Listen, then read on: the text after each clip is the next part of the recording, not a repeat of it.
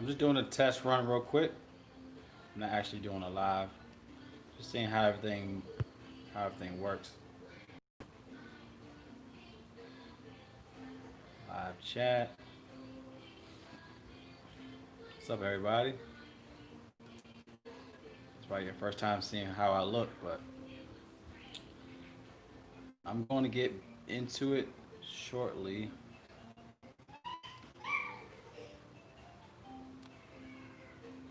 Bear with me, y'all. Just checking up, checking and see how everything works.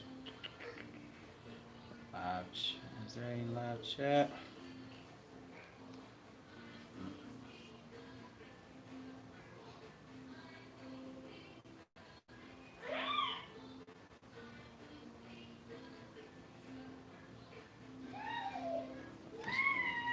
Boom.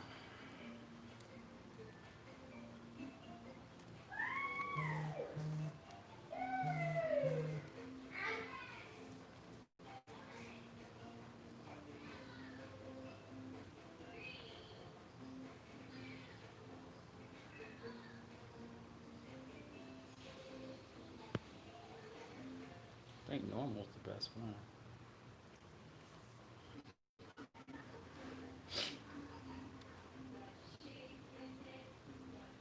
Oh.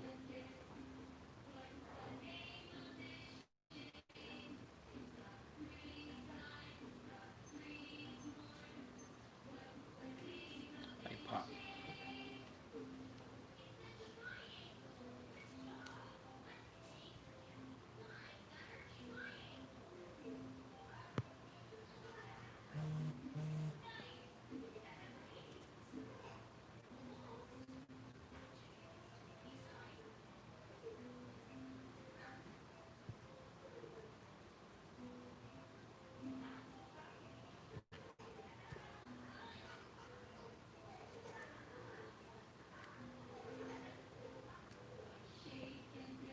Sounds good.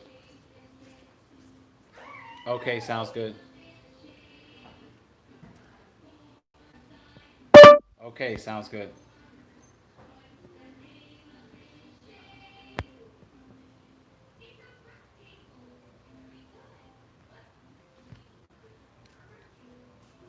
Just testing the waters real quick, y'all.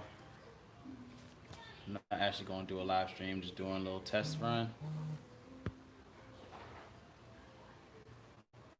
Top chat. Not chat. Remember to guard your privacy. Blah, blah, blah, blah, blah.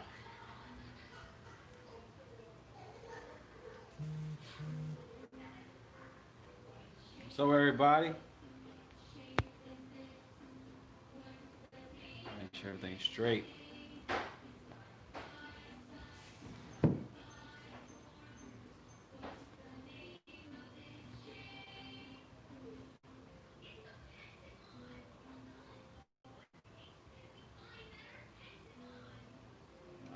All right.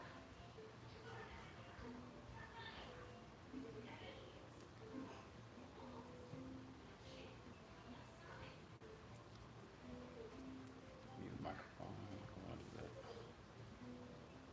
What's going on with everybody? All right, I want to just test this real quick. How does the microphone sound? Let me know. Let me know real quick. I'll have my Brad on here pretty soon.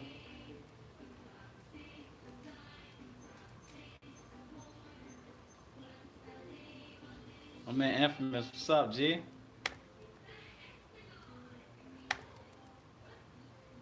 Loud and clear. I'm just doing a test run real quick. I just want to actually do like a live stream of each position. I will still have my top 5 video, but it's just best to do like a live stream, get some ideas in, let you know what I'm thinking about for week 1.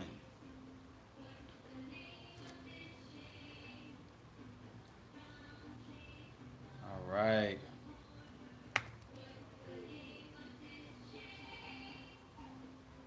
Okay, okay, my man. All right, let's get it. Let's get it. Let's get it.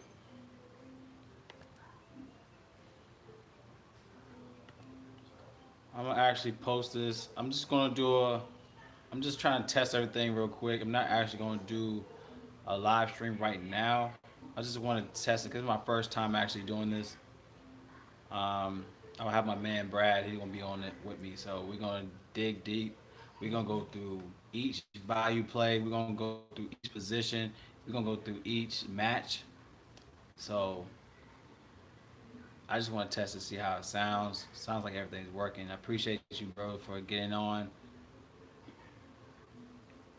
It's just good to actually you get to see my face. You know what I mean? You get to see what I look like, man. You know, it's pretty cool. Building that brand. Yes, sir. You got to, man.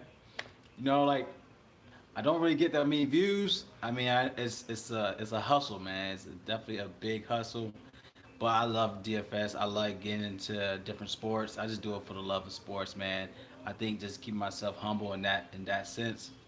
It'll work out. I'm not worried about the money. I'm not really worried about that, man. Like the sponsors I make is actually helping out. So actually with YouTube, the sponsorship definitely helps. But you gotta do it for the love, man. Money will come in later in life, but do it for the love, man. That's how you get. I think that's the way to go. I just want to get everything straight. We got UFC. We got UFC tonight too. We got Vegas 10. So yeah, you can see, you got notes, man. I got all these notes. You know, but we got Vegas 10 tonight for UFC. We still got basketball. Um, so we got a lot going on.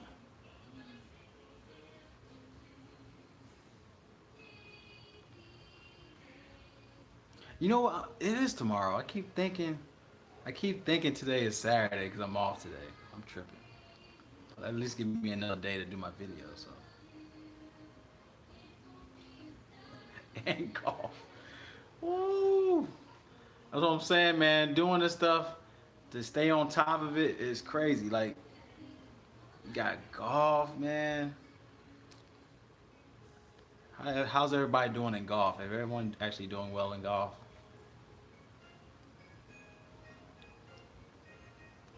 NASCAR, yep. NASCAR tomorrow too. As you can see, man, it's a grind, man. Like you do one sport, and then, you know, I could say, man, doing other sports definitely helped out the brand.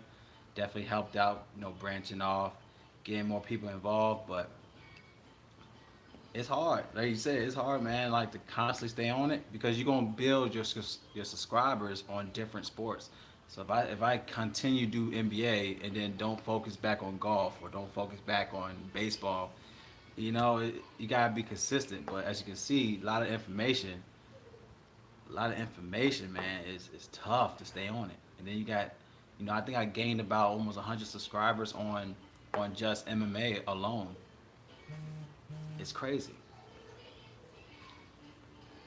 Yeah, done with golf, main focus in NFL. Yeah, I mean NFL, that's where money's at, but that's where all the sharks are gonna be at too. So, but what I was talking to my man Brad about, just in the sense of, just in the sense of NFL, like the fact that we had no preseason, that is gonna be the clean slate for everybody because I'm not saying in a good way because even yesterday with the whole, rookie running back for Chiefs with Clyde and whatnot, it was really hard to dictate other than just saying, oh, he did well in practice. It was real, you know what I mean? Like it's real tough, because you're looking into more of a passing attack type of game. You don't really see the Chiefs actually doing a running game as much. Um, but he did show out, especially with the whole Will Fuller situation. You know, it was tough to actually, try to go chalky on that. And I went Kenny Stills, and I had a big fat zero at Kenny Stills. He's one of those things you got to take a chance on. Um, yeah, and like I said, like even with the week one, like the fact that they just jumped right into week one with no preseason, no type of communication, chemistry type deal, it's hard to actually dictate how they're gonna play. I think Watson was real stiff, just coming right into it. Then the first game you're playing is the Chiefs, and they're already on that high, so you gotta come in there correct. But if you had no previous snaps to actual gameplay, then that's a situation where what I'm saying. I think the preseasons definitely helped you out making your plays. But just coming right out the gate with a clean slate with week one without no type of information with the rookie. Even David Johnson, he did pretty good, but I didn't think they were actually going to do more of a David Johnson gameplay if they have to keep constantly staying in the game with passing, especially with the Chiefs. Yeah, man, Atkins, what? Like Atkins was a dart throw, and that's one of those plays that got you that money. So Atkins definitely helped you out. I thought more so Kenny Stills would be that guy that he was like what 4K to where, he if he just got like a touchdown, that would been great. But Atkins was a great play. He's one of those guys, just a punt play, and set it and forget it type guy. But um, yeah, that's how I feel about week one. I feel like week one through week three is going to definitely be my preseason type of thing because we have to see how these guys play. But without no preseasons, you're literally just jumping out the gun, hoping for upside. So, uh, but yeah, man, that's how I feel for NFL right now. What y'all feel about NFL? Do you like the fact there's no preseasons? Like I'm not. I feel like preseason is a good way of trying to dictate your plays, um, and just chemistry in general. Like, so Fred, yeah, he was man. They It's one thing saying he was beast in practice and he had a good but the fact that he came right into the gate, and showed out. He made Damian Williams look like, yeah, Damian Williams, is gonna be in the bench for this year. Well, no, not Damian Williams, Daryl Williams. But man, I love Dam. I don't know what happened with Damian Williams, but Daryl Williams, bro, Clyde's a beast. But yo, Dolphins. So, what y'all feel about Cam Newton with these Dolphins? Just the fact that we know veteran DFS player know what is season meaning. What season meaning. I wish these comments would stay up here because I'll see your comment and then it'll just trying to probably go and break the slate. Better DFS player know what this season means. Cam gonna show out. My man Brad is here. Okay. Yeah, I mean, the thing is, like, um, how the Dolphins they actually show out. I don't know what's up with the Patriots. It seems like they just like to show out against the Patriots. But we all know how Fitzpatrick do. Yeah, I think a lot of people looking at Cam as a value play, but everyone's talking him to the point where he's not value in the sense of DFS. I mean, it, it, it's gonna be a chalky play. So I'm not gonna go to Cam Newton. I don't think that like Tom Brady is like Peyton Manning. Like he makes players better. So Cam Newton, not really knowing who is his team. I mean, maybe James White. Uh, yeah, it's just. I mean, yeah. I mean, Cam could just change the whole aspect of the squad. I mean, but I just feel like he's the type of player where he's good with who he's around. If that makes sense. Like it's definitely going to be a season to where he has to show out because to get this 1 year contract, yeah, that's a good way of thinking it.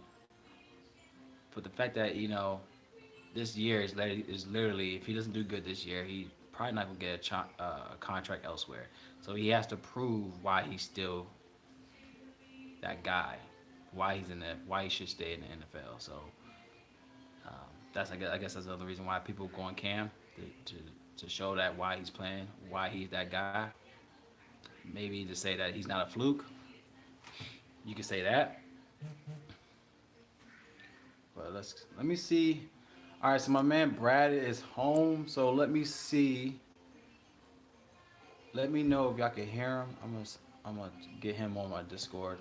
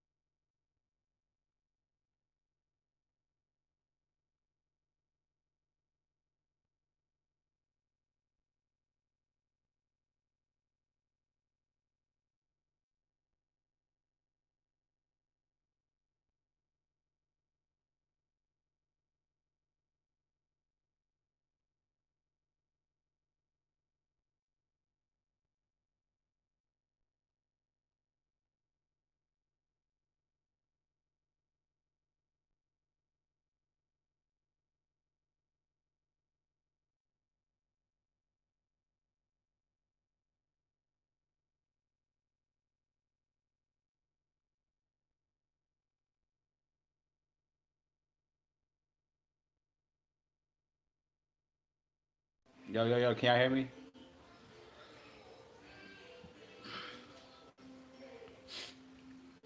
Can y'all hear me? All right. Yeah, okay, he hears me now. All right, let me get Brad back on the call.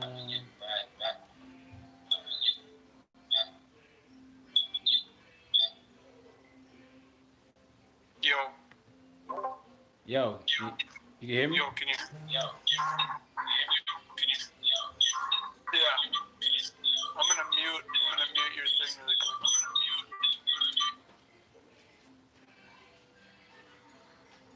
10-4. Malcolm, Infamous, Ray, what's good? Can y'all hear Brad? Yo, yo, can you guys hear me?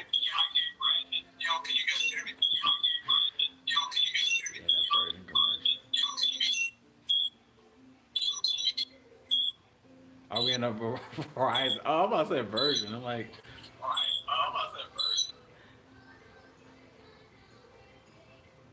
and let me take you off. Why am I have you on speaker? You on speaker?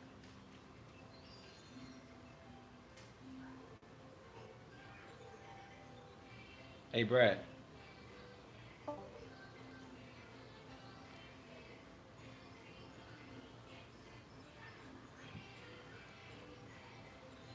All right, we good. All right, we're gonna try to make this work, y'all. I'm just trying to get my man's on here so we could dive into these plays. But thank y'all for staying on.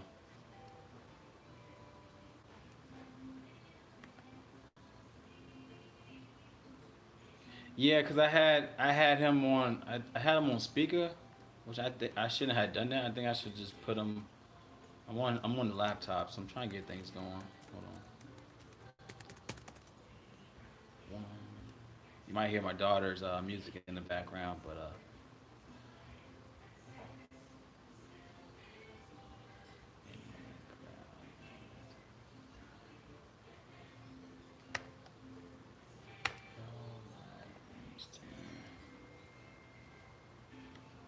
Try to make this shit work, y'all. Bear with me.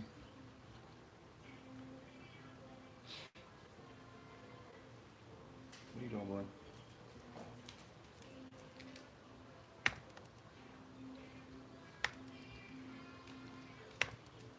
All right, man. So about that Mr. Bisky play, I really feel like he's gonna show out. He's definitely gonna be low owned in my book. All right, looking into the fact that last two times played Detroit 28-20. This is Draftkings 28-20. Fanes posting last two matches against Detroit. Definitely a good play to look into.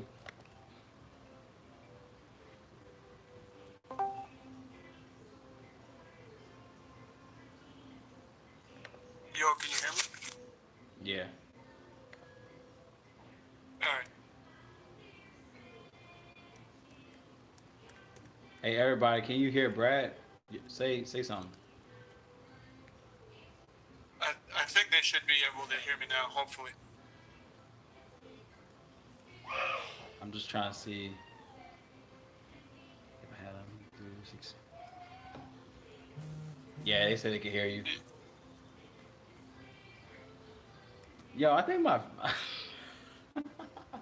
I think my I gotta edit the default picture to this chat. It looks so freaking horrible.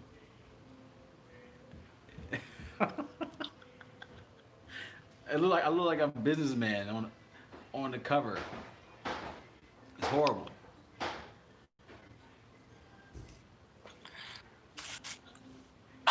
All right, so let's get right into it, y'all. Let's get into these. So we did dive into the first game, in which we looked into what was it, Seattle and the Falcons, right? Yep. We looked at Seattle Falcons into where we came to the conclusion that we want to lock in um, Julio. Well, going to quarterbacks, we look into Matt Ryan. I mean, even though Matt Ryan, he didn't play the last game. He didn't play last game, but they lost 20-27. But knowing that Seattle allows 246 yards, passing yards in the last 9 games, something to consider with Matt Ryan. Definitely playing at home. I think Matt Ryan, with the key players he has, he could definitely do well. To where you could look into a Matt Ryan play, 6,700 on DraftKings. What is he? 78 on FanDuel. But Matt Ryan's definitely a play Yeah, you I can don't look know. into. Okay, hold on, baby. Hold on. Give me 2 seconds. Yeah. I,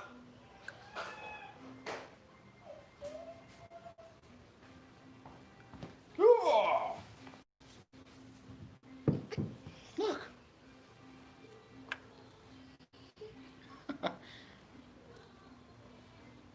Hey, my man. I like Matt Ryan, but I don't see that game's going to be really weird to stack. You know, like you could stack, hoping that Matt Ryan goes off. But you Yeah. know how my thoughts are on like dual threat. Um, I like guys that can run and pass. You know, like Yeah. Russell Wilson to me is more appealing in that. Yeah, definitely. Like we stated, the key guy I feel like that's going to be Matt Ryan's scapegoat will be Todd Gurley. Uh, I mean, the fact that, like we said before, Todd Gurley is going to be that's his redemption year. He's going to have his redemption year with Falcons. Appreciate it. You know, like we said about him playing against Seattle, he averages 25 fantasy points in the past 4 games against Seattle, which is crazy, with 7 touchdowns in those 4 games alone. Yeah. Seattle's allowing Yeah, I think 109. Go ahead. see the thing that scares me about that game is I'm assuming that Seattle will be up. So does that take Gurley's his touches down? because with them playing from behind, or is Matt Ryan is that gonna be his check down? You know? Right. But we stated, man, like this whole, literally week 1 through week 3 is going to be preseason type of feel because we don't know the connection that Todd Gurley will have with Matt Ryan. What we know about Julio Jones, that could be a sleeper in the sense of, everyone's going to be looking at Michael Thomas. People going to look at, um, he said, he said Matt Ryan probably throw 2 interceptions to Jamal Adams. Yeah, Jamal Adams is scary. I mean, that backfield in general is just really, really talented for Seattle. And the only one that's kind of iffy is Quentin Dunbar because he's been dealing with his core issues, so you don't really know how much time he's had with that team to get into their defense. Yeah. And he'll be going against Julio, so that's why I kind of like Julio, is because he should be able to just go hard against Dunbar. But they got Quandre Diggs at safety. They got Jamal Adams, and then they got Shaquille Griffin. And I mean, those guys aren't people to sleep on. I think their weakest link, personally, is Trey Flowers. He'll be covering the slot, Yeah. which we already talked about. Yeah, we already talked about it, but since we got it live, we might just have to change. We might have to get back on this because I want to get everything. I feel like I'm just trying to get everything back to working correctly. It seems like it's working properly now. Um, He said, any thoughts on Hayden any thoughts on Hurst? Hayden Hurst? Like we talked about I Hayden love Hurst. Hayden Hurst. That's Hayden Hurst is definitely to me a play. Like we mentioned about how, like you said about Matt Ryan talking to him, saying that he's definitely going to be that guy he's going to depend on. I mean, the fact that we said that Hooper had 97 targets last season, that's a big, that's a lot of targets. You know what I mean? And the fact that also Seattle is allowing around 81.5 yards to the tight ends is something to consider at this price tag. $4,300 for Hayden Hurst is definitely a play in my book. And also they allow more Hayden fantasy Hurst, points to win away. So hey, um, stop they've, it. they've been talking really highly about him too. I told you earlier that they were talking about it, but just so the chat knows and everybody that's in here, the Atlanta Falcons have been talking high on this guy, that they really want him. And last year the games he did play, he did well. I mean, you guys, everybody has to put in perspective that he was behind Mark Andrews. So Yeah. you talk about that. I mean, he did good too when he had his reps. So I Yeah, think when he he had should his have a reps, he really still good put game. in work. Like when they saw how athletic he was with Andrews, you saw a lot of value. Even when he was with the Ravens, he still had a lot of value. You know. Yeah, So exactly. A guy that I'm surprised.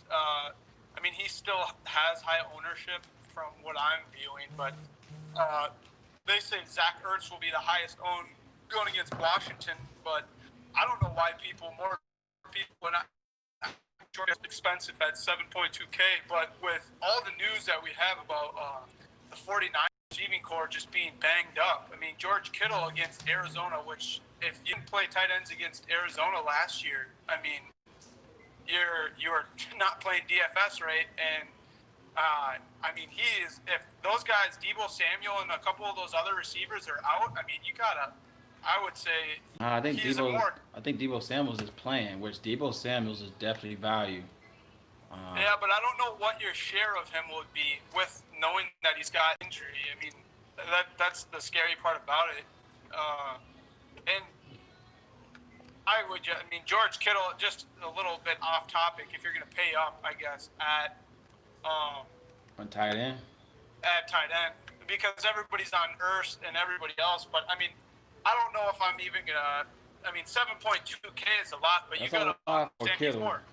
What? But it's a lot for Kittle, but knowing the game plan, targeting. Oh, that guy's gonna. George he just Kittle, got paid. He's ready to explode. that's the thing, man. It's like they was trying to utilize George. If y'all didn't know, George, like Niners is my team. So if anyone didn't realize, Niners is my squad. But my thing that they were trying to utilize him as more of a blocker last year, which was kind of weird because obviously he was that receiver. Um, hopefully, they just get him back to what he's about, man. Give him his raps, man, as a basically a tight end receiver, man. He was more of like a pass blocker because they wanted to use like the whole three-headed dragons in the running backs, to where they want to use him Yeah, as a which that blocker. is one thing to think about too. Is just you know, are they going to keep running the ball down Arizona's throat? I mean, that could be a possibility, but I think if you look at the actual team, just the Debo Samuel's questionable. That rookie from Arizona State, he's questionable. And then they got tons of dudes on the IR and stuff. I mean, your next dude, if both of those guys are out, you got Kendrick Bourne and then Trent Taylor and Dante Pettis. I mean, George Kittle is not even in the same ballpark as those guys. That's how much better he is. And I feel like that's Jimmy G's little blanket, security blanket, too. So he would be a nice one. And with the ownership going to Zach Ertz, I mean, Kittle's always going to have higher ownership because he's a higher. I mean, everybody, all the people that really don't know much about DFS are going to play him just because this guy's expensive. He must be good, which he is good. But in terms of ownership, I think he should be lower on terms of like the bigger guys. Especially, you could almost like say that he's more of a receiver than a tight end. I know Oh, obviously facts. he plays tight end, but Exactly. he gets the target shares that a receiver would get, and the guy's great. Hopefully he doesn't get hurt, but yeah. Nah, he should be straight, man. Like you said, everyone knows targeting Arizona is the way to go at tight ends. I mean, I could still see that you could go like George Kittle and then look at Hurst as your flex play, you know. Yeah, But just looking into running backs, man, a lot of running backs are definitely in play this week, especially a lot of value. So Kittle, yeah, he got Kittle as a lock at 8K on FanDuel. But yeah. I don't know. I guess the way to kind of look at Kittle is, look at he's 7-2 on DK, and as he said, at 8,000. I mean, look at the guys that he's going to be next to. Julio Jones is 7-7. Devontae Adams is 7-3. Devontae is, I guess, a comparable to him, but if you even compare, let's say Julio Jones or Chris Godwin at 7-1 for receivers, Kittle has no one to compete with for getting the ball. So Chris Godwin's got Mike Evans to compete with. He's got Gronk to compete with. And then Devontae Adams, he's in that same thing where he doesn't really have anybody to compete with for getting his shares. right. So that's why I think Kittle, for the price, to pay up at Kittle, and then take in mind, Godwin and Mike Evans are all going to have pretty good ownership, I would imagine. Devontae Adams, too, is going to have good ownership. And, I would assume more than Kittle will have. So that's what it's a pivot, I guess. If you would have to go low at receiver somewhere, depending on how your lineup is structured. But he's just one of the tight ends that I'm looking at if you're not going to go to Hayden Hurst or Mark Andrews or people like that. Zach Ertz looks really good too, but Yeah. I know a lot of people So are you high wanna on. you wanna continue going to each of the plays, or we gonna go to the next spot? You want to still continue with the Bills and Jets game, and go from there, or how you want to Yeah, do no, it? we could do that. Obviously, I don't like you said. There's not a lot of value, and if we could just go through it, I guess, quick. To me, the only plays for the Jets and Bills, are you could stack Josh Allen because he's a dual threat quarterback. If you want to, he's a GPP play for sure. But he is going against the Jets, and he's going to be low owned. Really low owned in my opinion for quarterbacks.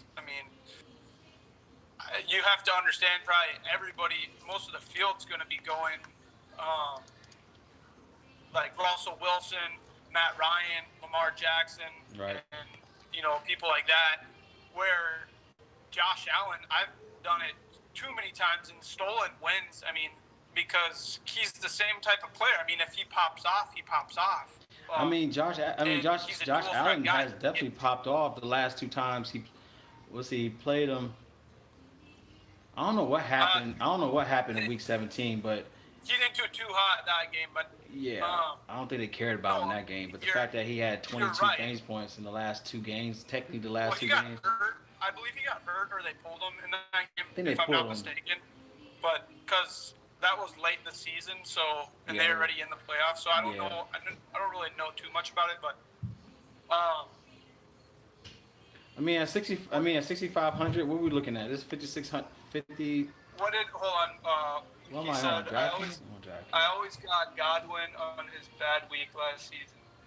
Going Chris Godwin, think Mike Evans gets contained. To both of those, like I guess, questions or statements or whatever, I would, I'm with you guys. But on the same thing too, Yeah, when it's you're Mustang. looking What's up, dude? at Buffalo or not Buffalo, if you're looking at Tampa Bay, uh, you got, I mean, I'm just going to list everybody. You got Ronald Jones, which gets shares. You got Fournette, which can get shares. You got McCoy, which can get shares. So there's three. Get out of And there. then if you go to wide receiver, you got Mike Evans, Chris Godwin, That team is loaded, man. That and that team is Tyler loaded. Johnson also is also a guy. And then if you go to tight ends, you got Gronkowski, OJ Howard, and Cameron Bray. I mean, the thing I'll be completely honest with Yeah. everyone is I don't think I'm going to be playing a lot of Bucks at all this year unless I know the matchup is a great matchup, like for a particular player. Right. But it's Get out of there. to me, it's like it's Russian roulette. It's like playing the Kansas City Chiefs. Who do you think is going to pop off this week and That's be the that thing, guy? man. Until I feel like they got their prices up just to be like, in the sense of how hyped the Bucks are this year. But I guarantee you, probably like by week 2, week 3, a lot of these guys gonna go back down to 6 to 5K because there's no value. I literally don't see value unless we have the news with Mike Evans' injury. Um, of course, Chris Godwin could be that play, but knowing how Tom Brady is, I don't see value in these guys. Like, knowing how Tom Brady makes everyone Yeah. better, I don't see value. No, I see Evans. He's dealing with that. Yeah, he didn't even practice Thursday. He didn't I practice guess Thursday. if you're gonna look at anybody on Tampa Bay, just know that you not cash at all, 100% GPP. But how to me, how's the GPP when everyone's expensive? That's my thing. Like, Well, if you if you take Mike Evans and he gets you 40 fantasy points, I mean, Mike Evans can have huge days, and you know that Godwin can also have huge days. So, I guess, I mean, it's all just picking a guy. I mean, get lucky, you get lucky, and you win. Yes. That's the name of the game for you GPPs. scared? Sorry, it's my wife. Weird. Look, look, look. No, that's weird. What? I live in a house. You gonna give me a kid? Give me a kiss. No. No?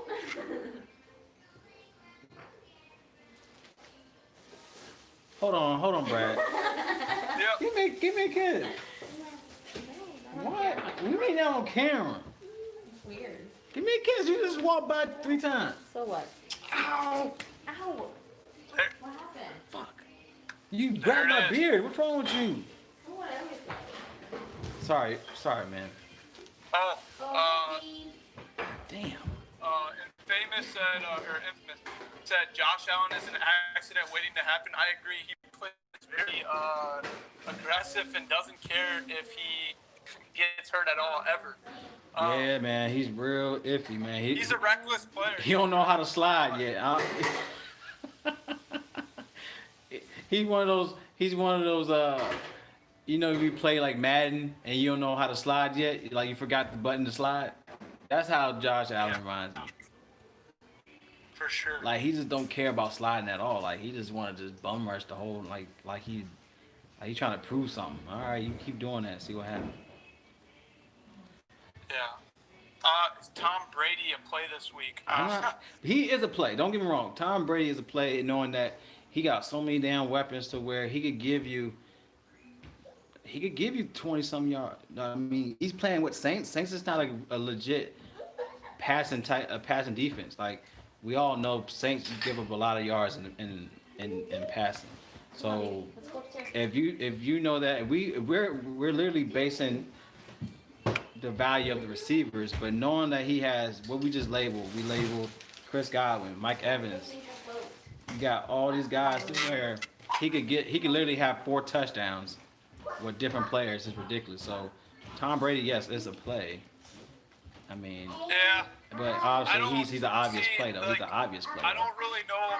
We have to kind of look at how they're gonna play the team out. I think because like last year, I know when they got in the red zone, they did like to throw, but they also like to run the ball. So that's a thing. It depends, what your game flow is. If you think that they're gonna be coming from behind all game, Tom Brady's gonna have to throw the damn ball. But if they get ahead, I mean, they have so many weapons, and people are sleeping on the Bucs defense. I think this year. I think they upgraded in a lot of places. They needed upgrades. Like they got Antoine Winfield Jr. Are And you if anyone knows are his you looking at your defense side on PFF? Yeah, I can quick. I mean, I know for a fact that that team could be good on defense too, and they stopped the run pretty well last year, I believe, Right. if I remember right. Um, which then, if they're going to be playing from ahead, then I wouldn't want to take Tom Brady personally, because they'll run the crap out of the ball. I mean, it's gonna be a good thing to see it. Like you said, the whole thing with Ronald Jones and then pairing him up with Fournette is crazy, man. So Yeah. there's a lot going on I with mean, this they're team. going to be going against good corners. I know their safety's weak, but like I said, they have Antoine Winfield Jr. and his dad was a lead. I'm in Minnesota. He played for the Gophers. He was a lead for the Gophers. Yeah. I mean, he was a second round pick too. So I mean, in terms of the NFL, that's pretty dang good to be up there. I think he was one of the highest safeties drafted also. Oh, Fred just asked about the Vegas odds. I mean, they looking at a 48 over and under. Yeah. 48 over and under Vegas odds on this play, but I think the highest should be Seattle and Atlanta.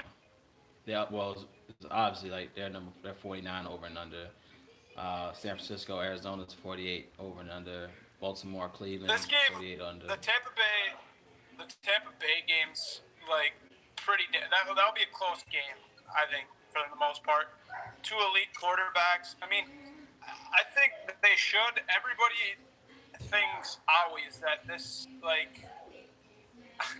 I always think people always are like, yeah, this is going to be such a great game, when two quarterbacks go against each other. But I don't know. I mean, look at yesterday. You had Watson and Mahomes go against each other, and then look at what ended up happening. I mean, Watson did have a good fantasy day, but I mean, I don't know. It's a tough one because it can be very lopsided. Yeah, I agree. Hold on, y'all. My bad. Shit. All right, hold on. All right, What do I Infamous. think about We're gonna get all your Cook? questions. You want to go back into going to the game, each game we already did Buffalo and Jets. You want to go into Chicago, Yeah, Detroit, or do we already do? yeah. Chicago, Detroit. I Let's like do that one. Chicago, Detroit, cause we ain't getting to death with Chicago and Detroit. So obviously, you love Mitch Trubisky. I I love think Mitch. I he's love some Mitch Trubisky, man. He's an and I amazing broke. play against Detroit. They just give up a lot passing yards. Yeah. But do you see any Um. updates? Do you see any upgrades in their defense this year? Well, they for sure have some. One suspended, I believe, which he was from the Vikings, and yeah, he's not. Yeah, he's not playing. They have. Well, they drafted Jeffrey Okadawa or whatever. I can't remember his Oh yeah, name. you He did was the mention it. third selection in the draft from Ohio. Yeah, you He's did supposed mention to it. be nice. Um, He's supposed to be really good. And then they obviously have Desmond Trufant, which I don't know about Desmond Trufant. He's nothing special. I attacked him a lot last year, I remember. And then Justin Coleman. But, I mean, their safeties are pretty dang good, too. I'm not going to sleep on their safeties at all. And their defensive line, they're pretty weak in the middle, but they got two good edge rushers, or decent edge rushers. And, I mean, the team overall, their defense, I think, is a little bit better. They're weak in the middle, like at linebacker, in my opinion. Yeah. But yeah, I like them a lot. I actually like Detroit's defense quite a bit, to be honest, because I think I don't know. I think they could either do it good. It's all kind of on the motive of what's Mitch Trubisky going to do. You know, there's a couple narratives you can play. You know. It is. I just feel like he has some. I mean, he's one of those guys. He's one of those quarterbacks that we thought like, okay, you have the hot hand, and then he come into the last year just fucking cold coming right in. Like we thought he had a hot hand. You know what I mean, 2018 season, like I think he started like what week 15 or whatnot, but he was hot, and then it's like okay, let's see what we're gonna do for 2019, and then he just like the two first games he shitted on, and then he bounced back on the Redskins, which is obviously the Redskins, but he still have a team around him to where I think he could bounce back this year. I mean, going against Detroit in his first game, I feel like it could be a nice boost for him to like, you know what, he has done great against Detroit. Like since let's see, since 2017, he had 16 fantasy points in the last two games in 17. 2018, he had freaking 39 fantasy points, three touchdowns, 355 yards. Then last year he comes into it averaging 24 fantasy points in the last two games in last year, and that's crazy. I mean, in each game he's getting around 300 yard passing yards. Yeah. And Uh, looking at Detroit, they're allowing two passing touchdowns a game in the last four. I mean, obviously the last four games of last season, but this is something that yeah. he's in an easy play. The fact that he's playing at Detroit, it seems like Detroit also gives up more fantasy points to quarterbacks at home. They allow they allow 21.5 fantasy points at home. I mean, allowed a game, but at home they're allowing 30.5 fantasy points at home to the quarterback position. Yeah. Um, so, And he just said a comment too that Mitch has a lot to prove. Yeah, that's kind of something I was talking to you about yeah, earlier. Mitch does have a lot to prove. They got Nick Foles in there, and he's ready to play whenever right. Mitch That's what I'm saying. Like he shows. knows he's on his way And out. If he so, shits the bed, he's on his way out in week two. In my opinion, I well, feel like that's the thing. That's the narrative I gave you. This is the thing. Trubisky could use that momentum, and he could be great, right. or he could do what this has happened a crap load of times in the NFL, where a guy comes in and just totally gets just the pressure cracks him, and then next thing you know, the backup's playing the rest of the season. But see, So I think that's why I think that's why you when you mentioned that, I feel like that's the reason why we want to play this guy because it's one thing just having a quarterback behind him, but knowing the fact of what Nick Foles did system, he's going to be that quarterback. So I feel like the Eagles just passed up on the best quarterback they ever going to have, in my opinion. The fact that he got him back to back Super Bowls, but that's another discussion. But Nick Foles has proven why he's in the NFL to where Mitch Trubisky has a fire up his ass right now to where if he don't do right, he knows he's out the door. It's written all over it. To where I feel like this is the play to where he could show why he could be the starting quarterback just for another day, but at least he could give you the fantasy points and DFS wise, he could give you that fantasy points to where you're locked and loaded. You know what I'm saying?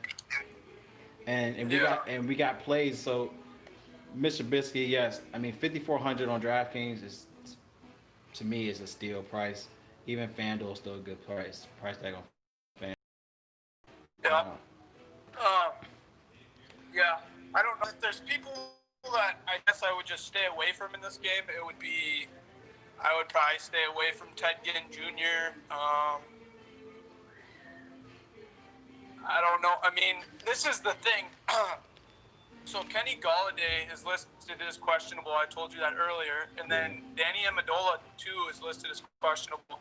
And I don't know. I didn't look at the updates today to see if either one. I know Danny Amendola was limited in practice yesterday, and I don't think that Kenny Galladay played at all. Um, so, I mean, if you have that, I mean, you're looking at Marvin Jones Jr. and I would stack Marvin Jones Jr. and Matthew Stafford because odds are, I mean, you're missing two good guys. You're going to be playing from behind. Marvin Jones Jr. That guy, it's tight end Hawkinson. That guy was really good last year. So I don't know. It's one of those games. There's a lot of what ifs. So I agree with you that Mitch has to play really well, but I don't. It's a hard one to kind of, I guess, picture Well, I'm trying to look into the because there's a Detroit. lot of ways the game could go. You're right, but knowing that Detroit never trusts their running backs, do they still have? Yeah, yep, they do have him. I'm not playing. I don't think I'm playing anybody in him back unless I hear they also do have some injuries on that team at running back. I'm pretty sure Johnson is questionable. I said Kenyon Johnson, Carryon Johnson. That's a No, dumbass actually, name. Johnson I don't think is questionable anymore, but DeAndre Swift is. But that's still, I mean, you could play Johnson because Peterson just came there, so you could. I mean, you could if Swift is out, but if Swift plays, I would not play any running back on Detroit. Just me. Because Infamous he just stated about what you think about Adrian, but I just feel like I don't trust none of these plays, man. Like Yeah. it's like, No, I dude, he agree. coming The right, he thing I coming right think into the about new Adrian, team, like out the blue, with no type of I reps. guess Like it's if I were to ridiculous. say anything about Adrian Peterson is that I mean, they already said he's going to be the power back because they don't have one. And then also the thing about Adrian Peterson is the guy could have went to a bunch of different teams and tried to chase the Super Bowl, but he decided to come back and I think, quote unquote, haunt the Vikings, which is, I think, a dumb move. He tried to do it with the Saints, and he was the backup there, and he did really nothing for the Saints. And I just don't see him really doing anything unless they get a bunch of injuries for this team because they're really high on DeAndre Swift, and they also want to get Kerryon Johnson going because he was kind of plagued with a little bit of injuries last year. And I think Adrian's, if anything, they brought him in there to be a third down back for power and also to teach these young guys how to be a running back in the NFL for them. But, yeah, I don't. Ty Johnson is the fourth string running back for that team, and he's also someone that they've talked about throwing in the mix. So, I mean, that's four running backs that could possibly be getting snaps. I'm not trying to take that Yeah, at all. man, You know? they all over the place, and Detroit just it seems like they never understand how to utilize their run attack, and they got beast. I feel like Carryon Johnson is definitely underrated, dude. Like I feel like if he's on the right system, he could blow up, but they just don't understand how to use their run attack, man. It's stupid. But on that note, like Matthew Stafford, like you said, like he gonna have questionable receivers where who is he gonna throw to? Who is gonna be that guy to where you could look into. I'm trying to go into I'm trying to find who could be a value spot in run and receiver. I mean, until we find news of Galladay, then obviously he's a play. But how Yeah. much is he? 6,200, 73 on FanDuel. See, right now he didn't practice Thursday. He didn't even practice Thursday, which is freaking stupid. I just looked at the thing too. Galladay did not practice on Friday. And he didn't practice Friday too. Like, come on, bro. Like, Yeah, you expect I'm somebody getting assuming he's going to be seven to out. 6K and don't practice. And Danny Amendola was limited today. So Nah, we ain't. I Doing don't this. know. Lower body injuries scare me. That's why one thing too. I was going to pivot off. They drafted Quinn. His name's Quintez Cephas or something. I'm terrible at Who you names, say? by the way. But Who you say? I'm like, his name's Quintez. I'm like scrolling Uh, down the list trying to find the guy you just mentioned. yeah, no, I'm actually. Oh This yeah, is C my like. This is Quint. Yeah, his name is fucked up. I don't like it. It's yeah. Quintez This is Cephas. my honestly. If Kenny Galladay and Daniel Amendola are out, this is my play. I'm not kidding. I will play the crap out of this guy. First off, they said that he had a couple grabs in a practice against that number 3 overall pick in the NFL draft. Sorry, hold on. Um, Quintez so and Cephas. I don't know. This kid, he could be nice.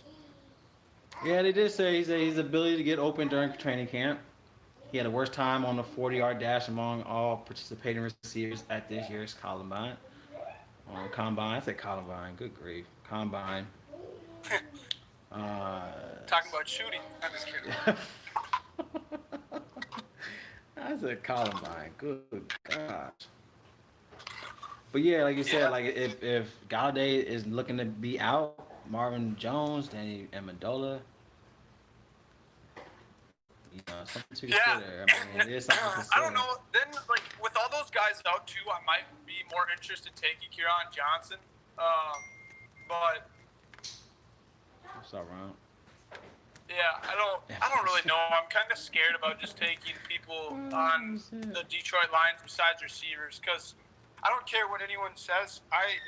I'm a Minnesota Vikings fan, but I will always admit that Matthew Stafford, that dude is one of the most underrated quarterbacks, I think, in the NFL. You say I he's think it's overrated or because underrated? underrated. I think he just need to be in a different system. I always said that he just need to be. I feel like a lot of guys in Detroit need to be in a different system. Like they Yeah, just all over I the just think place. the thing with Matthew Stafford, he's never been able to stay healthy when he's had a good team around him, and I really do think this offense. I mean, if you just look at everybody on the offense, they got a good team. Their offensive line is pretty damn good too. I mean, they got some good people on this team on offense, and I think if everyone stays healthy, which it's sad because I don't think Kenny Galladay is going to start or be able to be ready for week 1, and maybe Danny Amendola even will be out, but I would still not sleep on him. And Detroit's defense isn't anything to brag about anymore. Khalil Mack didn't even have that good of a good year last year. Hopefully he changes it, like turns it around, but I mean, I'm I not mean looking. he's still a beast, I but feel his you. numbers were down last year. I feel you on that, but like it seemed like they just have a hard time, especially against Chicago's just coverage against the receivers. Like they were fifth against receivers last year, so something to consider. Like there was sixth in defense rank, and they were fifth in the position rank. To where do we see value in Detroit? I can't say. I see value if injuries are there. That's it. Otherwise I wouldn't really. I mean, maybe play some guys. Like you could play Galladay if he's healthy, but then you also are taking a shot on his. You could take a shot on this damn. You might take a shot. Would you take a shot on the Bears defense? Might as well. Yeah, you could. I mean, you really could. Like I said, I mean, if those guys are out, yeah, take a shot on them. They still have Marvin Jones, Hawkinson, and they'll have that. I guess they'll for sure will be tested at wide receiver, but Definitely be tested. I think Matthew Stafford's good enough to, make some people around him better. So I don't know. I would say you could play the Bears defense for sure as But well. Just like take a homeboy chance. said, like a homeboy said, with just with the offensive line in general, like it's so bad to where Matthew Stafford. Yes, he's the type of quarterback. He's like a generic version. I always say he was like he was always like a generic version of Philip Rivers. Like he's so confident when he throw that ball, but that should be easy interception to where he never points the finger at himself for throwing the interception. He'd be like, "Yo, you should have just caught the ball. Like, don't look at me." So he could be the type to where you think it's gonna be a nice ball, but then it's constant interceptions left and right to where I can see a few pick sixes from the Bears side of the field. It's gonna be hard. He gonna try his best to make plays. He gonna try his best to make plays happen, which is gonna be a disaster. I'm not saying it's his fault, but just the fact, like you said, just the fact that he don't have the key hopefully he does have key players where he could look upon, but the fact that he's trying to make things happen is going to cause this game to go ape shit for Detroit. Yeah. Um, Trying to make it I happen. just think that this game could be really. I think this is. I've been thinking about it this week. Actually, I think both NFC North games will be very intriguing for me to play. Like the Vikings versus the Packers and the Lions versus the Bears. I think they're going to just be shootouts. I really do. I think you got good quarterbacks going against each other. I mean, besides Mitch Trubisky, but we already explained how he has to play with a chip on his shoulder. Otherwise, he's out. But But you know I what? think, and You know he what? has played good against Detroit too. With I mean, that being said, in the past game. So But you know I, how I'm real intrigued at how Vegas is looking at Detroit as a favor. Like after all, well, I at the, mean, I was trying to tell you earlier that at, they upgraded a shitload, and their offense line. Like I first off, one of my buddies plays on that team, so I might be a little bit biased, but I I really I love their offense line. They're freaking their line to me. They got a bunch of guys coming back. They just drafted a rookie that in the third round that's supposed to be good from the Buckeyes. I mean, their overall PFF I think ranks their line like a 70 something overall, which is pretty good in terms of uh, other people's lines, I guess. right. In I don't know though. I mean, Detroit's got a good defense line too, so it's going to be a tough game, I think. But I think it's going to be a shootout. I really do. I think both NFC North games will be a shootout, and hopefully that works out for me because I'll be having a lot of stacks in those games. I'm not trying to play the NFC South because I just think that, I don't like the Buccaneers and I don't like the Saints. Everybody's going to be on them, which is fine. Go ahead and be on them. But I don't think if you want to take down a tournament, I don't think those are the plays that you always need to take. Hey, I agree on that. Hey, Fred, congrats on that showdown. Let's see. Yeah, Ronald. I'm just gonna go back into what everyone's saying. Ronald, yeah, I shit the bed yesterday. I shit the bed yesterday. I was on. I forgot his name now. I was on. Who was I on? What I tell you last time? Who was I on yesterday? For what? For yesterday with Houston. I don't know why I'm drawing. You were on Kenny I was Stills. on Kenny Stills, man, and yeah, I had a fat zero. So yeah, I had a fat zero. So yeah, that's what happened. And of course, Atkins get a touchdown and get 11 fantasy points.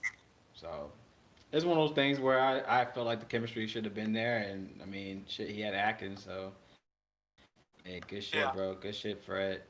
$200 to put into the tournament for tomorrow. Yeah. Yeah, but I think that's about it for this Detroit game. I mean, for Facts. me at least.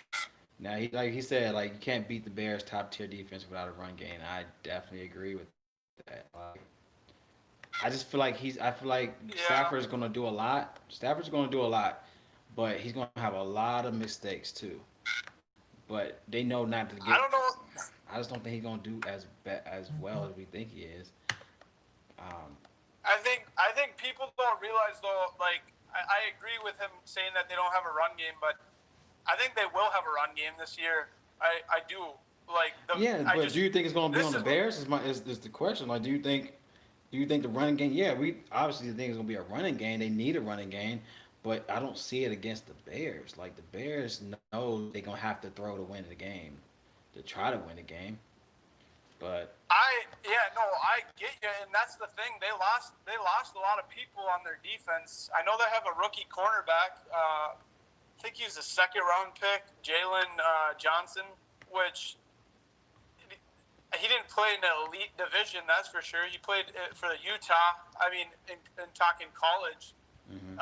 which I think is Pac-12 or something. I don't really even know, but Khalil I Mack. don't think in It all depends really on the injury news. Like I said, if they have a bunch of injuries, fire up Detroit's or the Chicago's defense. But if some of these dudes I mean if Amendola and Galladay are out, yeah, fire that defense up. But even if Amendola's in, geez, hold on, sorry. No, you straight. Uh, and Galladay's out, then I wouldn't be 100% sold yet on Chicago's defense. And don't get me wrong, Chicago's like I love Chicago's defense, but Matthew Stafford, like I feel like just too many people sleep on this guy. Like he's not going to make bonehead throws all the time and get picked. He's not going to get picked off. I don't think like people think he could.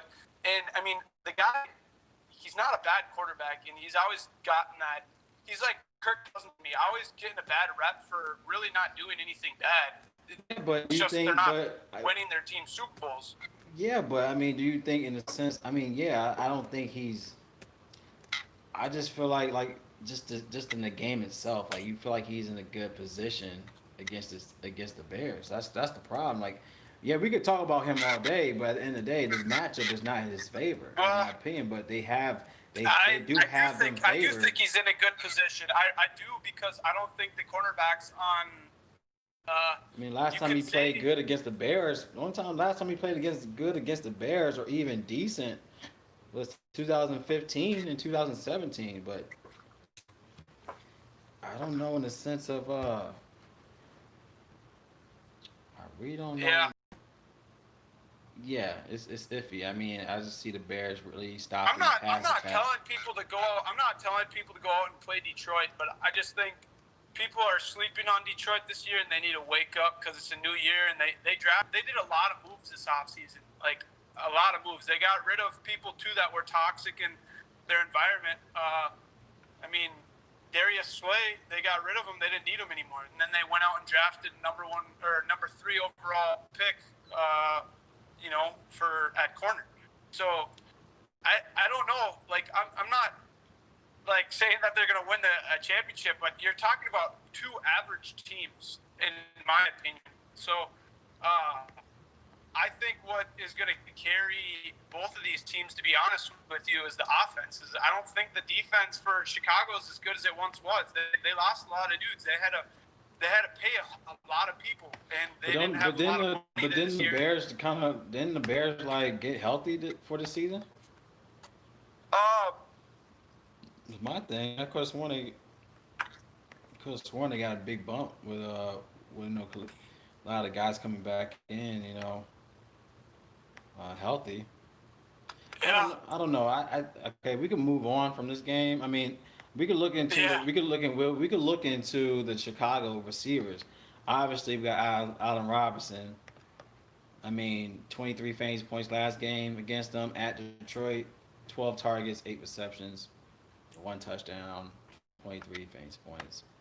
Um, I mean, you got who else? You got Miller. What's his fucking name? First name?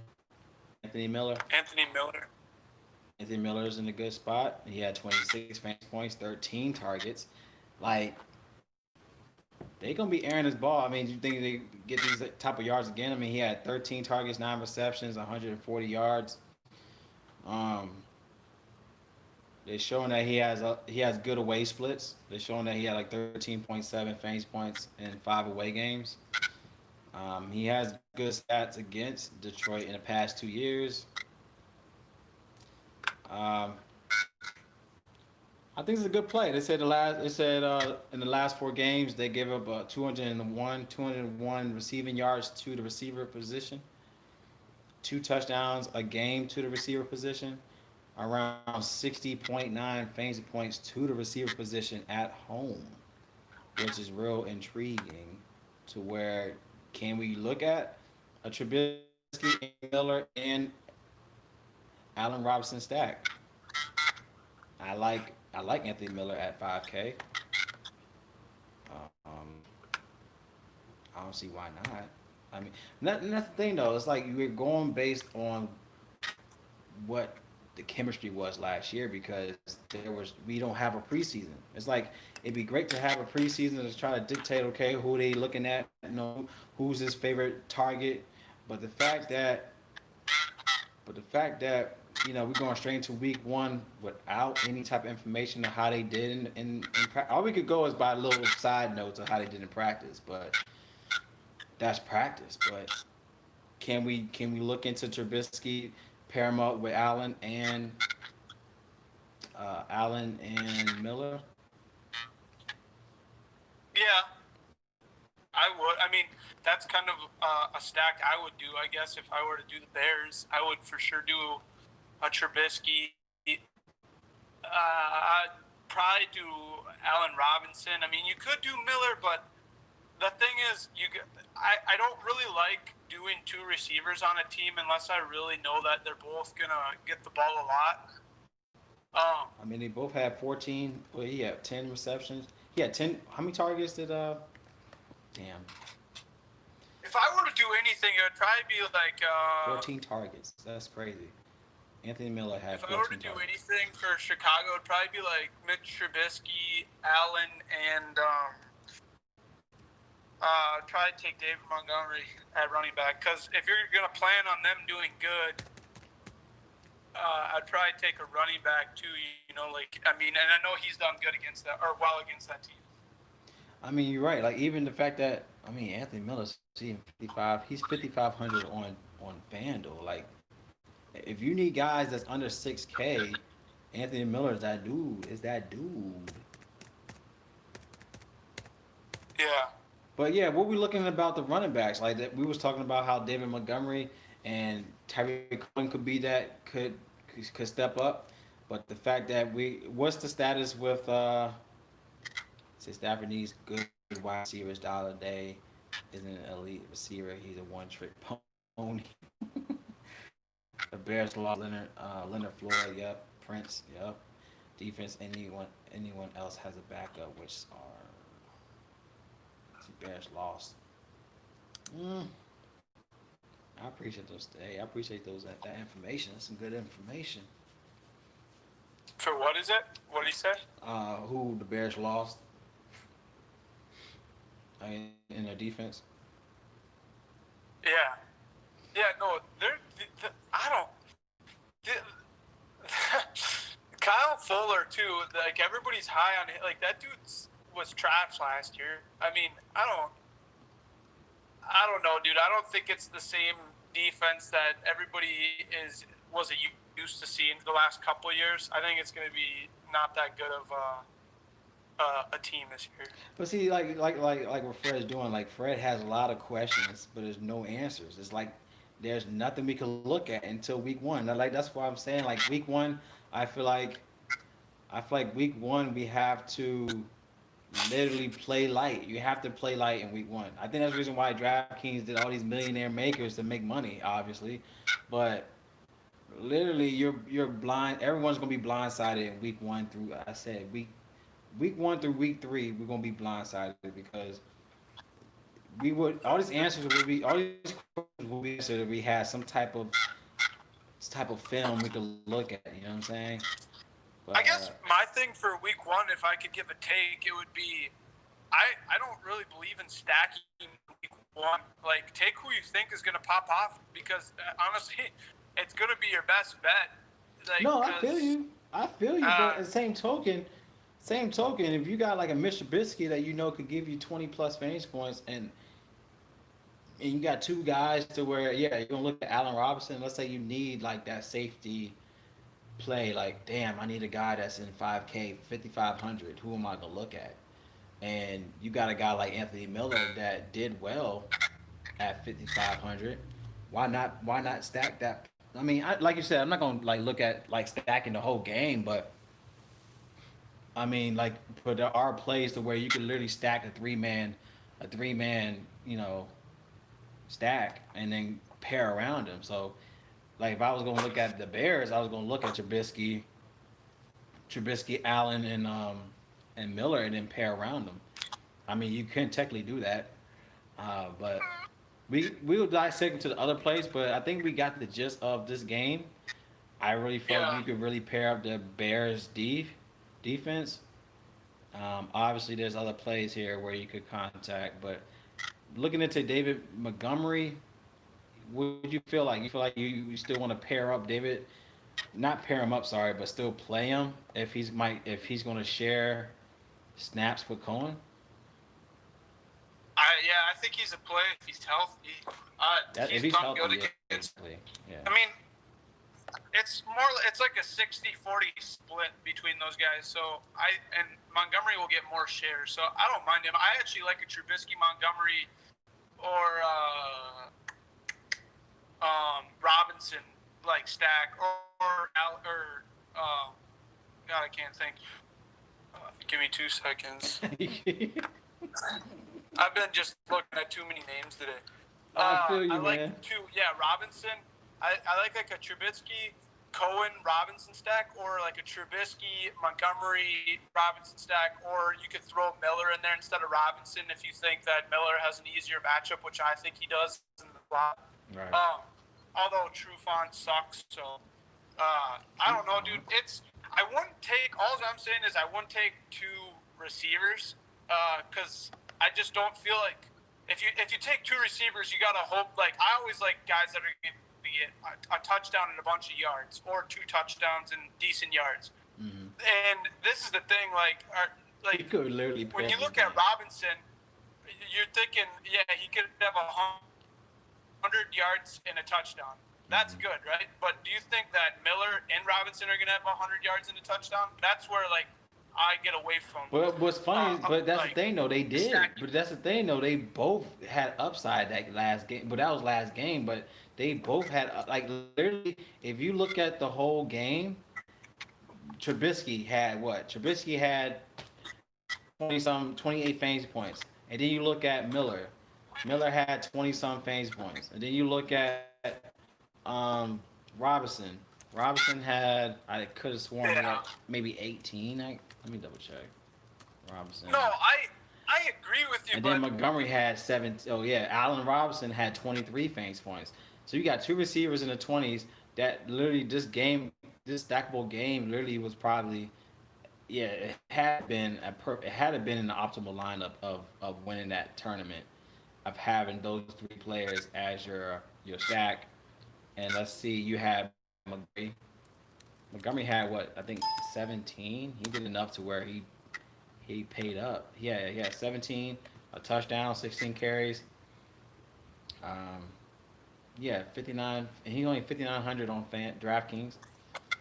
I mean, you definitely could look at this play. Like, you literally could stack this game, and then you have a stack. And you could stack like Trubisky, Montgomery, Allen, Anthony, and Bears defense. Can you even do that? I think that's a 5 man. I think you could play five. I think you could play 5 players in DraftKings. But that's crazy. yeah, I mean, I don't know. To me, I don't know. I wouldn't like if we all went off last time they played, we'd all be rich. But I mean, we can't always go after what they've done together. Like I get it, they both did good last game, right. and I totally understand that. Robinson should do good every game. He's the number one receiver. Receiver, I mean, right. the target shares he gets too is unreal. But it's to me, it's picking and choosing because if you look at the game before that, Miller didn't have anything. Miller had 2 fantasy points, so you can't. Well, I guess. that's the reason why that's the reason why I was saying the fact that they stated that what also helped them out was the fact that of how Detroit plays at home. They're showing how weak they are at home. They give up. They're stating that they give up. I mean, yeah, it's a new season. Don't get me wrong. Yes, it's a new season, but we really don't know anything. I mean, yeah, I'm gonna keep saying. I'm always gonna keep saying last season because we literally don't have nothing to go off but last season, and we don't have nothing on what we look at. We have nothing to look upon in preseason. There's no preseason, so we have to look up last season. We have to look at previous stats to try to have some type of idea of how you're going to dictate your lineup. I mean, that's literally how you're going to have to do it. But the fact that they're showing Detroit giving up more fantasy points to the receivers at home is intriguing to me. Like, like you said, like they shit the bed the game before, but they were playing Detroit at Chicago. They weren't playing Detroit at home. So it's kind of like, why that's something you can look into. I mean, we really everyone's literally going to be on a clean slate this year for the next 2 weeks, 3 weeks, because we really don't know anything. We don't know how these guys going to prepare themselves. So, but the fact that you have crazy green written all over this game to where you see they're giving up 201 receiving yards to the receiver position. They're giving up 48.2 fantasy points a game to receivers, but they give up 60 fantasy points to when they're playing at home. That's something to consider. I mean, and then we see the stats from last season playing at Detroit that they crushed them at Detroit. So I don't know. I think you could still look into it. Like you said, a lot of people gonna look into Tampa and Saints and then overlook this game to where this could be the optimal line is this game. You know, Yeah. I say, No, yeah, I'm not saying put all your chips in this game. Don't get me wrong, but if you're gonna stack a game, this is the game to stack. If we see Constant Green playing at Detroit. If you play at Detroit, and then we see that they crushed them at Detroit. Why not go at it again, knowing that technically the Bears' offense is the same offense of last year. So why not? If they know they did well, it's like if I'm coming to your city, like yeah, we whooped their ass last time we came to your city. Why not do it again? It's how I see it. well, I don't think that's the thing though. I don't really necessarily think they ever. I mean, they were close games. I don't know. I'd rather just this game to me. Like Yeah, it if was I a tough talk about it game. any longer, I'm gonna lose my mind. Like there's so many outcomes the way it could go. It is. We don't. It is. It was a close game. Don't get me wrong. It's a close game, but it's like you said. It's a game that you can still look at if you want to pivot from the Tampa and that autumn chalky plays that we were talking about. Yeah.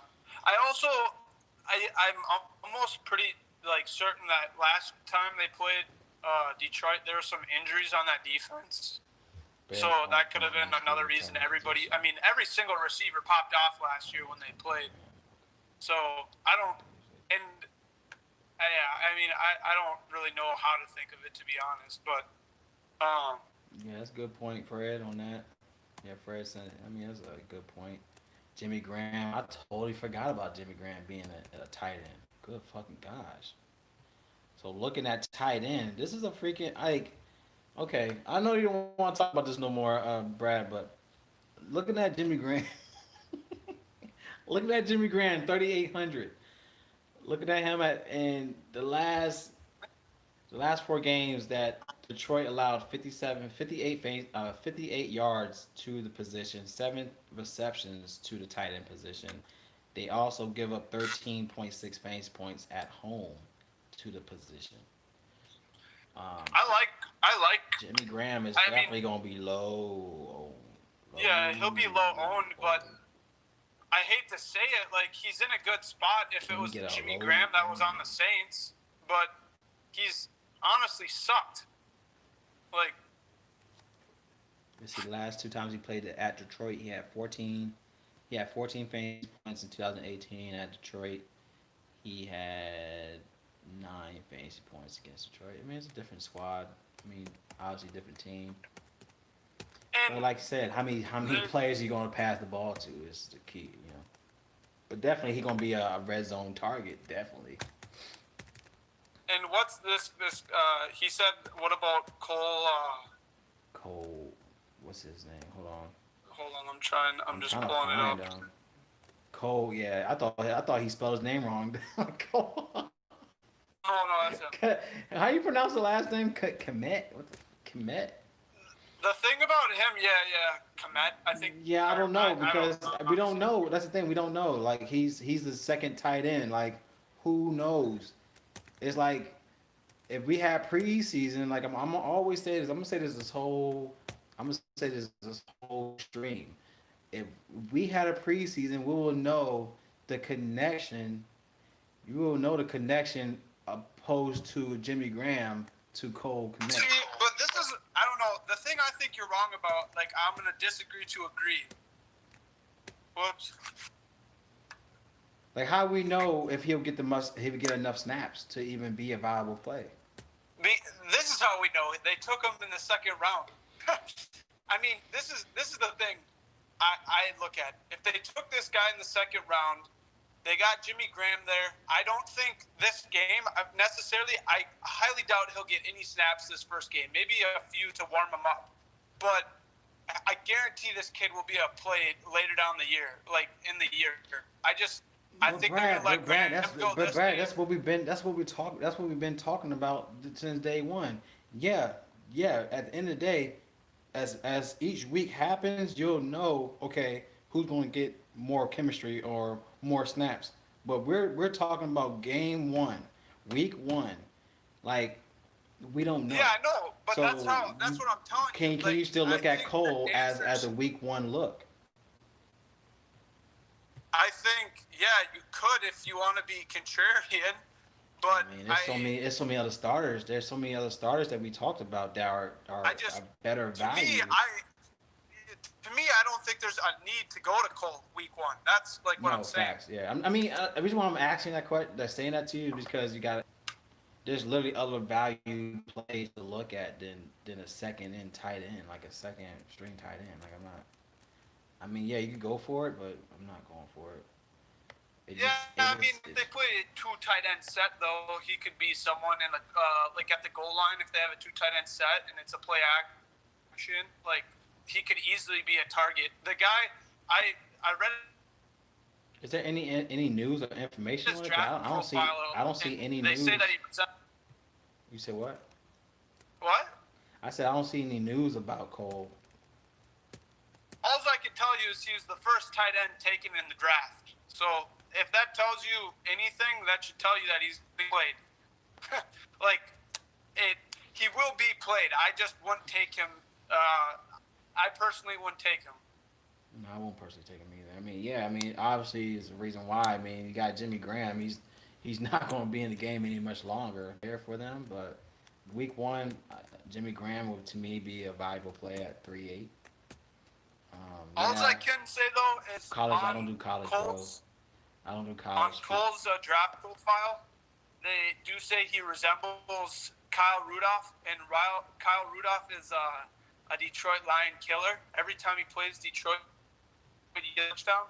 So I don't know if that says anything, but Yeah, I don't know. it's all speculation. It's all exactly, bro. Like, everything is. You can paint the picture, but can you? You could paint the picture, but can you pull the trigger? Like, I don't. Can you literally pull the trigger on Cole? Like, good luck. I mean, hey, if you win the money, good luck. Hey, you deserve it, bro. Like, you deserve every dollar if you pull the trigger. True that. All right, let's go to the next. Oh, he asked me about college. Ronald, I don't do college. I have too much other. I can't play college, man. I could watch college, but I'm not gonna put money on college stuff. So no. You do college stuff, Brad? Yeah, I do. Kind of hard this year. So the thing with college, I don't really get into it until they start playing good teams, because if a team is up 50-0, they're not going to play the guy you spend $10K to get. So it's not fun. Not fun. Nothing's fun when you're losing money. Yeah. I would just my only advice with college football is I'd just wait a couple weeks until it really gets going and they start playing teams that actually play defense and stuff. Yeah. All right, let's get into the next game. All right, we got Green Bay and Minnesota. Who's talking good about this game? Would you go with Dalvin Cook, Mr. Brad? Yeah. Yeah, I would. Okay, so let's see. I might be a little biased. With this team, but I don't know. I think Dalvin Cook he's a beast. This is a contract year for this guy too. I mean, he needs to ball out. Like, he's the only running back, one of the only running backs. Even Kamara and Aaron Jones are like the three running backs that didn't get deals this year. Mm-hmm. And I know Kamara and Jones are in talks right now, but Cook and the Vikings they've paused the talks on contract, and I think this guy's going to ball out because he needs to ball out in order to get paid. Facts. So, and he's destroyed this team a couple times. I mean, he's done really good. He's a good pivot off other people. But on the other side of that, Aaron Jones has destroyed the Vikings. I love some Aaron Jones. I think he's the play, man. I love some Aaron Jones. Um, Let me look into it. I don't know what happened to my screen. What happened to my screen? Damn, I logged out of everything. What the fuck happened? Okay.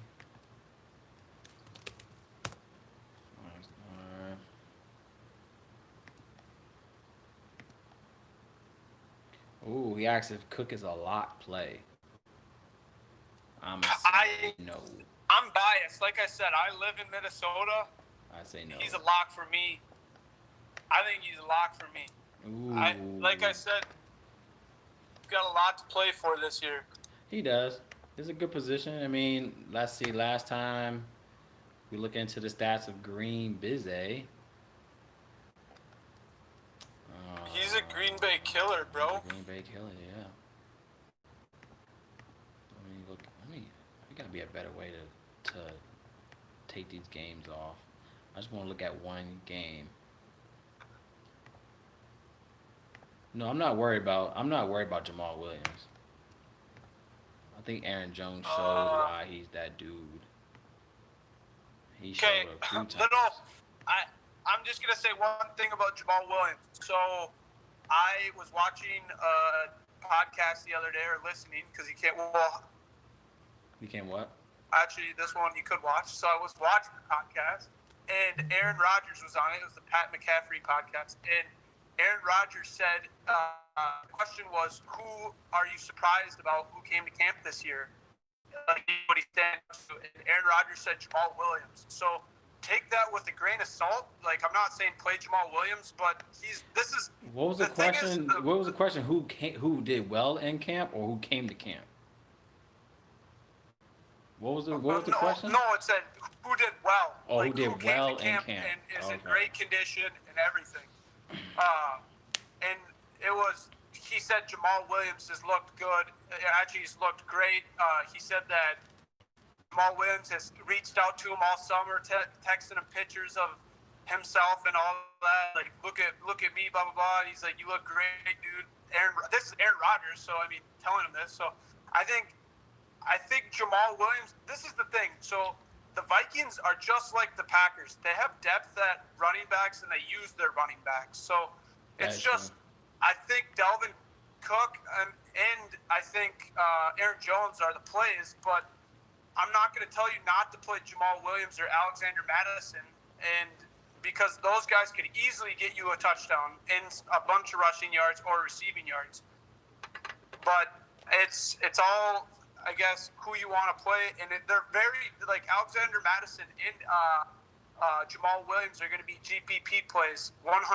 I wouldn't play them in cash games at all, but if you think that the way I look at it is, if you see something that you like with those guys, play them 100%, because at the end of the day, it comes down to your opinion. I can give you my opinion. I just did. Facts. But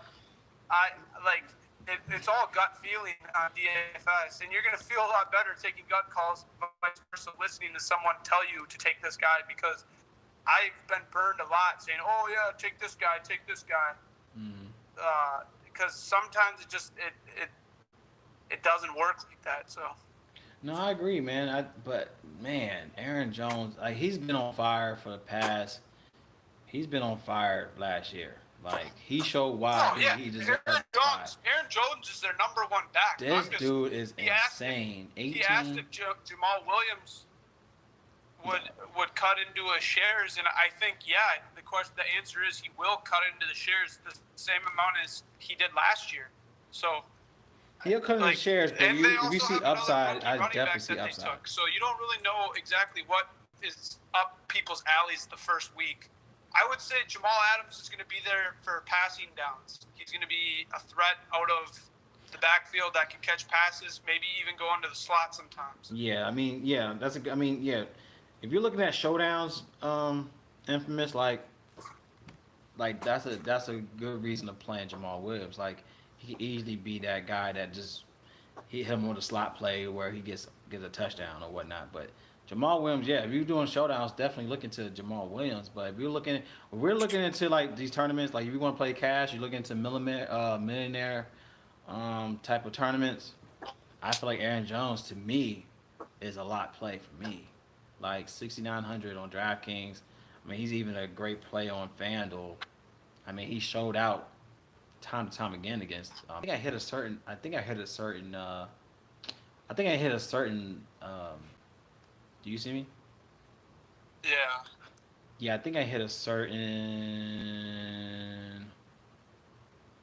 Yeah, it was almost 2 hours. Good fucking gosh, 2 hours. And yeah, we could even do it later tonight too.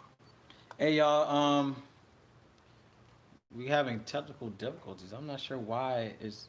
We having technical difficulties. I'm not sure why it's. We having technical difficulties. I'm not sure why.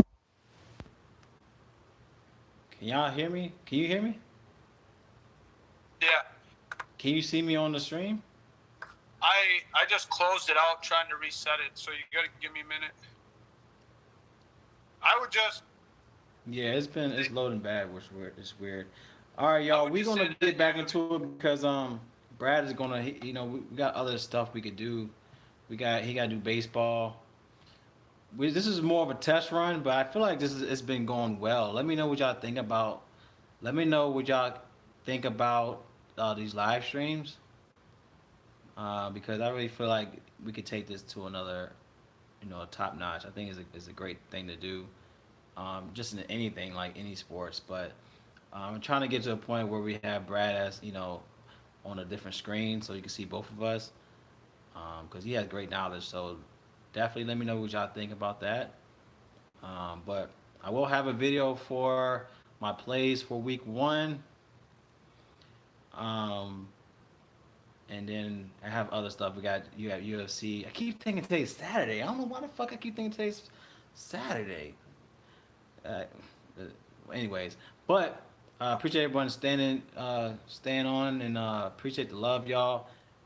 Brad definitely, I would definitely get his handle so y'all could reach out to him if y'all want some more questions because he has a lot of information and he's knowledgeable into a lot of other sports too. So definitely check out with Brad and.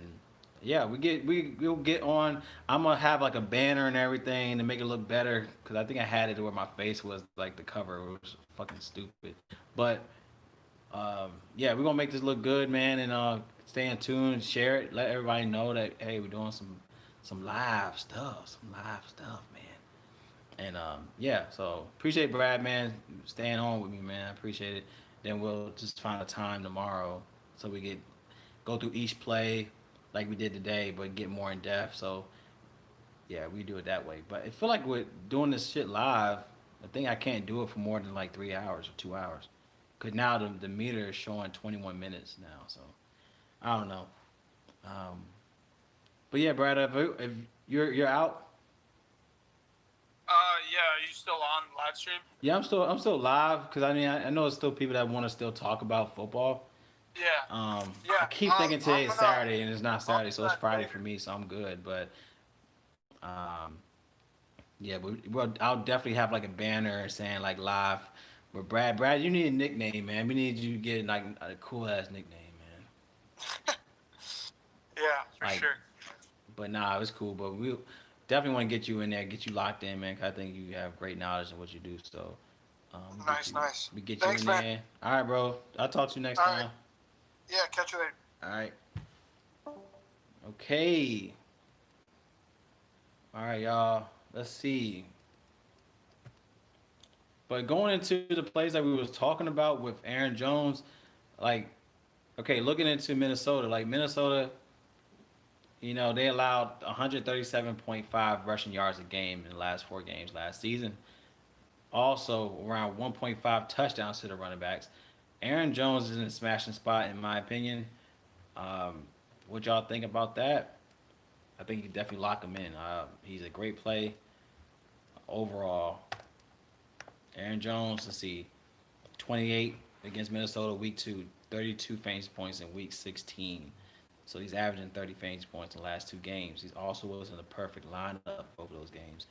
Um, last year, last year looking into him playing at Minnesota, he had 18 fantasy points, 17 carries, 1 touchdown. At this price tag, that's the thing though. We have to definitely look into price tags. Like yeah, like a lot of people are gonna look into like the higher price tags, like Devin Cook and all that. But looking into the price tags of what they could pull in upside, you definitely want to get good price tag guys like Aaron Jones at 6,900. Why pay a guy at 8K when he could do actually better upside than him, in my opinion? So Aaron Jones to me is a lock play. I mean, just the numbers and stats alone. Like I said, yeah, we don't want to constantly keep going back to previous stats, but that's what we have to do right at this moment. Until we see anything change, then that's another situation. But right now, Aaron Jones, that guy. I don't think you have to go um, Aaron Rodgers. It seemed like Aaron Rodgers. I think Aaron Rodgers really depends on his players just outperforming to where he doesn't have to do as much. So even the last few times he played Minnesota, he hasn't really given upside against Minnesota. Let's see, he had 9. He had think about this. He had nine fantasy points. Aaron Rodgers had 9 fantasy points and the interception, but Aaron Jones went off. Davante Adams went off. Like when he had the ball, he made plays. So Aaron Rodgers, I feel like you don't have to go that route with him. It could change, but I feel like you don't have to go play Aaron Rodgers. You could go to Aaron Jones, lock him in there. There is a green light for him, and you could go at Devontae Adams is an easy play in my book. Um, let's see, looking into Devontae Adams. Sorry, I got a headache. My head's fucking bumping right now. He's killing it, dog. He is killing it. 12.8. He has 12.8 targets a game, which is ridiculous. 9.3 receptions a game.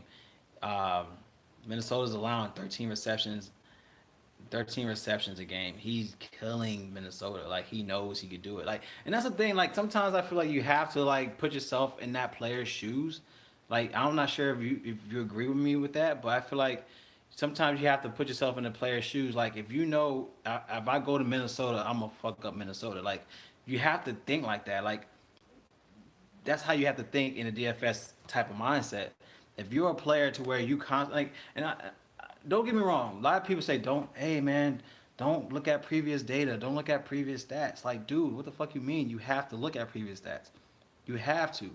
But because the reason why I say that is because if I'm a player, right, and I always murder the Vikings, you don't think I'm gonna come into this game thinking I'm not gonna murder the Vikings? Like, if you know you constantly beat Minnesota because first of all, you know who if you're a player, you're gonna look at the game script. You're gonna look at who is their defense to where like, damn, they didn't even update their defense. They didn't even update the player that was playing me last year. I'm gonna murder him this year. Then the game plan is gonna be feed him the ball. Like that's how I'm gonna see it. That's how I'm gonna see it. So Devontae Adams to me is a lock play. You could even pivot from him if you're looking at Michael Thomas. Load up Devontae Adams. If you feel like you can't go up to a Michael Thomas, then go to a Devontae Adams. I mean, he's definitely been murdering them in the last 2 seasons. He's giving you 20 plus upside in the last 2 seasons. So why stop now? I don't see Vikings even made any type of this updates on the defense. Um, yeah, yeah, Adams Vikings killer. You always look at data, but don't have yeah, yeah, bias. Yeah, like I just have to think in the sense that as a player, if you know you murder this team all the time, your mindset is confident to where you want to murder them again. Uh, that's how I'm gonna see it. But like I said again, the fact that we don't have any type of preseason to where we don't see any changes in the defense, we don't see how they changed their defense from last year, then you have to go by the data this last year or the previous data. Or just in the sense that if you could round the data out to where it's been consistent, as you can see, like playing Minnesota, he's been consistent against them for the past, technically, the past 4 years against them. Technically, the past 4 years against Minnesota, he's been dominating. Yeah, his price tag was like what 5.4. He was 5.4, 5,400 for Devontae Adams in 2016, which is funny. But I just feel like you have to just load up AJ and Adams. So that's how I'm gonna see it for this game. I'm gonna see if I could go elsewhere. Kirk Cousins. Uh, Kirk Cousins. I mean, he did horrible last year, but he dominated them previous years. But like you said, this is a whole different team for Minnesota. He only had 10 fantasy points in the last two games last season against Green Bay. He did great against them 2018 to 2015, but that's a different story. That's a different player. He doesn't have the weapons like Diggs. Yeah, exactly. Diggs was. I mean, I just feel like Diggs don't.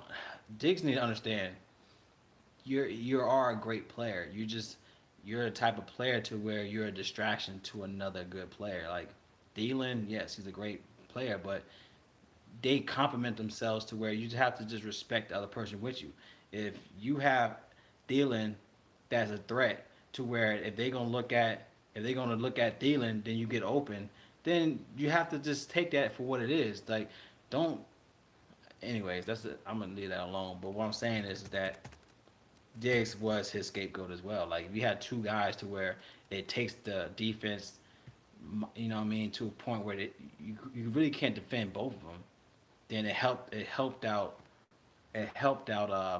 Kirk Cousins in that sense. But now the fact he doesn't have him, we don't really know how it's going to work out. I really don't know how it's going to work out with the Vikings this year. um, let's see what else I'm looking at. I'm trying to find value in Green Bay. Um, who's looking at anyone looking at Alan Lazard? Lazard is how you pronounce his name. He could be a problem. He could be an issue. I mean, he had 10 fantasy points last time he played him. 9 targets. It's not. It's nothing. It's not bad. Sorry. 4,900 for him. He could be a GP. Exactly. Diggs was a great decoy. Like, I feel like Diggs need to understand everyone has a role. Like, no one's saying you're a garbage player, well, DFS wise, but everyone has a role on the team to where if the game script is looking at Thielen, then you're gonna be open, bro. Like, just, but if you ain't catching the ball, that's your problem. That's not his problem. That's how I see it. So, I think Lazard is a maybe a value play you could look into. Let me see what else I'm gonna consider. Oh, we're going down this list. I don't see nobody else I'm looking at in this game. All right, next game. How y'all feel about these plays? Y'all fuck with the the knowledge because it's hard to try to do this, but I want y'all to be feeling like y'all got some type of information in these type of videos. So definitely let me know if if it's knowledgeable information.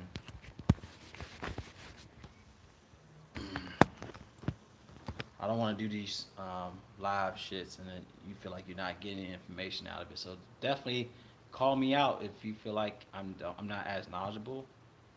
I am a type of person where I could take criticism, so it's not a big deal. All right, looking to the next game, man. We got Miami versus New England.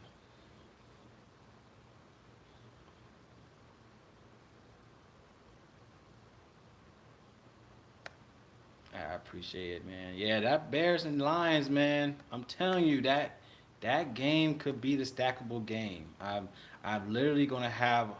I ain't gonna lie to you. I think I'm gonna have a Bear stack in the Millionaire uh, tournament. I feel like they're gonna be that team to look at. Because right now I'm looking at who. I mean, You could literally plug in Bears and then load up, and you could load up. I think you could go Bears and then load up Green Bay. Green Bay players around that. Like you could really do some damage with that type of. That's I feel like that's something you could look into. Okay, we got we got Patriots in Miami. Now looking into the defense, like obviously, like their defense definitely stepped it up from last year. But of course, I'm gonna always state how I'm gonna state it. We don't know until week one. We can say all this stuff. Hold on, y'all. Someone's calling me. I need to put on not disturb real quick.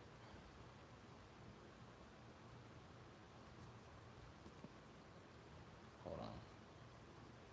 Do not disturb.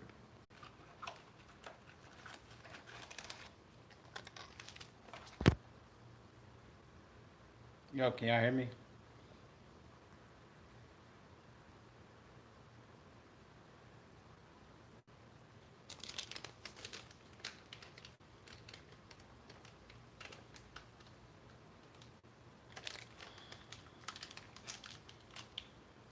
Yeah, you gotta follow your mind, yo. Follow your mind.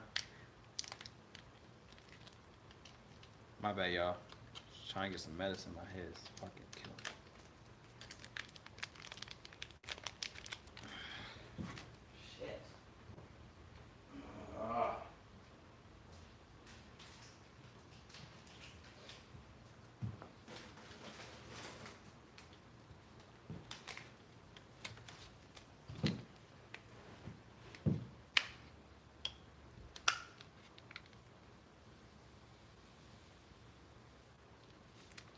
Got these drugs.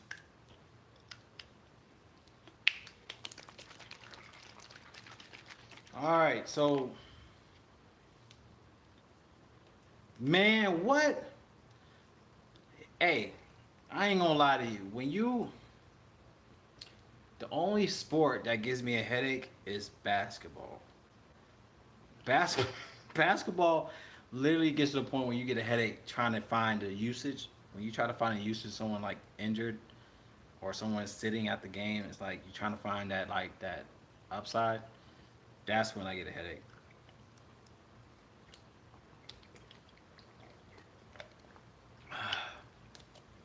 And them drugs, man, I need some drugs. All right, all right. So going back to the Dolphins,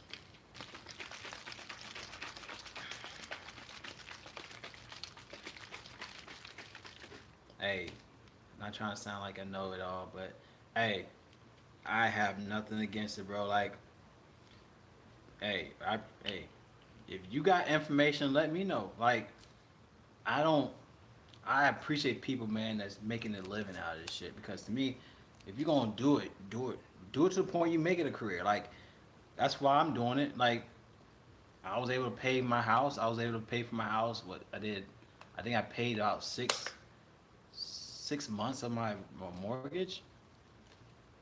I won like 25,000 2 years ago. But my thing is that if you're gonna do it to your best ability. Like, why do DFS just to win a couple dollars? Like, if you want to, like you said, you making 6 figures off of it, bro. Like, that's what's up. Like, cause if you're gonna do it, man. Like, it's a second job and it's fun. You know what I'm saying? Hey, congrats, bro. I'm not the type of person, man. I'm a hate on another dude. Like, I'm never gonna be that type of dude. I'm not gonna say I know it all. I'm not gonna ever say I know it all. I just have certain insights, just like you have insights, to where if you want to make it a living out of it, do it, dog. Like, if you want to do a YouTube channel, do it because you love to do it. I'm not gonna do. I'm not here to do YouTube, and yeah, of course, eventually you get 10,000 numbers, 10,000 whatever numbers, whatever. Yeah, I went 25. That was 2 years ago, but I was able, like you said, I was able to put that half down. I was able to put half down for my house. So I was able to put for a conventional loan, I put 11,000 down. So But what I'm saying is that if you're gonna do this shit, bro, do it to your ability. But do it because you love DFS. Like I love doing it. So why would I want to do it on the low when if I can share information and people give me information and we make money together, that's a win-win. So, bro, if you got the knowledge, do your own channel too. Like no one's. I ain't gonna say like a lot of people ain't knowledgeable, but if you have the knowledge and you win, at the end of the day, that's all that matters. Like if you know you win more than you lose, and you give people insight, then do it, bro. Do it.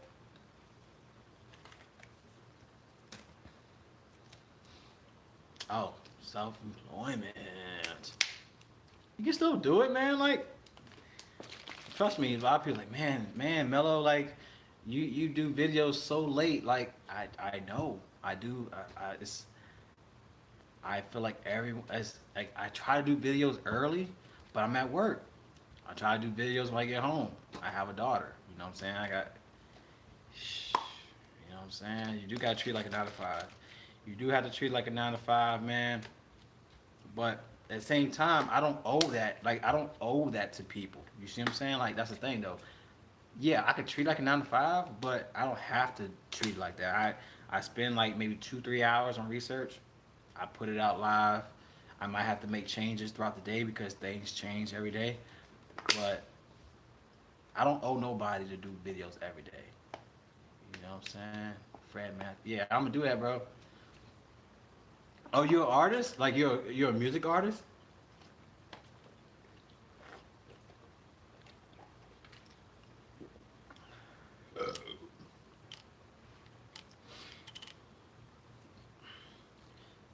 Oh, painter. That's what's up, bro. I'm definitely looking you up, bro. I'm gonna look you up. Yeah, you doing. That's the thing. You do what you love to do, man. But what I'm saying is, you don't owe nobody anything to do videos. That's amazing. I'm gonna definitely look you up, bro. But like I said, you don't owe nobody to do anything. I don't have to do a video every day. I want to. I don't have to.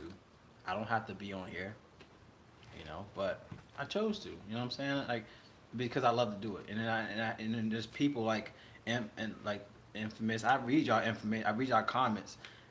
Fred, all y'all, man. I read y'all comments. Y'all keep me motivated. You know what I'm saying? Like the fact I'm able to help someone else. That it keeps you going. You know what I'm saying? So that's the reason why I do it. Like yeah, of course you want 10,000 to 20,000. Um, yeah, focus real hard in this and I make too much. Hey, if you make money off of it, you got it, bro. You got it. You know. But what I'm trying to say is that yeah, I do want 10,000, 20,000 subscribers, but I do make money off the. I do I do make more money off of the uh, what you call them people, not subscribers. I make more money off of the sponsors. That's what I meant to say. You make more money off the sponsors, the people that actually see your potential, to where they actually give you free information, free tools. So I get a lot of free tools because of my channel, which helps. Um,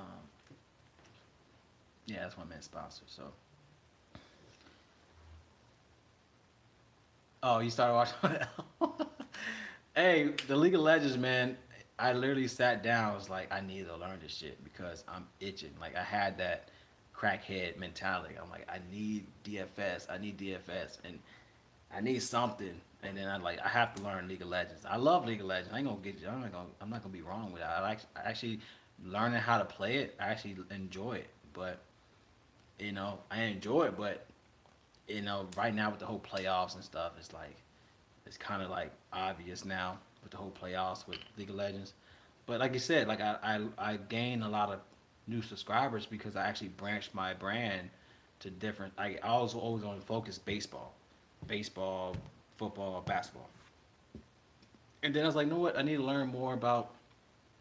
I need to learn more about MMA. I need to learn more about. Oh yeah, OMG did. Yeah, damn, first month, boy. Sheesh. Hey, everyone. Oh yeah, you get to see the face. I'm telling you, man. I think everyone get to see the face. Like you see, you hear me, but then like, oh shit, like this is what you look like. but yeah, man. Like League of Legends, man. That definitely that would make me branch out. When I did League of Legends, that's when I started. You know what? Let me go into MMA. Let me go into NASCAR. Let me go into because once you get the strategy down, man, it's fun. You know, it makes it fun to dig more into it. So let's get into. I ain't want to do a rant like that, but I feel like I owe it to y'all to understand like reason why I did DFS or why I'm on YouTube. It's because I just have information. Like if I'm gonna do it, I feel like everyone should just be able to communicate and trade ideas. You know what I'm saying? So but yeah, back into this game. So I didn't want to do a rant like that, but I feel like it was needed. I feel like it was needed. Oh yeah, yeah, man. I feel like it's funny because probably I don't know exactly, dude. Like if you love sports, and you love doing that, and make it and you making money, dude. Like fuck, bro. Like do it. Like I don't like you say you don't. I'm saying you don't owe nobody to do videos every day. But what people, the people that stay with you is because the people feel like you give them knowledge. People that you feel like they helped you. If you help that person, trust me. If you help that person with any type of information, I don't care if you made that video a week before, a week later, they gonna fuck with you because you helped them one day to where you got them out of a jam. You got them, like you said, let's say you made bread and they gonna fuck with you ever after that because you was that guy that took time to help out. You know what I mean? So that's how I see it.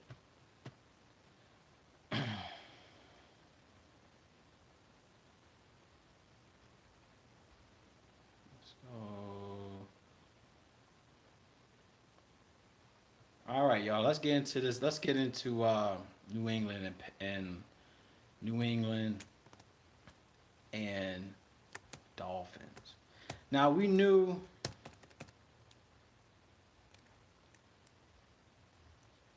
I used to debate with a lot of people about sports over the years. Not anymore. It's fun to do. I like. I mean, especially if you know what you're talking about. If you know what you're talking about, hey, debate all you can, man. Do it.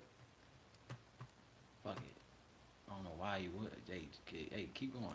What y'all think about Cam Newton? Like Cam Newton, okay.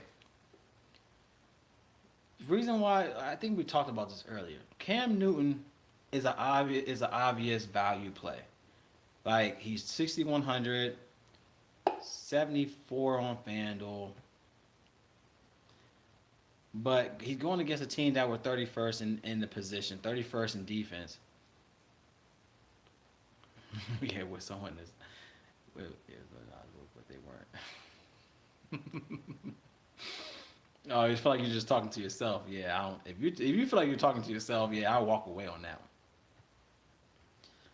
But what do you feel about Cam Newton? Like Cam Newton, to me, he should kill it. That's the key word. Should. The key word is definitely should. The, the question is, will he kill it? Like of course, he has something to prove. He has something to prove. This year is literally going to be his ticket to either being signed elsewhere or even having a job at all in the NFL. Like the fact that he got 1 year to prove his worth in the NBA, in the NFL, to me it was is a slap in the face. First of all, but if every team is going to watch this guy, I don't know, bro. Like he's the type of player to where everybody's going to be watching him this season. Like he literally has a lot of pressure to where if he can't do right at in New England, he's not going to get a job offer anywhere else. And it's fucked up to say that, but I feel like that's the way they're going to carry it with him. They're going to carry it to where you have 1 year to prove your worth, and it's like okay, he has to kill it. So of course, in this game, you have a situation to where he's going against the Dolphins. Of course, if he loses against the Dolphins, if he loses against the Dolphins, they gonna make a mockery out of him for the rest of the year. Maybe the rest of the year, but for the next 2 weeks, they're gonna talk crap about him. Um, but we all know how Tom Brady had an issue with the with. I don't know why. I feel like the Dolphins, they always want to prove their worth against this team, to where they always have an issue. The Patriots always have an issue with the Dolphins for some reason. But this is a game to where you could look at Dolphins in this matter. I mean, yeah, Cam Newton did have a 36. He has 36 fantasy points. This was like 2017. I'm just going to pint that out. Yes, he was on the Panthers. But then again, Panthers at that time wasn't that. I mean, yeah, I mean, I don't think he had McCaffrey, so you can't say that. So he had 36 fantasy points. He had 4 touchdowns against them last time, but that was 2017. Whatever. But knowing that Miami, they give up around almost technically, they almost give up 300 yards, like passing yards a game. They gave.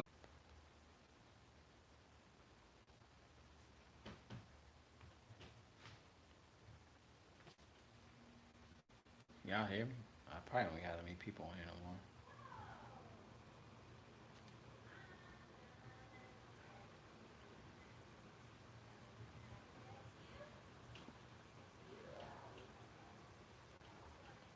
Sorry, my phone died. Sorry, my phone died. Sorry, my phone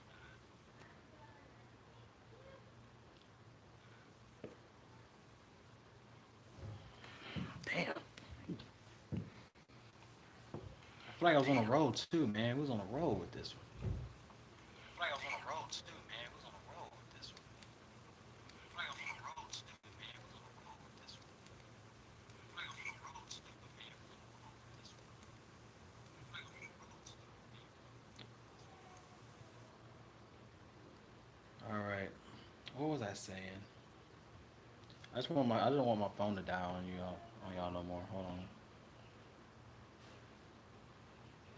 Damn.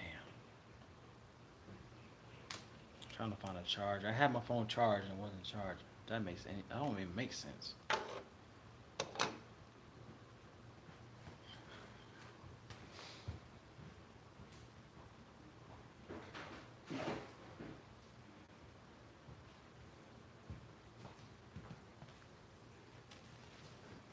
All right.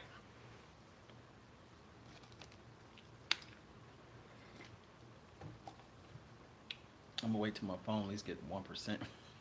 If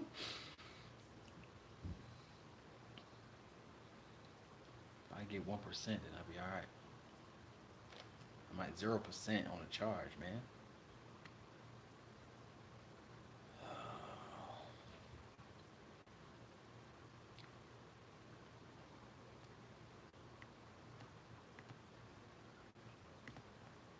I just don't want to keep talking and then my phone cut off again.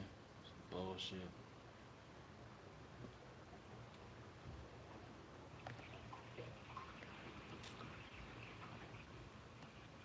Ooh, Galladay is doubtful.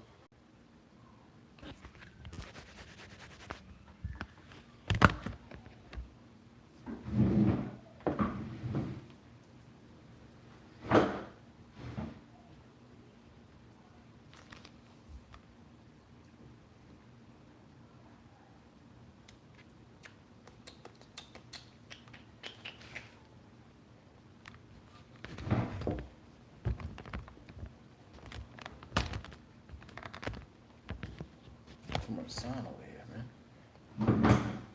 Yo.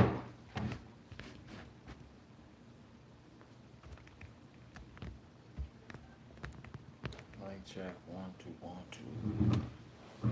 Mic check, 1 2 1 2.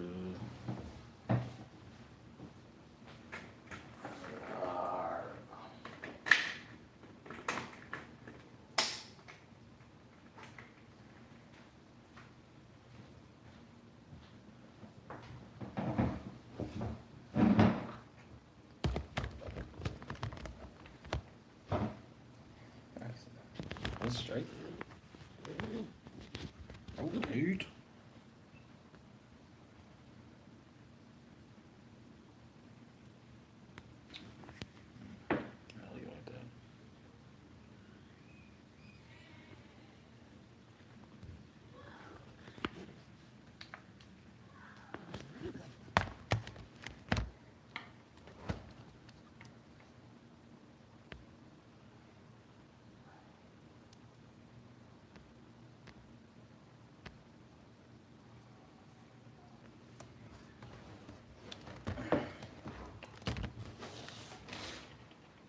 So you're fading the lines.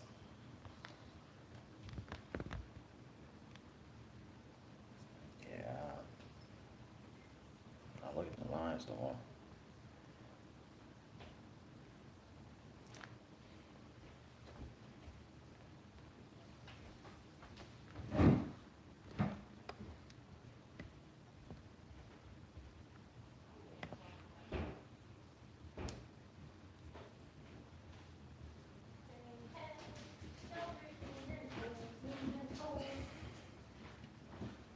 Go eyes and ears and mouth and nose.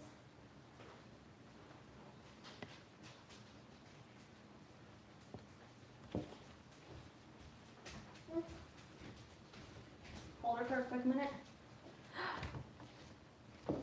Oh, Wow. oh, Sparkling water. Hmm? You want a pink?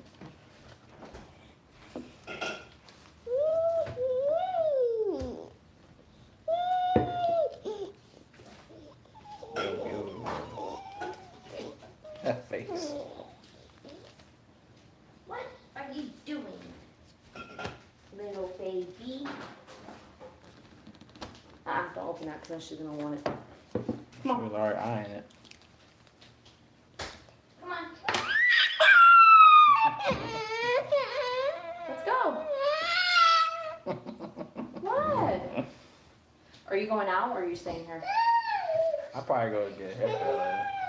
What time they close? 7. Okay. It's okay. Come on. Give me her juice. Look. Take it. Come on. You're gonna go play at Christie's. With all the toys that they have there. It's like a toy store over there. Say eyes and Alright, y'all. Sorry about that. and nose. And Daddy duties. shoulders, knees, and toes, knees and toes. Yay.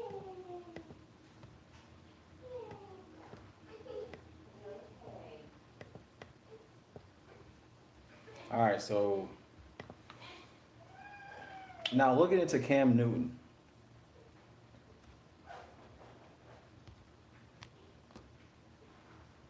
Just trying to figure out what's the shit I want to use.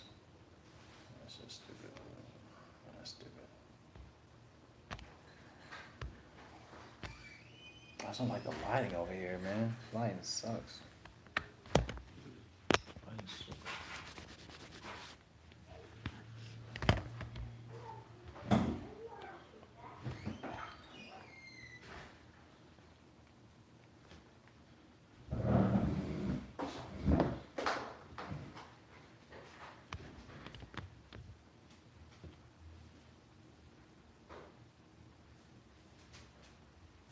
Are y'all, how many people's on?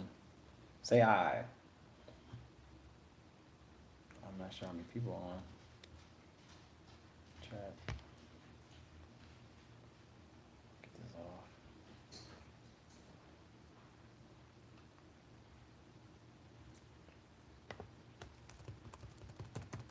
Now looking at Cam Newton, like I was saying, okay, he had 36 fantasy points last go around against Miami. Of course, that was 2017. Now, looking into Miami, from the past 9 games last year, they allowed 2.3 passing touchdowns. They allowed over 280.9 passing yards and around 37.9 pass attempts. All right, now, Miami also allowed 22 fantasy points per game, but around 19.4 fantasy points when they play away. I'm not sure why Miami always have a hard time, not have a hard time, but Patriots have a hard time with Miami to where they have to win this game. Now they're looking at 42 total points Vegas odds in this play, but 24.3 implied team points for Patriots. Now my thing about the Patriots is that it's a whole new squad. Of course, he's not no Tom Brady, but he's in a good play. Now, is he value? Now, he's 6,100, looking at a 18.3 projection play. He could get it done. He could get it done in this play of what we know about the Dolphins. Of course, they made changes throughout off the off season, but we don't know how they're going to play. Obviously, because there's no preseason, we have to just look in the sense of who they are from last year. So yes, you can look at Cam Newton, but I feel like he's the obvious play. A lot of people are going to look at this play. He is going to be looked upon elsewhere. Um, but so far, I think. Let's see about his. Let's see percentage of season-long fantasy owners. So they're looking about 8% owned so far, which that's pretty up there. With like a Carson Wentz, which I like Carson Wentz better than Cam Newton. But he's still valuable here. Knowing what's on his tail for this whole season, you still have to look at Cam Newton. Now, going to the opposite side, going to Ryan Fitzpatrick. You know, Ryan Fitzpatrick, last time he played New England, at New England, he had 27 fantasy points. Now, Ryan Fitzpatrick to me will be that GPP play to look into for your lines.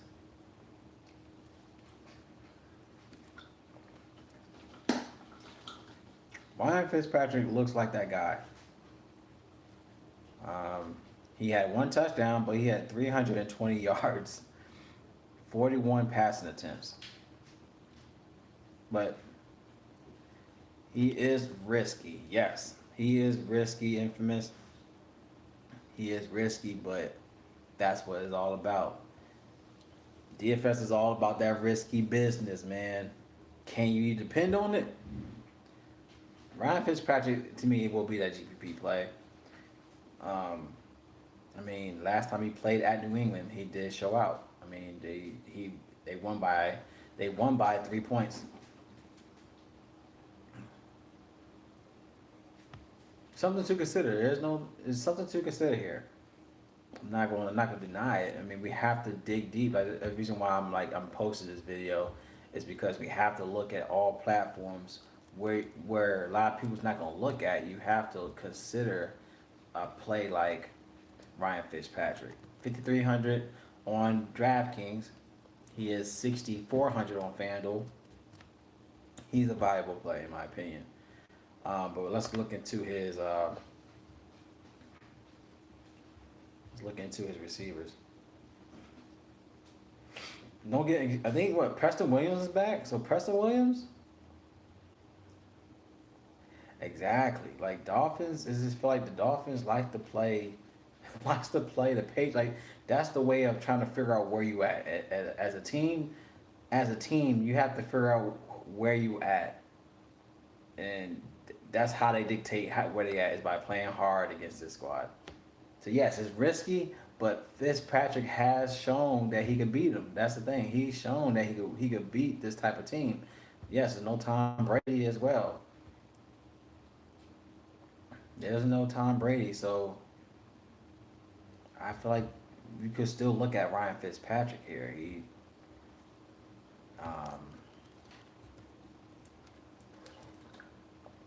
But he's the type of player where he give you 4 touchdowns, but he give you 4 interceptions.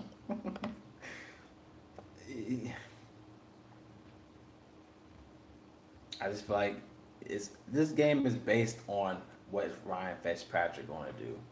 Is he going to allow a Cam Newton? Are you going to allow a Cam Newton to ruin your shine?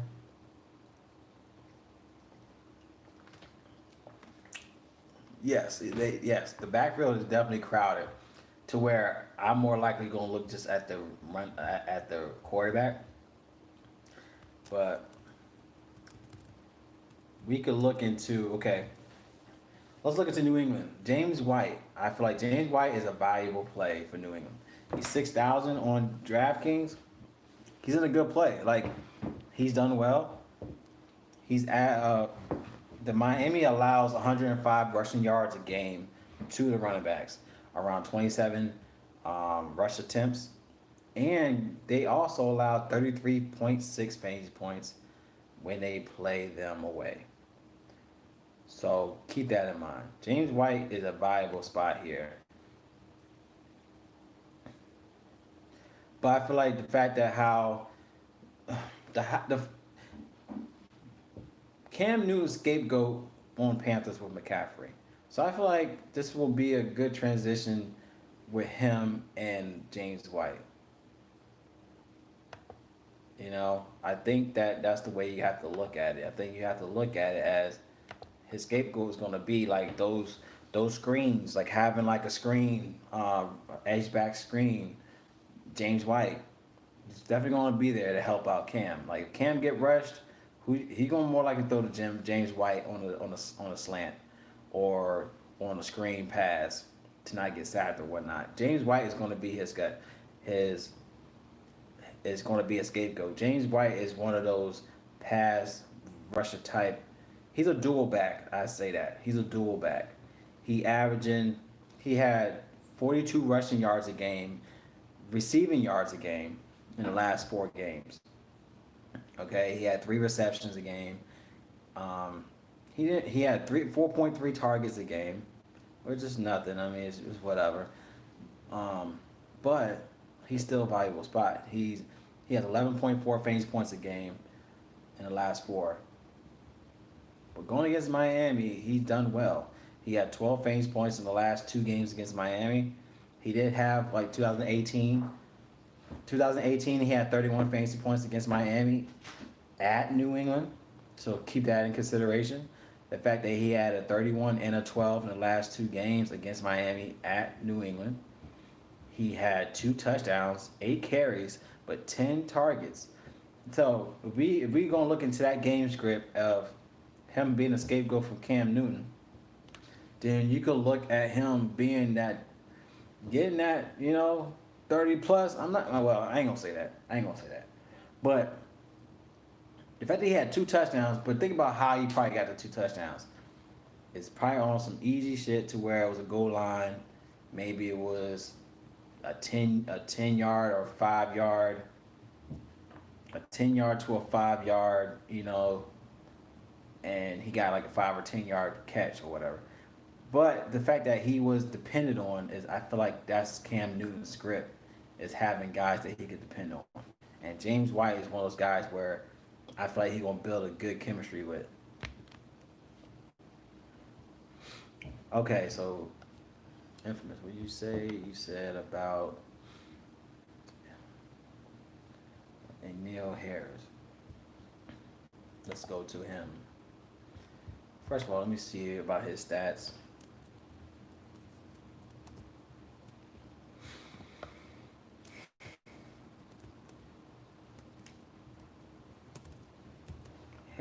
Neil Harry.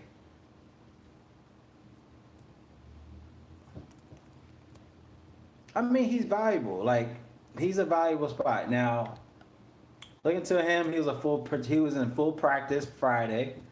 They said that, I mean, Patriots did have him labeled questionable for Sunday's opener. So, but he's more likely going to play. If he does suit up, second year wild to see a share of snaps alongside the team's top passing option, Julian Edelman. Now listed as a starter, 2019 first round of poised to see an expanded role in the New England's offense. He's 6'4", 225 pounds, has the size and ability to go up, snatch contested throws. Will make him be a great impact in the red zone. Okay, now, keeping that in mind, he's in a valuable spot. Now, looking into what Miami has done in the last 4 last season, they gave up 208 receiving yards to the receivers, 14 receptions a game, and around 46.8 fantasy points a game to the receivers. Now, if he's going to get starter snaps, he's a valuable spot here. Obviously, if Cam Newton's going to throw, yes, Julian Edelman is going to be that guy. Like, I feel like he's definitely going to be that guy for him. But you have to look elsewhere for value. Now looking at his price tag, Harry is 4,400 on DraftKings. It's a valuable spot here. I mean, that's a great value spot to look into for your lines if you think that he's definitely gonna get that snatch in the red zone, which you could definitely see. Let me look into him in his in value wise.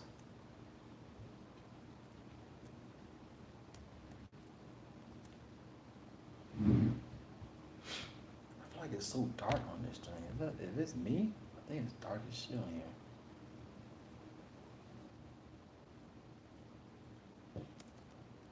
He's saying Byron Jones. We digging deep now. We did say we're gonna dig deep, so let's look into it. I definitely wasn't looking at it. Byron Jones.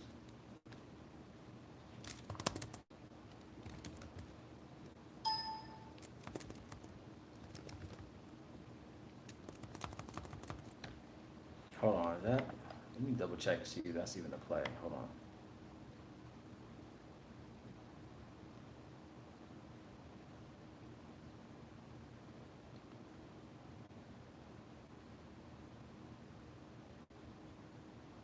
Exactly. We still yeah, they changed their defense, but we don't know how they're gonna play in the first game of the season. Like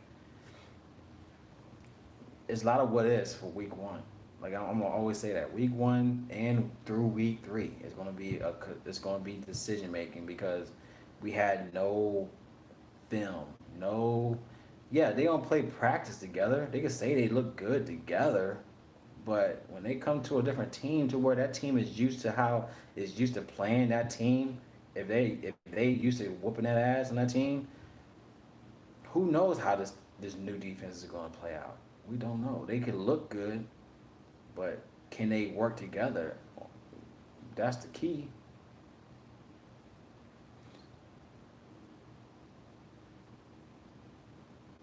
Like everything looks good in practice until they get the ass whooping. Once they get there, yeah, I had to relocate, bro. Like the charger I had on my phone, I literally had my phone on the charger the whole time, and it was milking my phone, which was stupid. Like how the hell? So now I'm at 7%. So we're looking good. I was at 2%. So we're looking good right now. So yeah, we're in a different location right now. So we're in the kitchen. Yeah, you see some, you probably see some bananas. We got some bananas in there. You know what I'm saying? We got some banana action going on in the background. All right, so I'm trying to figure out who's the guy you was talking about. You talking about Byron Jones? Who's Byron? Who's Byron Jones? Is he a tight end? I don't see a receiver. I might be tripping. Is Byron Jones a tight end? And that too, bro. Like missing the preseason is the way of them warming up, like knowing who's a viable. I mean, yeah. I mean, I don't give honestly. I don't give a shit about the team. In DFS, it's gonna be a big problem.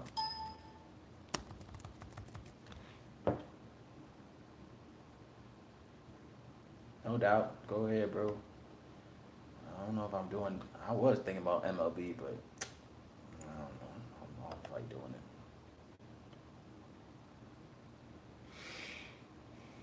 I'm trying to find Byron Jones. Who's Byron Jones? I don't see a Byron Jones. Infamous. Are you still on here? Byron Jones? Yeah, I don't see a Byron Jones, bro.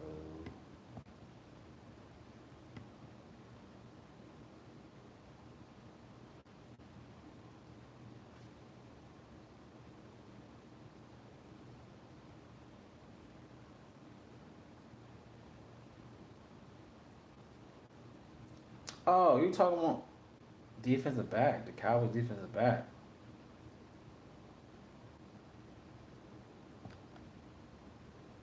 Well, we don't know. Like, if I'm gonna go into, I don't.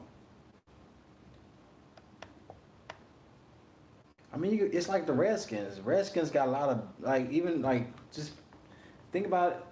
Think about it in the Redskins. Redskins had certain pieces that yeah they were beasts, but if the team can't communicate, he's nothing. He's not a problem. Like I can't base one guy on defense as an issue for the offensive team. Like the offensive team compared to a guy that's actually a beast, you can't really dictate that because you can't really dictate that because if he's not getting the communication from the other players that understand what that offense is going to do, then he's not going to be reliable. He's not reliable at all. Like I can't base my decision making on one player.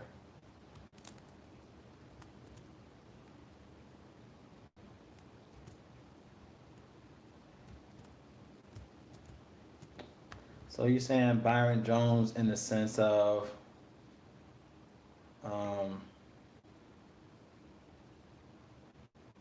he's the cornerback. He used to play on the Cowboys.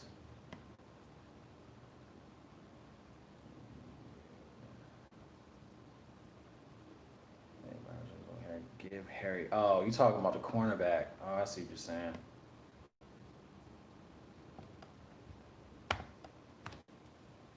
Byron, Byron Jones was never an issue. I don't think he was ever an issue.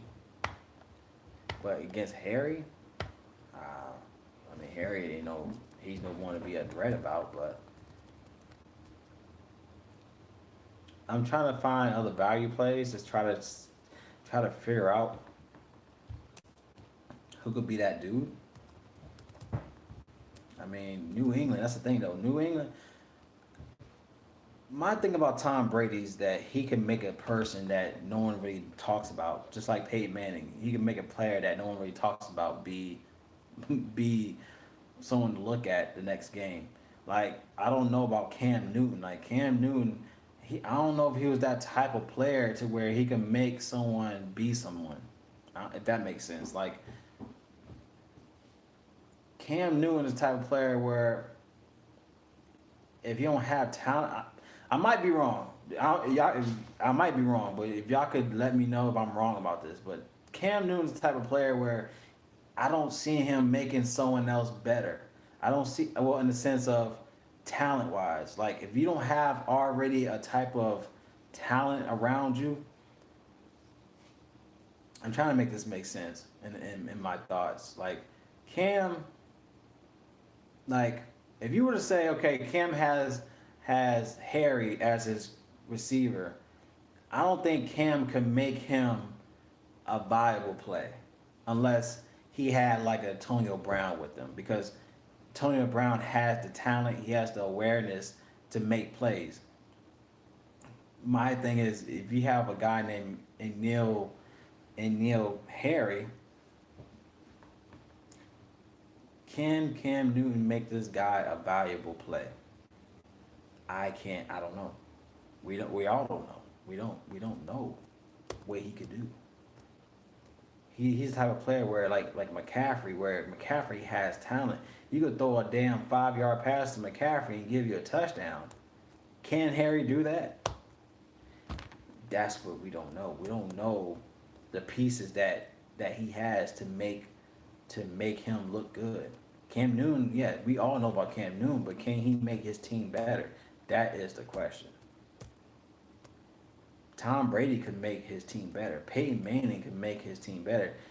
Peyton Manning can get guys like what's his name? What's his name was something Dallas. I forgot his name. He was a tight end, but he made that dude a threat, bro. To where you had to all of a sudden start paying attention to Dallas. I'm like, out of all people, why are you paying attention? Because that was Peyton Manning's type of player where he knew the plays to where if you're open, you got the ball. Can Cam Newton do this? That's what I don't know. I don't know what Cam Newton could do with literally pieces pieces on this team to where I mean, only person I can see that could benefit is James White. I can't say that for anyone else. to where that's why I said Dolphins could be a viable play here. Dolphins could keep this game close. Could Dolphins could upset the Patriots.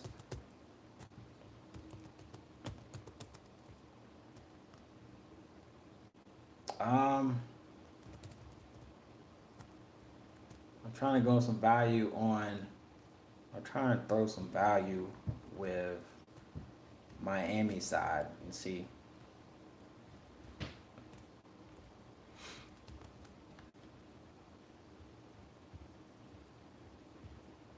A guy you could also consider on Miami, if anyone's looking at Mike Gresk, was it Gresicki? Is that how you pronounce his name? The Miami from the tight end for Miami, Mike Gretzky. Gret, I ain't gonna pronounce his name no more. I'm fucking this name up. Knowing that, they're looking at Patriots, they allowed 44 receiving yards to the tight end position. They give up around 13.3 fantasy points to Miami. He had 13 fantasy points last time he played I'm sorry. Last time he played New England, he had 13 fantasy points. He also had a touchdown in that game. Are we looking at this guy as a value? Now he's 4,500 on DraftKings. I'm more than likely not going to have him. I like Hayden Hurst, so I'm gonna just lock in Hayden Hurst here, but he could be a valuable spot on Miami. Sony Michelle.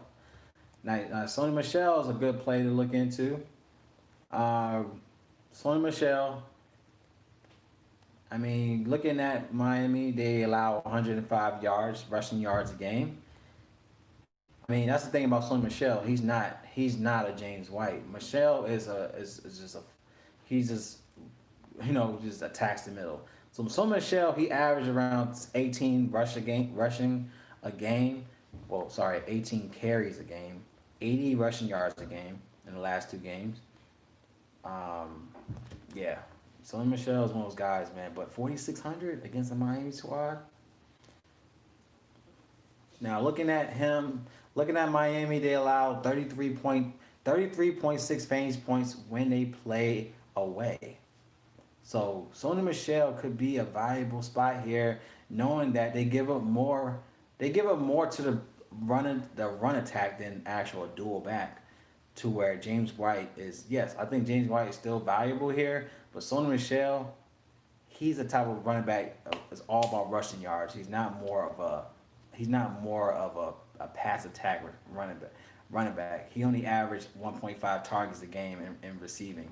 So he's more so just carrying the ball and just milking. So maybe Cam Newton could go with a run attack against Miami to try to be safe. No, if anything, he might know to be safe. Let's do the run attack more often. The fact that he don't really have weapons, he more likely going to use the run attack game plan. The run attack game plan utilize like a James White and Sony Michelle game plan to where it keeps him safe in this matchup. To where if we know that Miami allows 105 rushing yards, around 27 carries a game, then Sony Michelle probably gonna get most of the load in the run attack. To where you could look at a Sony Michelle 4,600, knowing that Miami has given a lot in rushing yards, something to consider. Yeah, that's true too. Like Cam could hit you with that, hit you with that play action. Um, that's the thing though. We don't know. We don't know how he's going to utilize this whole new offense. He hasn't been playing for 2 years. He hasn't played. That's the thing about Cam, bro. Like I'm not. I don't want to like hype him up. You know what I'm saying? Like he hasn't played for 2 years. This game has changed in 2 years to where he might have to play safe in this game. To where if he has guys like Sonny Michelle that could do well in this match. He had 13, 14 in the last two games against Miami last year. So he had like 13.5 fantasy points in the last two games. So like I said, if you need someone that could give you a safe play at 4,600 on DraftKings, Sonny Michelle is definitely someone you could consider. I mean, why not? Yeah. Cam's going to be chalky. I feel like you don't have to play Cam. Like Cam probably give you 18, 17 fantasy points. That's not going to be enough to win a tournament. If we're looking at, I'm not going to try to give you plays. I'm not going to try to give you plays to where just to cash. Like yeah, you'll cash, but we got to look at plays to where you could take down the slate. Cam Newton's not going to take down the slate. Can he take down the slate? He can, but he will be definitely chalky to where you need to be different at quarterback to take down a slate. But on that note, this game could get out of their hands, and Fitzpatrick could be the GPP play. Everyone's gonna be on Cam, but then I can see everyone's on Cam, but then Ryan Fitzpatrick was even though they lost. Let's say they lost. Fitzpatrick had maybe 300 some passing yards, 20 some fantasy points to where he was a better play at the end of the day. So I don't know. Cam could hit you with like maybe two rushing touchdowns from him alone. It's so many different. There's so many different things you could think of, but I think you did mention about. Sorry, I didn't want to keep going on it, but I just want to prove a point on that end. But you mentioned about Devontae Parker. Devontae Parker.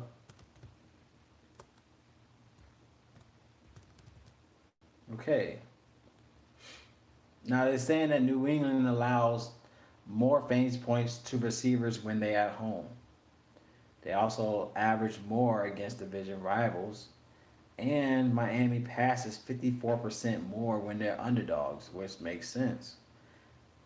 Um, he had 8.8 targets a game, 4.8 receptions, 87 yards. He had 3 touchdowns in the last 4 games last season, averaging 19.5 fantasy points. Now he's 6K on DraftKings. From the last people we were talking about, I'd rather pivot from this play. Now, I don't know. You know what? This is a GPP play as well with Devontae Adams. Like he had 25 fantasy points last game against New England at New England. Like I mentioned about Ryan Fitzpatrick going off with New England. So if he's gonna go off with New England, now let me look into Preston Williams because I could have sworn maybe Preston Williams was out. So let me look in. Okay, so Preston Williams was out. Was he out? Preston Williams was out that game. So maybe Devontae Adams only got that much volume because Preston Williams was out. Now knowing that Preston Williams is playing, this could hurt his value. Preston Williams is only 4,500. I'm more likely to look at Preston Williams at 45 than Devontae Adams at 66. 6K. Preston Williams is that viable spot. So if you want value, I'll more likely look at Preston Williams, knowing that Devontae Adams only got that much volume because Preston was out at that game versus New England.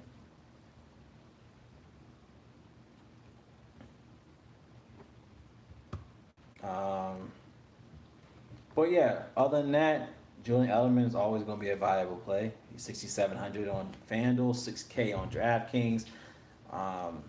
Obviously, he's going to get the targets. He has to build a relationship with Cam. That has to work out with him and Cam. Like he has to have that connection with him. So I still see Edelman getting the volume. I mean, he's averaging 5.8 targets a game the last 4 games. He's done well playing in Miami. But of course, it's a different quarterback. He had 18, 22, 27, 15, 35, 24. And then he shit the bed the last 2 games of last season. Edelman only had, 7 fantasy points average in the last 2 games versus Miami last season. So more likely, yes, he's still a valuable spot. Edelman is still a valuable spot here because he has to depend on Cam to keep his stock up. Like he's in a good position. So at 60, if you're playing FanDuel, I'm a fade Julian Edelman. 6,700 for Julian, not knowing the connection with Cam Newton. 6K is still. I feel like he could be a cash play, but can he give you upside at this play? It's a question mark here for me. He's in a good play. Like I said, Miami gave up a 208 rush receiving yards to two receivers,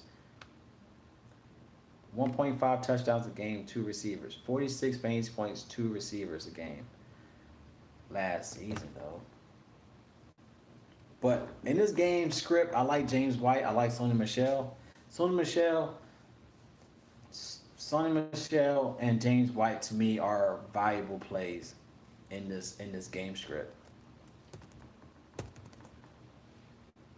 In this game script, Julian Edelman, he's always going to be that guy to look at. But Ryan Fitzpatrick will be that GPP play in my opinion here. So that's all I'm gonna say on this one. All right, let's get into the Eagles versus the Redskins.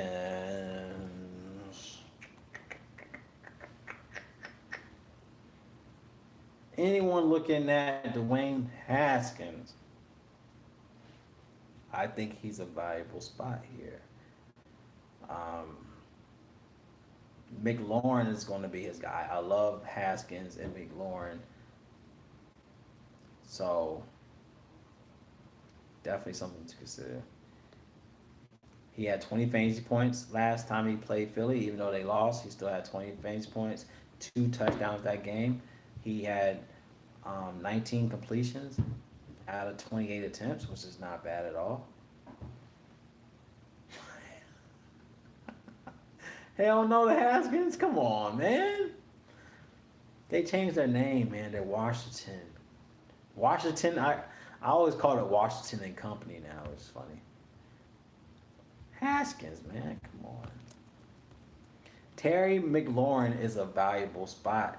Terry McLaurin, if you okay, reason why I said Haskins is a great play. McLaurin is in the smashing spot. Last time McLaurin had 27 fantasy points in two games. Average 27 fantasy points in two games. Terry McLaurin is a valuable play here. Smashing spot here. Against Philly, who has garbage, they're garbage. Going against like Darius Slay, good luck. Darius Slay's garbage.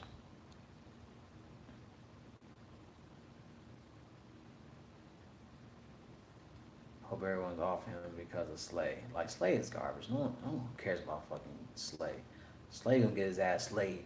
So 5,600 for Terry McLaurin on DraftKings is a steal. Getting Haskins finally. This is the thing about Haskins. I feel like Haskins wasn't given a chance to shine last season. Haskins was only out there because the coach was getting his ass was about to get his ass fired, so he gave people what they wanted by putting him in the game. Haskins didn't get no reps with the first team. Anytime they practiced, he didn't rep for the first team. He always practiced to where like he practiced with his second team unit, red shirts. Haskins never had time with the first team. So I can so the fact that Haskins was thrown out, he was literally thrown out with the Wolves to the Wolves and got 20 fantasy points against Philly. And it's something to look at. Haskins is in a great play. Now, looking at Philly the last four games, they allowed 288 passing yards a game to the quarterback position. Yes, he had a terrible offensive line too. Like they build up. They literally changed the name and changed everything around it. Haskins could be the future for this team. Like they just never gave him a chance. Now they got a new coach that knows that Haskins is that dude. I don't know why they keep trusting in a Colt McCoy or Alex fucking Smith.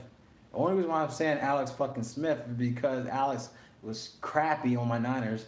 He crapped all over my Niners.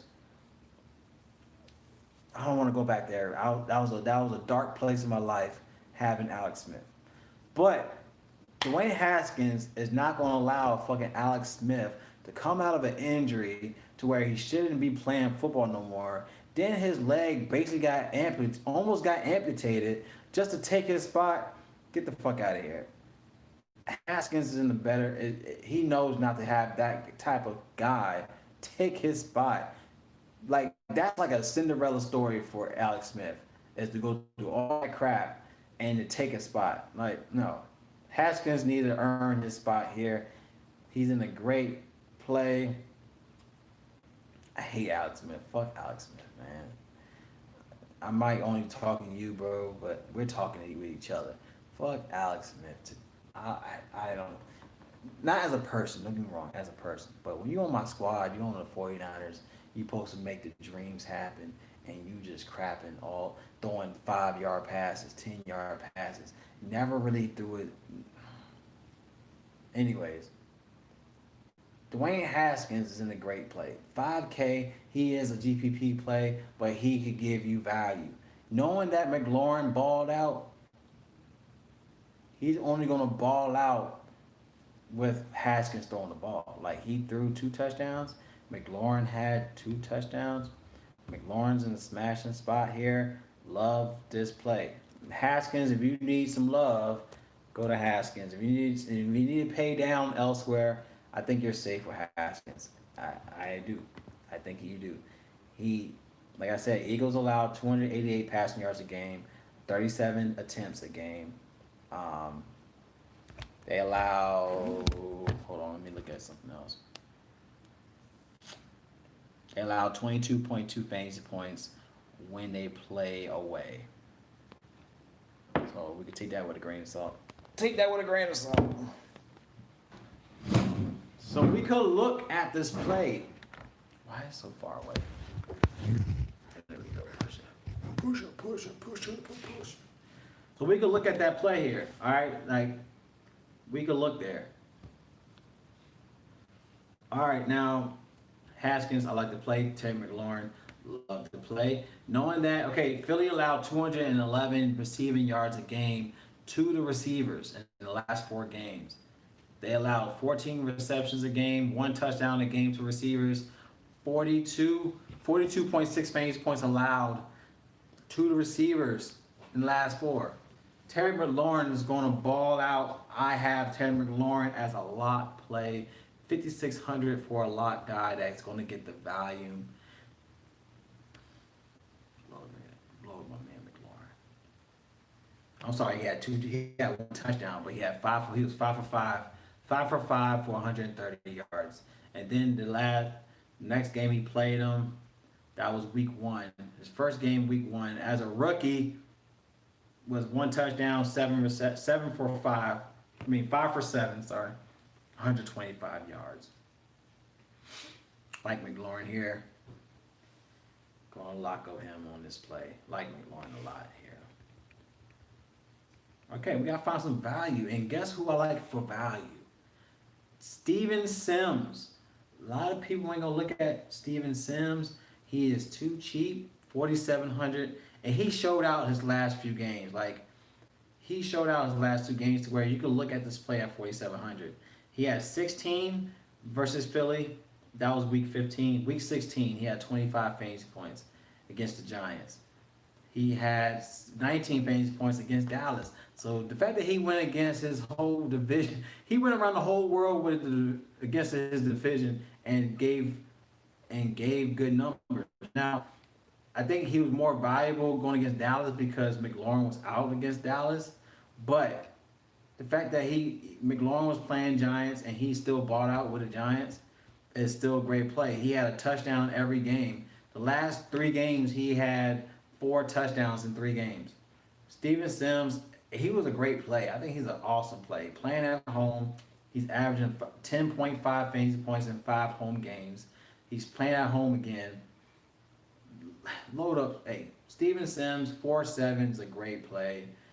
Like I said, going against the receivers, he had 9 targets a game, 76 targets.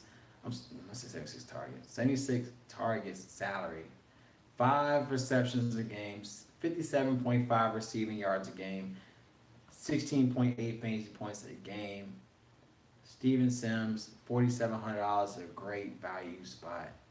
Definitely want to get my hands on some Sims. I'm not sure how you feel about Sims, but I feel like if you need some value, go with my man Sims. He did some damage. So let's go to Sims. All right, like Sims here. Trying to look elsewhere. I didn't know Peyton Barber was on the skins. If you did, I didn't know he was on there. Looking at elsewhere, got Dontrell Inman. I didn't know he was on the skins. Dontrell Inman. I did not know. Let's see. Since Slay will be on McLaurin, the Eagles allow the third fewest targets to slow receiver Sims. This leaves Inman to do battle with Avonte Maddox. He is purely a punt player. The team with Haskins. I don't know if you have to go deep into that, but I do like Sims as a value play. 3,400 for Dontrell Inman for the Redskins is a punt play, but I do like Sims here at this spot. So something to consider for him at this play for week one. Trying to see who else we can consider in this play for this game before I move on. But I definitely like Haskins. Haskins is a great GPP play. And Sims is a great GPP play. McLaurin's a great cash play. I think all over Redskin, that spot is a good spot overall. So I like this play a lot here. Now, if I'm looking at receivers for the Eagles, you have to look at Deshaun Jackson. Why am I only seeing Redskins though? I probably only have him highlighted. Yep, don't have him highlighted. I like Carson Wentz a lot. Carson Wentz 6,300 still a great play overall. Redskins allowed 279 passing yards a game, 3.3 passing touchdowns a game. They allowed 26.7 fantasy points to opposing quarterbacks at home. Carson Wentz, hopefully he's playing. He was questionable. Hopefully he's playing because I had him locked in this play. T-Jax, yeah, I said T-Jax. D-Jax has to be healthy. He's in a smashing spot as well. Like Wentz here. Wentz has been dominating. The reason why I don't want to just target Haskins because Wentz has bought out. I feel like you could pay up here. He's done well. He had 23 fantasy points, 28 in the last two. So he's averaging around 25 and some change in the last two games last season against Washington. He always averaged 20 plus fantasy points in the last 3 seasons against Washington. He had 24 fantasy points at home. Playing them at home in 2017. And then he had 23 last season against them. But he had 24, 32, 24, 28, 30, 23 in the last 5 games against Washington. So, love this play for Carson Wentz. I think he's a great play. Now, looking at his status, he's back to full participation, which is good. He had a growing injury, but he resumed practicing in full Monday. But they said he's ramping up for his activity level to advance of week one at Washington. And also it says, meanwhile, the O-line in front of him has reshuffled due to the season-ending injury to lineman Andre Dillard and right guard Brandon Brooks, who have been replaced by Jason Peters and a player to be named later, which that's stupid. But the Eagles' skill positions are banged up while Miles Sanders and Jalen Rieger, upper body, Alshon Jeffrey, all stages of recovery. Oh, so basically what they're saying is this team is full of shit right now. But I like Wentz here. If we could get Deshaun Jackson healthy, hopefully he's healthy. He's in a smashing spot. He's done damage against Skins. We all know how he is against Skins. So last time he played him, that was playing at Philly. He had 2 touchdowns for 38 fantasy points, which was ridiculous. But if I see that Wentz is going to ball out, Deshaun is going to ball out. The given They're looking at 36.5 fantasy points allowed to the receivers, 157.8 receiving yards a game to the receivers. So as you can see, Redskins actually has a better play playing this team in a sense of receiver wise. But Deshaun Jackson is no slouch, so I like this play for him. He averaging 79.5 receiving yards a game. He had 2 touchdowns in the last 4 games. Um, Deshaun Jackson, great play to consider here. Another guy, let's see if we go deeper into this. We could probably look at Greg Ward. Now, Greg Ward is probably a play where you could consider. Now, he had 19 fantasy points last time he played at Washington. He had a touchdown with 9 targets. But of course, Deshaun Jackson wasn't playing that game. So that could be the reason. But trying to find value. Greg Ward is a great value play. He has 6.3 targets in the last 4 games. He had 49.8 receiving yards, 11.7 fantasy points a game, but 10.3 fantasy points when he plays away. So it's a good game to consider. Also, they say that Redskins allow 52% more fantasy points against their division rivals. So I like Sims as a value play. I do like Greg Ward as a value play at 4,200. Not knowing how Alshon Jeffrey is going to play, so let's say Alshon Jeffrey sits, then Greg Ward is a valuable spot here. So I like this play for him to consider. And then I like Philly's tight ends. All right, knowing that Redskins allow a lot of fantasy points to the tight end spot, they allow 23.8 fantasy points to the tight ends at home. So something to consider here.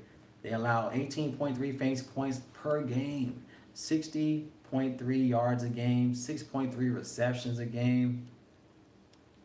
So Dallas Goedert is a good valuable play. Now he's 4,100, but he is the tight end number 2 spot. Of course, Zach Ertz is a great play to consider for your lines here. So definitely want to take into consideration with him. All right, so definitely could look at Zach Ertz in this spot. Now, Zach Ertz had 8.3 targets a game. Last 4, he had 56 receiving yards a game, 15.1 fantasy points per game. But last time he played Washington, he had 10 and 17 in the last 2 games against Washington. Also, he had 17 twice in the last 2 against Washington, at Washington. Zach Ertz is obviously a play where you consider here. 5,800 is still a great price tag for him. He's averaging 20.3 fantasy points per game in 4 favorable games. So that's something to consider as well. So he's in a favorable matchup, and he actually succeeds in this play. So something to consider, as he's a great viable spot at 5,800. Now, would I lock him in? More likely not. I feel like there is valuable spots here for tight end, but I'm not going to say not to play him. But he is still a great play to consider as a tight end spot. Eagles definitely will be chalk play. Foot. Who the hell's Foot? Foot. Do you like Foot? That's fucking weird. I don't know what the fuck is wrong with this dude. Yeah, let's go ahead and remove that because that's fucking stupid. But anyways, Eagles will be chalk play. But I do like Carson Wentz here. I'm not going to deny it. I mean, he might be chalk, but it's still a viable spot here to consider. All right, so let's look into our next play. Miles Sanders. Now, I do love Miles Sanders. It's just the fact that he's on a day-to-day basis. I have him locked. I had him locked in my lines, but dealing with this injury, we're not sure how they're going to utilize this guy. Let's look into his injury report.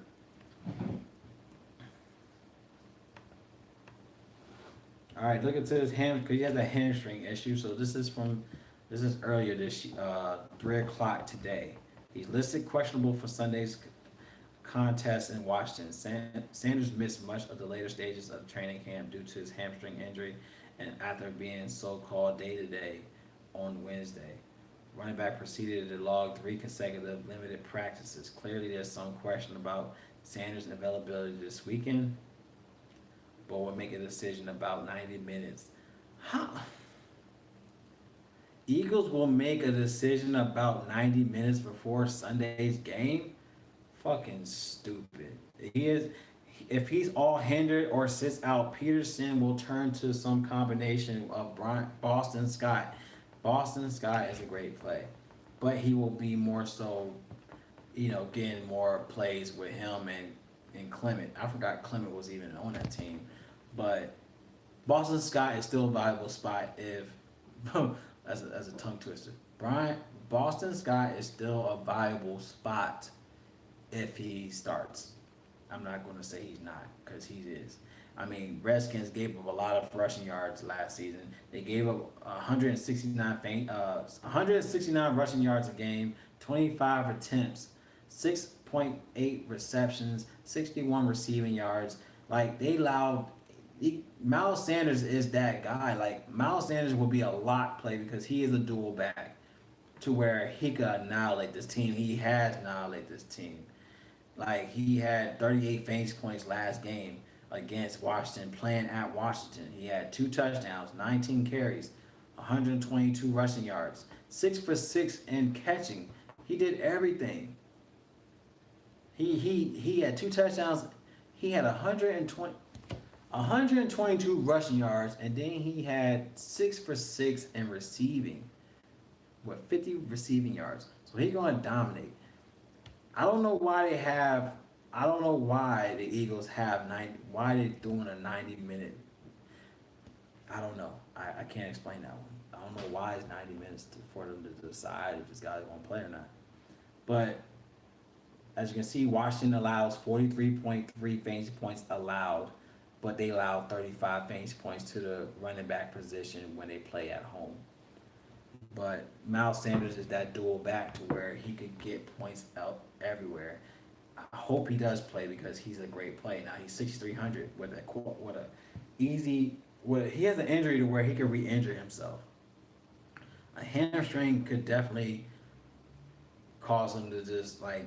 I could see him saying. I could see them saying he's not going to play second half, and that's what I don't want. That's why I don't want to hear.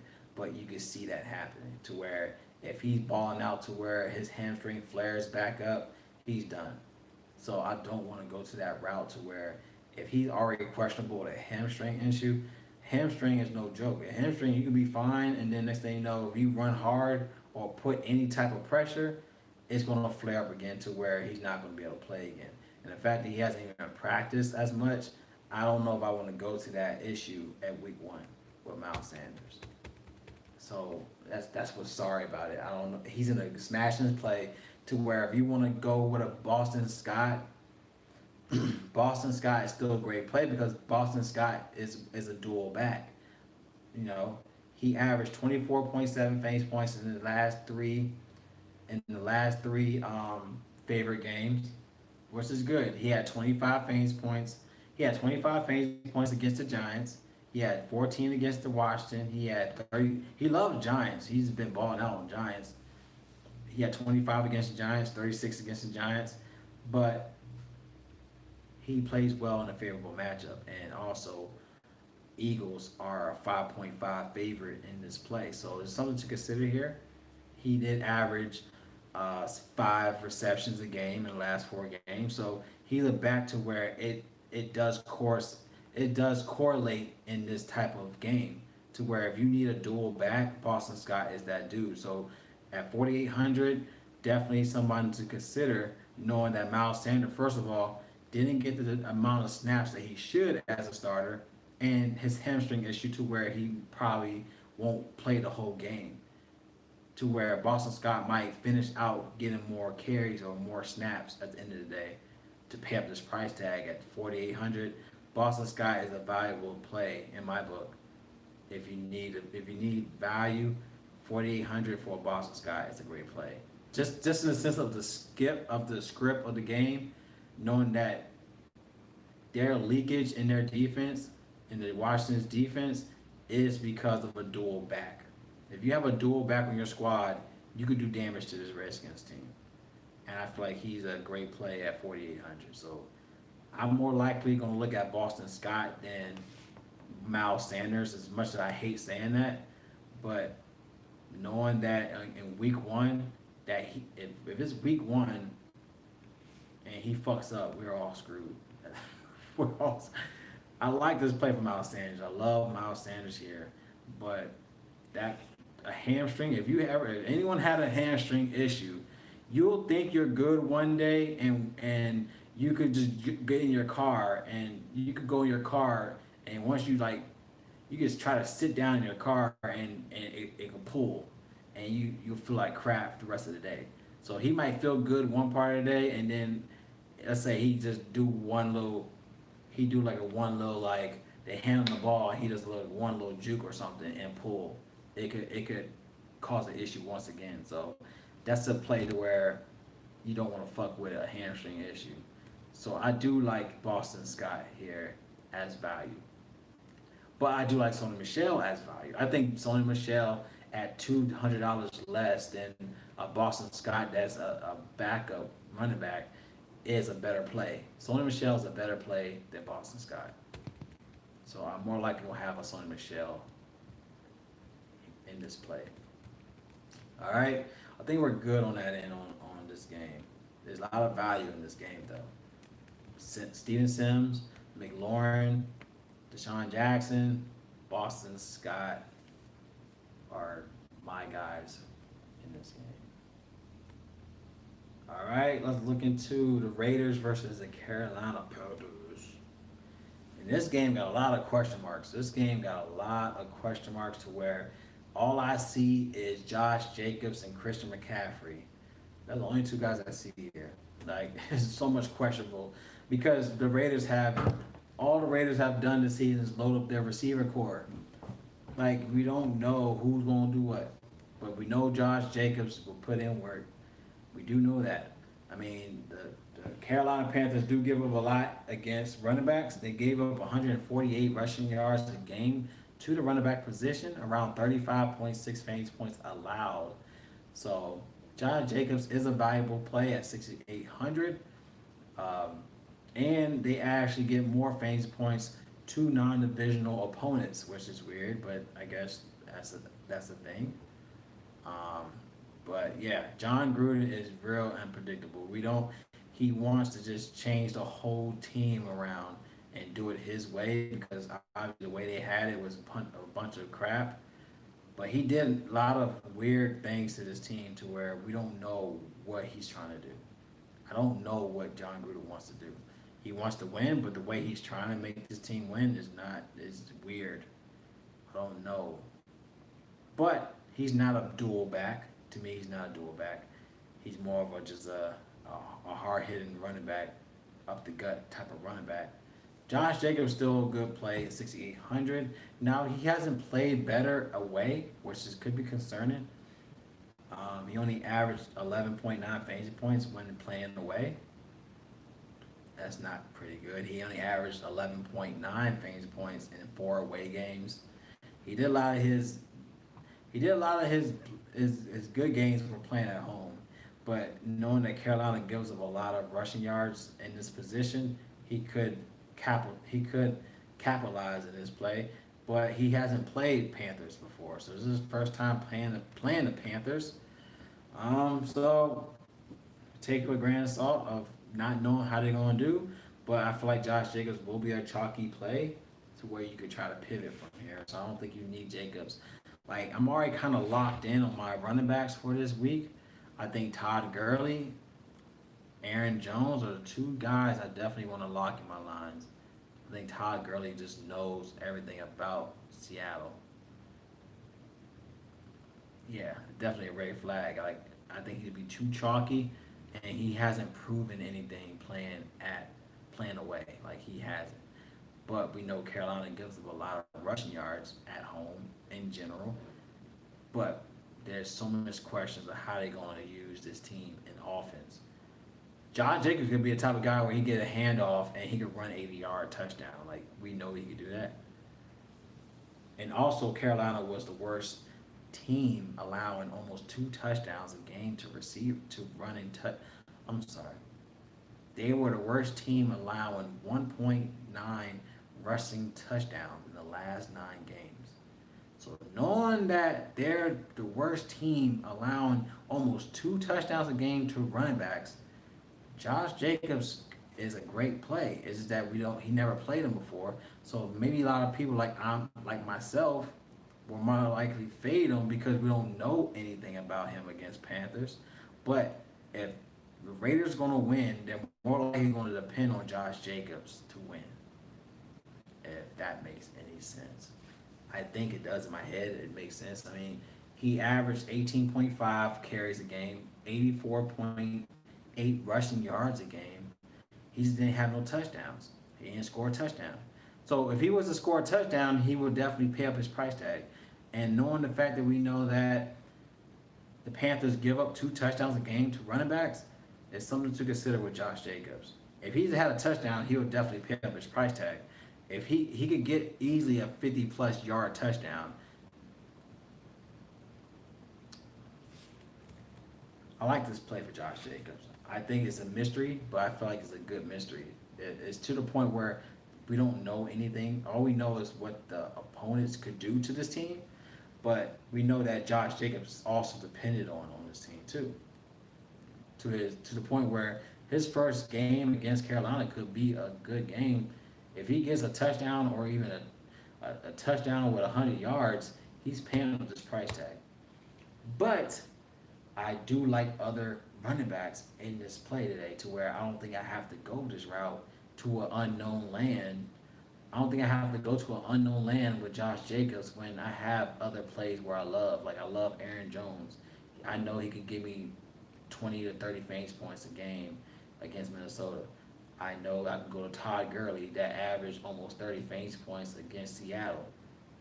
So going to a Josh Jacobs to where I don't know shit, I don't think I have to go that route. I'm gonna just leave it at that. I don't think I have to go that route. And then going to the same token in the sense of the quarterbacks. The quarterbacks, man, Teddy, whoo. Yeah, Raiders, man, it's not a good team to look at. I don't think you should. I mean, they're right now. They're on a rebuilding. They're rebuilding their team. So why and like yeah, if you're a Raiders fan, good job. Like if you're a Raiders fan, that's what you want. You want them to change the team. But in DFS, any team that's in a rebuilding stage, you want to step away from. I think you should step away from a team that's trying to rebuild to where we don't know how they're going to try to change the game plan. We didn't get a freaking a preseason to know if they're going to try to do any passing in the first game. Because there's one guy I do like on the Raiders, and that's what's the fuck his name? He has a weird laugh. Let me double check. I'm over here talking like I know him and shit. I mean, you got Darren Waller. Darren Waller is a great play. Carolina don't really give up a lot against this play.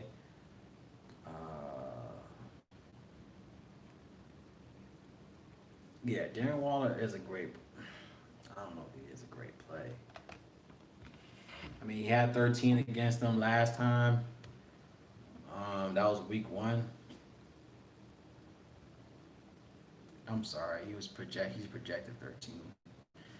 He projected 13 fantasy points week 1. I mean, he averaged 7.5 targets a game on the last 4.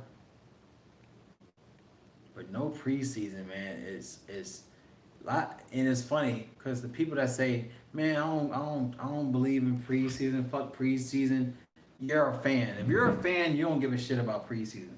But if you in DFS, you give a fucks about preseason. That's just how you have to look at it. You have to look at preseason to try to figure out how they're gonna utilize their team into the actual season. Like.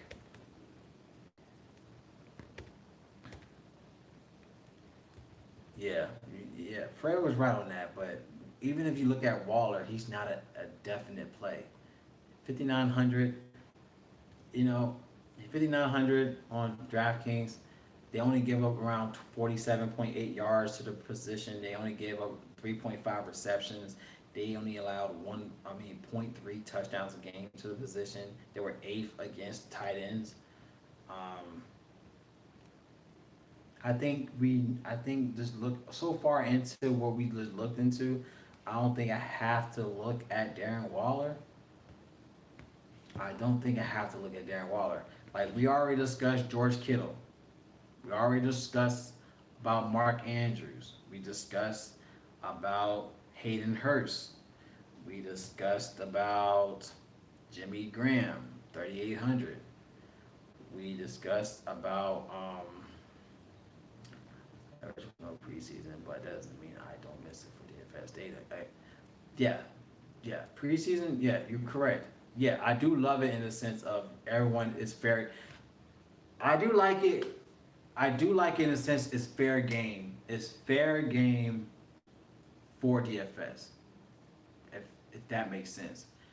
It's good leverage in the sense that everyone has a chance to actually win this shit because not it's one thing saying, oh, we have preseason, cool, I could look into it, but there's sharks out there that has more data of preseason stats than you might have. But the fact there's no preseason, everyone's fair game. But fair game, that's why we want to dictate, we want to dive into this shit because that's the value you want to get into these lines. Like now, Darren Waller, 5,900 is a question mark. I mean, Carolina hasn't given a lot against tight ends, but we know that he's going to be dependent on. But one guy I do like for the Raiders, let me look down on the receiver side. One guy I do like on the Raiders will be, he's cheap too. He will be in my video. I'll let y'all know that he will be in my video for value. Will be Hunter Renfro. Hunter Renfro, he's 4,500.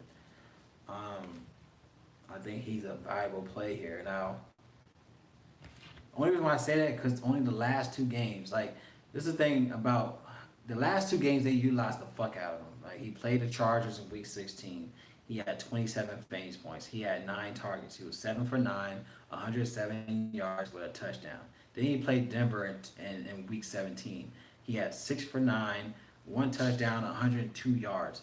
So the fact that he had almost 105 yards in the 2 games and a touchdown in the last 2 games shows that this could be that guy coming to Week 1.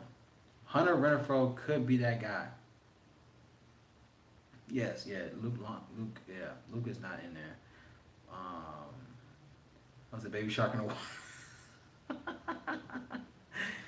I didn't see that. He said Baby Shark in the water. Yeah, hey, somebody gotta be a shark. You feel me?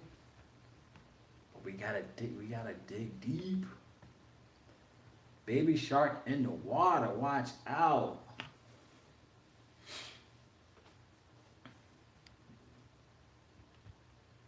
But I do like Hunter Renfro. I think he's a sleeper play here. Looking at Carolina, they allowed 168.8 receiving yards a game in the last 4 games.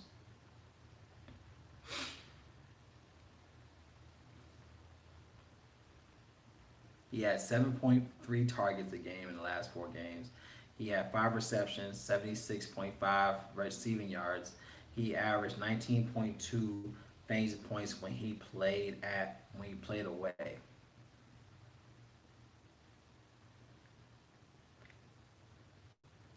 I think Renfro is a dicey call. I think he's a great play. Carolina allowed 1.3 touchdowns a game in the last 4. They allowed 36.5 fantasy points a game allowed to the receivers. This could be a good play. The fact that he showed out the last 2 games, I feel like if I'm gonna look into John Gruden's head, like you should build your receiver core around this guy. They did pick up some receivers for the draft. but I still feel like they're going to utilize him as the. I mean, it's fucking weird. They got him as a expected starter at the third slot receiver. But Hunter Renfro is a great play to look into for your lines at 4,500. I really feel like he's a great play overall. So Renfro will be my sleeper play. I think he's a great play.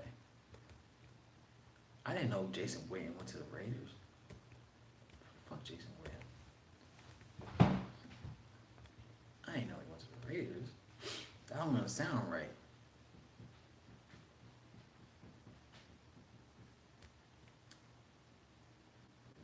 Oh yeah, Panthers lost. Yeah, yeah. Ian Thomas. Let me see what Ian Thomas is looking like. Ian Thomas is whatever. I'm not really looking at Ian Thomas. Hunter Renfro is definitely a sleeper. I think he's a great play for his price tag. Now we're looking into Carolina. Carolina kind of built up their team. I mean, yeah, they now got Robbie Anderson. Robbie Anderson was that dude. He wasn't getting as much snaps as Crowder on the Jets, but coming to Carolina, he could be that guy. I just don't trust Teddy Bridgewater. Teddy Bridgewater he's a safe quarterback. He's going to definitely rely on McCaffrey, um, but I don't see value in Teddy Bridgewater. So if I don't see value in Teddy Bridgewater, then I don't really see value in his receivers.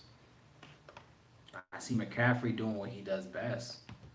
I mean, he could even at a hard team, he could pick out the team by himself. So Christian McCaffrey obviously going to be a valuable play, but for 10,000, good luck. 10,000, but 10,000 for McCaffrey.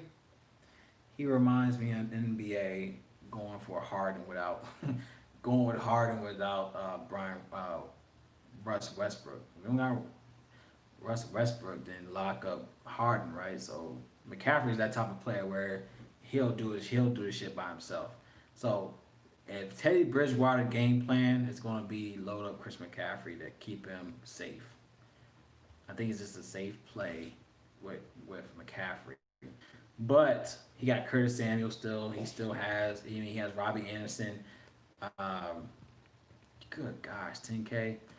But I mean, we all know what he could do. But that's the thing, though. We have a lot of value. We have a lot of value in week one, to where if you want to lock up him, maybe have McCaffrey as a flex. But we didn't really get into the other games yet. But the fact that we got Devontae Adams, I think he's a lock. Devontae Adams is a lock. Aaron Jones is a lock. Todd Gurley for me is a lock. I don't think I have to go McCaffrey. I like Hayden Hurst as a lock. I think he's a great valuable spot. Um, I think you put Julio Jones as your flex. I don't think you have to go McCaffrey. You get a Julio Jones for almost 2,000 less. That could give you them numbers. If he just get a touchdown, he'll give you McCaffrey numbers. So I don't think you have to go this route. I think you can leave that shit alone. You can leave the shit alone. All right, we got the Colts versus Jags. I'm gonna go ahead and give me a beer real quick. I go bathroom real quick. I'll come right back.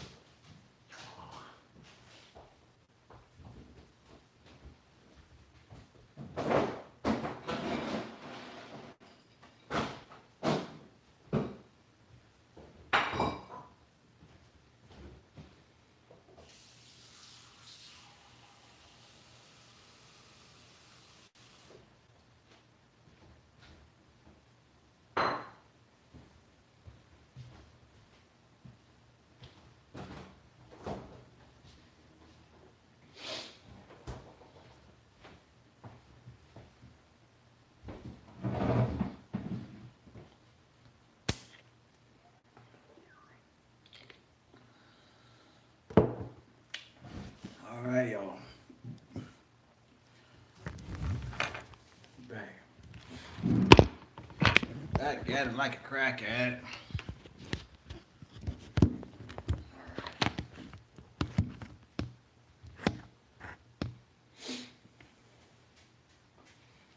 Yeah, we was talking about Kevin Ridley before.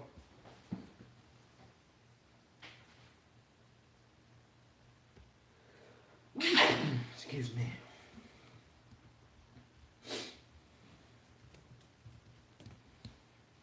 All right, y'all, back at it, man. How everybody doing? Everybody good? Everybody good? We've been on here for almost. I think we've been on here literally. We've been on here for like almost 4 hours. 4 hours, yo. Yeah, that's the thing though. Like we don't know how they gonna play, but man, I love Todd Gurley to definitely help out their running game.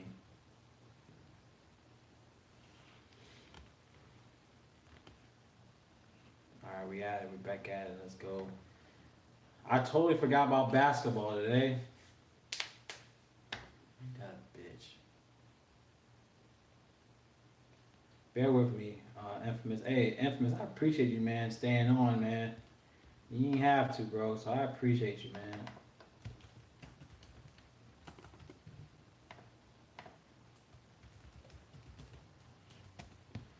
I'm looking at my FanDuel. I'll look at my FanDuel real quick because I do want to get on some NBA real quick. Damn.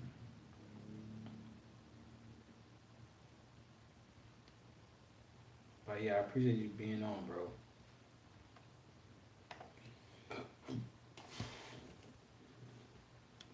We're just trying to dig deep. We're just trying to dig deep in these plays, man. We're trying to get these. We're trying to win, man.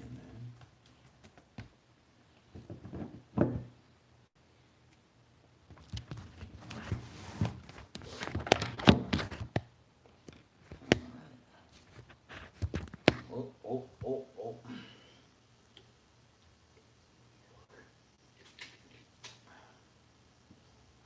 Where's the camera? Fucking.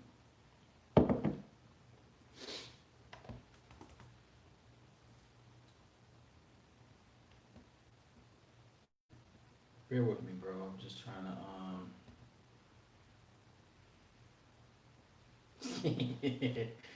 Yeah, today's the last day, man. I don't like them. I don't like them single games. I know that for sure. Basketball, you might as well just put the whole bench and hope for the best.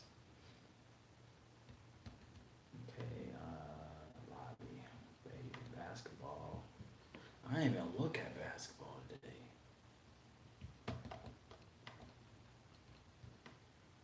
That's whatever.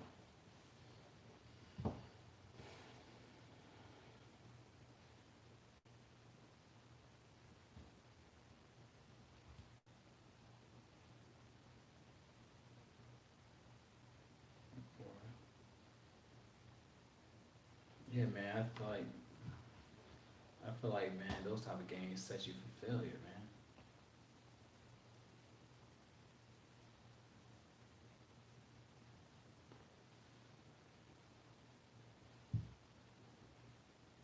Did basketball already start already? Am I tripping? 9 p. Oh, fuck. It's 29.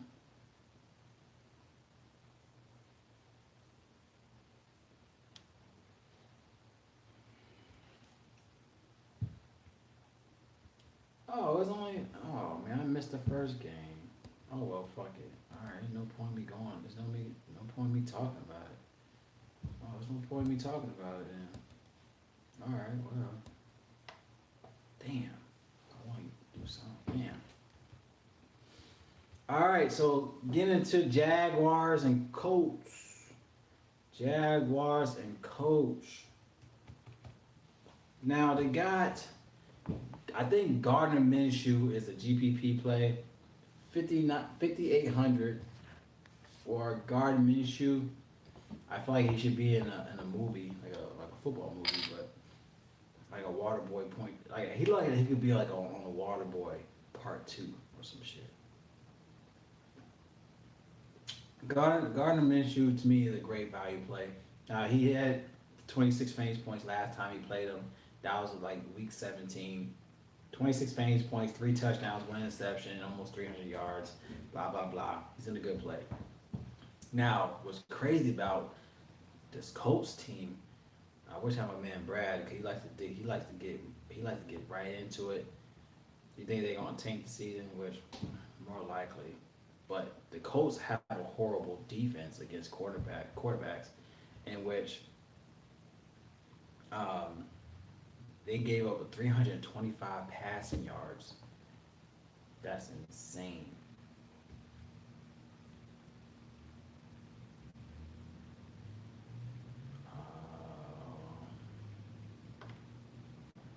I mean, a lot of people think it's tanking, but I mean, yeah, I mean, I don't think they're really tanking. I mean, I don't know how they're gonna tank the first game. I mean, the first week. I mean, yeah, they got rid of Fournette, but I mean, I think they're rebuilding, which is obvious. But I think it's a good path. But I think Gardner is still a great GPP play at 5,800 on DraftKings. Now they're showing that the Colts allowed 2.8 passing touchdowns to the quarterback position in the last 4 games. They gave up 40 pass attempts.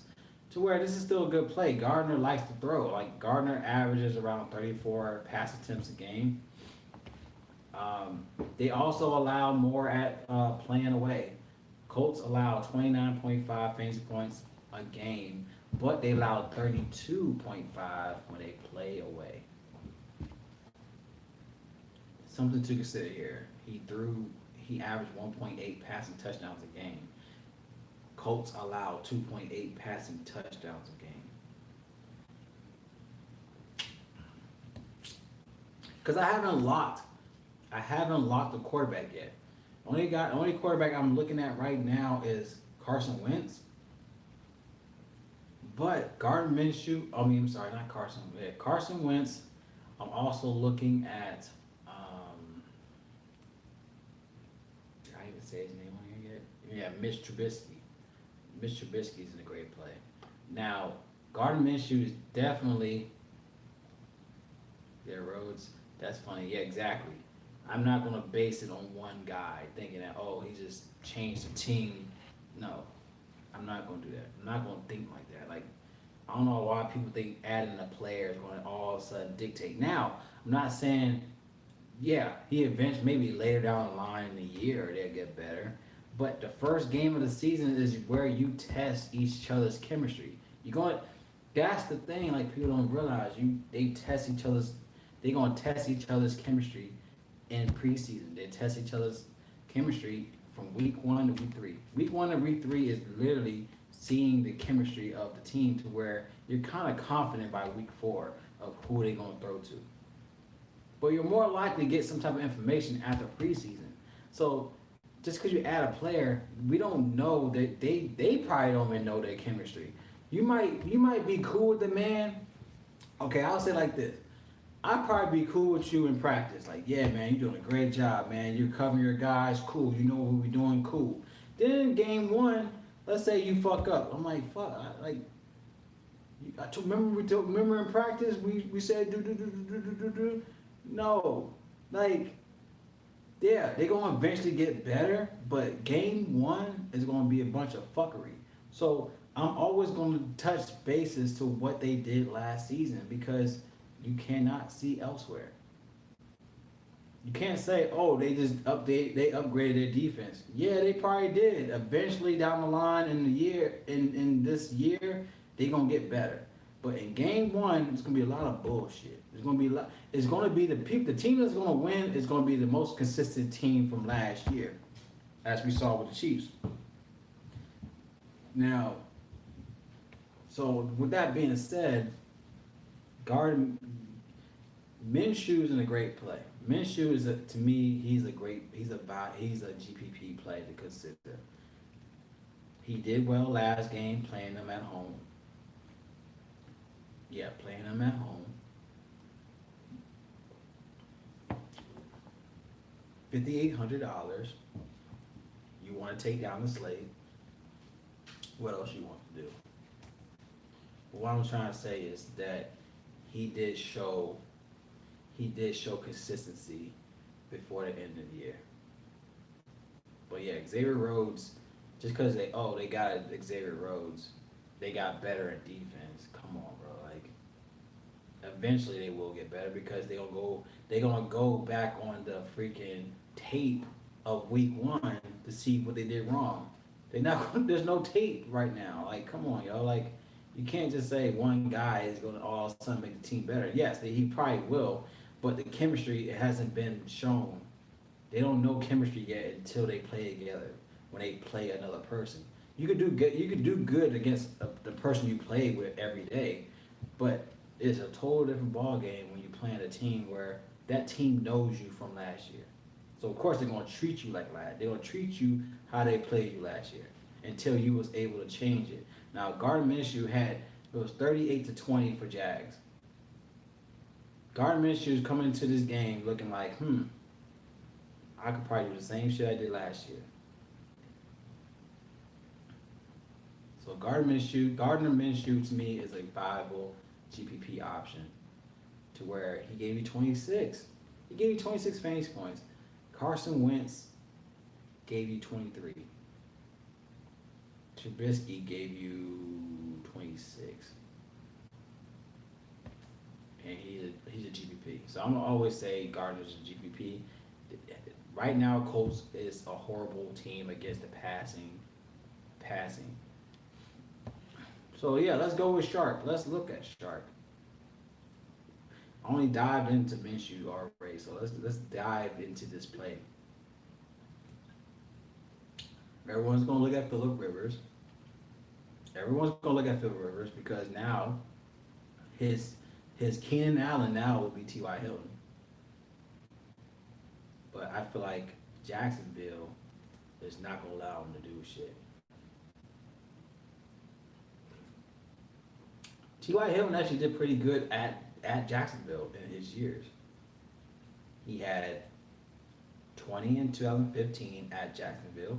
He had 17 against Jaguars at 2016 he had 17. 2017 he had 14. 2018 he had 16. And then last year he had 10.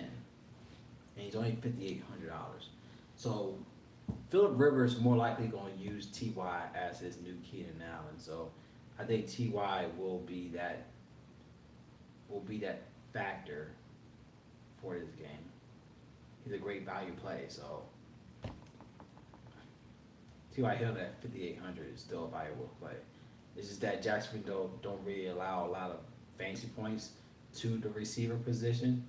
They only allow 26 fantasy points allowed to this position, but Ty is one of those guys to where he can still give you value. But at 5,800, we already talked about people that can give you more than that. So I'm gonna fade that play. Let's look at the G.J. Shark. Awesome play. That's all I gotta say.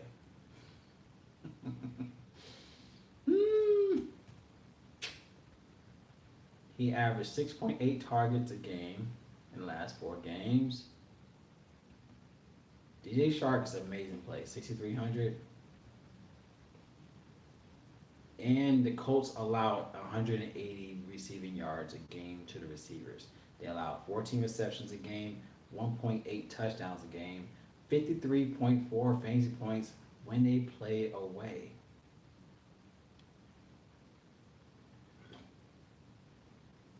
Wow. Exactly. But he only had 7 fantasy points last game when he played them away. So that's another thing to consider. But he did play them in week 11 and he had 33 fantasy points, but that was that with Minshew?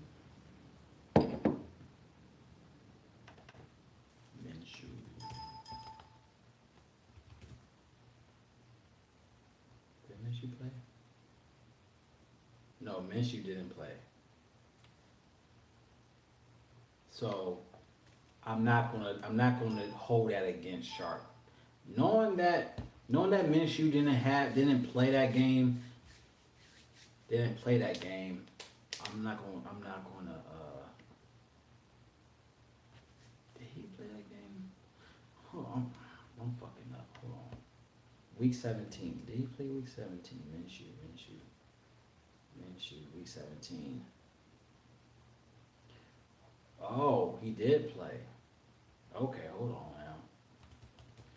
Okay, so Minshew did play that game to where Shark only had 7 fantasy points. But he still threw it to him. He had 5 targets. He had 4 for 5 in targets, 34 yards, no touchdowns. But when he played week 11, he had 33 fantasy points, 2 touchdowns, 15 targets, 8 receptions, 104 yards. But that wasn't Minshew though. But I think that's not. I don't think that's something to worry about. DJ Shark is still a great play. 6,300 for DJ Shark is still a good spot here. If you feel like Minshew's gonna go off, it's DJ Shark should go off too. I think they got rid. Didn't they get rid of who did they fucking got rid of? Didn't they get rid of somebody on Jacksonville?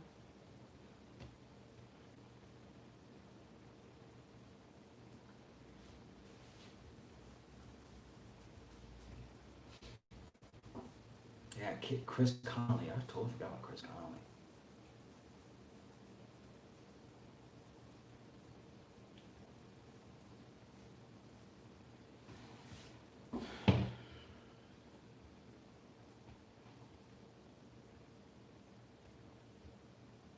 Oh, they picked up Chris Thompson from the Redskins.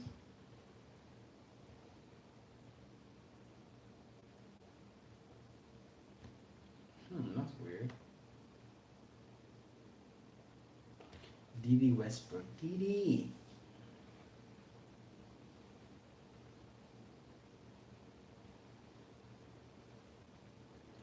Okay, so yeah, they apparently did a lot.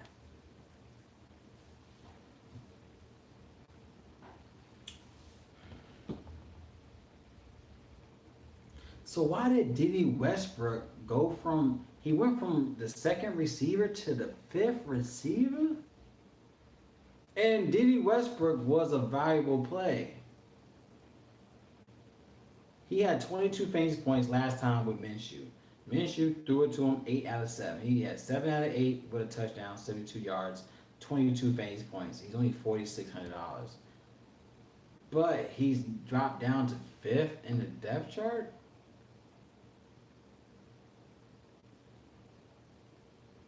Keelan Cole. They got a lot of fuck shit going on here. Man, Diddy Westbrook did good. Keelan Cole. He's the fourth receiver. He had 16 fantasy points last game with Minshew. He threw him a touchdown. He was 3 for 4, 110. Oh, he actually had kicking yards, so he had 110 kick return yards. Goodness. So he probably ran a touchdown back is what I'm seeing here. So basically he was thrown 3 for 4, 67 yards, but he probably ran a touchdown back to where he had 110 kick yards. Keelan Cole at 3,800 is a punt play for real.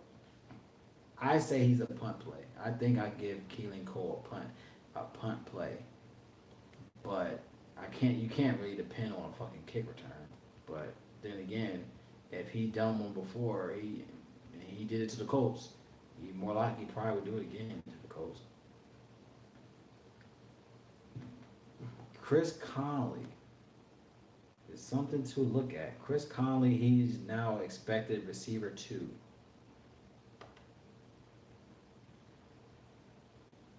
Now who's receiver 1? Oh, DJ Shark, obviously.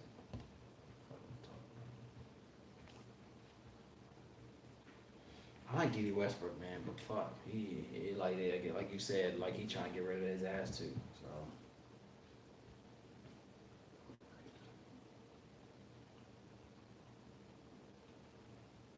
let me go down this list real quick. See any more value I see in receivers before I continue. Hey, Infamous, what do you feel about Jacksonville.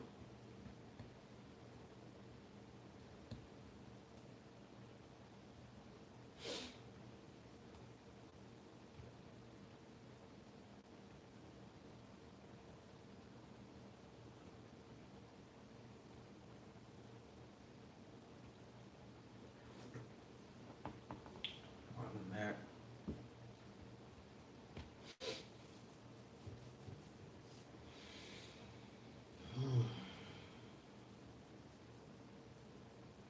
Okay, now I like Marlon Mack.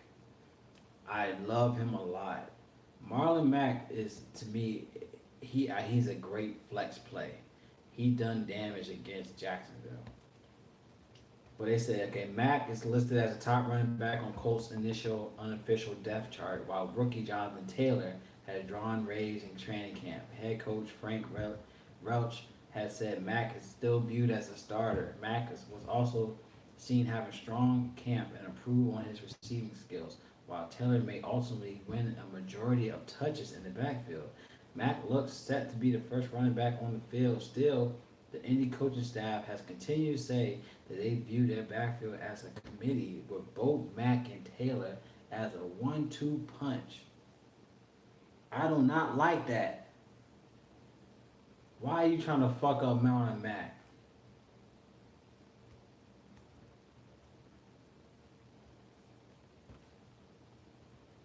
Marlon Mack averaged 20 fantasy points in the last two games against Jaguars.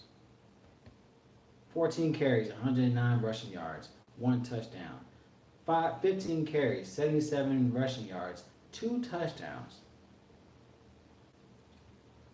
Jags is averaging 133.3 rushing yards a game to the running back.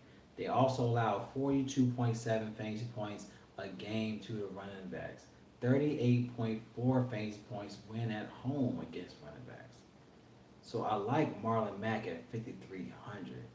But they're trying to do a 1-2 punch with Taylor? Get the fuck out of here.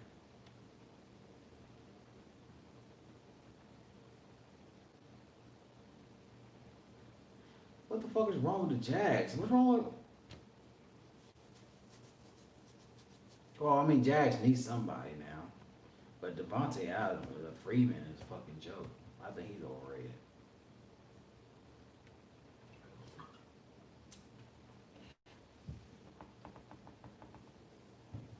But that's the thing about Rivers too. Rivers, Rivers will dump the passes like how he did like Melvin Gordon and Eckler. He's gonna do the same with Marlon Mack. We have to see it in the sense of how Phillip Rivers throws the ball. He'll more likely gonna try to find T.Y. Hilton, but he's gonna try to trust Marlon Mack in the backfield. I like Marlon Mack as a great valuable play at 5,300. He's definitely a great play. If you can't go up, Marlon Mack is a great spot. He averaged 20 fantasy points. That's the thing too. We have to find guys that can give you 20 plus fantasy points in your line. I'm not going to try to keep trying to find guys that give me like 16, 10. We need to find every motherfucker on this team that can. Your lineup should have everyone on your list 20, 20, 20, 20, 20, 20, 20, 20. Defense maybe 15, 12. But we need guys that can give you a definite 20 on your lineup. Marlon Mack is definitely a great value play to look into. I definitely will look into him in this spot for today. I mean for week one. Marlon Mack. I'm trying to look at Jack Doyle. Jack Doyle for the Colts. He's in a good spot. Now he hasn't done well against Jaguars, but Jaguars do give a lot of fantasy points to the tight ends. They gave up 70.8 yards to the tight end spot in the last 4 games, 5.3 receptions, 16.1 fantasy points to the position. But they only allow 12.4 when they play at home. So I think Doyle is a value play, but Mac Jones, Eckler. Oh yeah, we didn't even get the Chargers yet, so I love Eckler. Eckler just needed Melvin Gordon to get the fuck out of out of LA. Eckler like, let me shine, baby, let me shine. Get the hell out of here. So knowing Tech, we'll get to the Chargers now. We're gonna get to the Chargers because the Chargers with Tayron Taylor, that's gonna be a GPP game for real. So Tyrone Taylor and Eckler could be a valuable play. Oh yeah, he bulked up too. Eckler knows it's his time to shine. He been waiting for this moment for a long time. Eckler is tired of being Robin to Batman. He's bulking up to be Batman.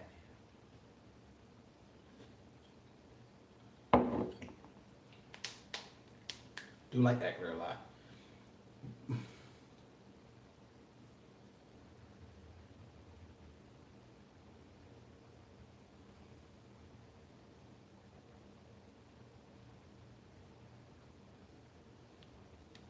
All right, let's get out of this game because I think we're finished with this game. I think Minshew, DJ Shark, Marlon Mack.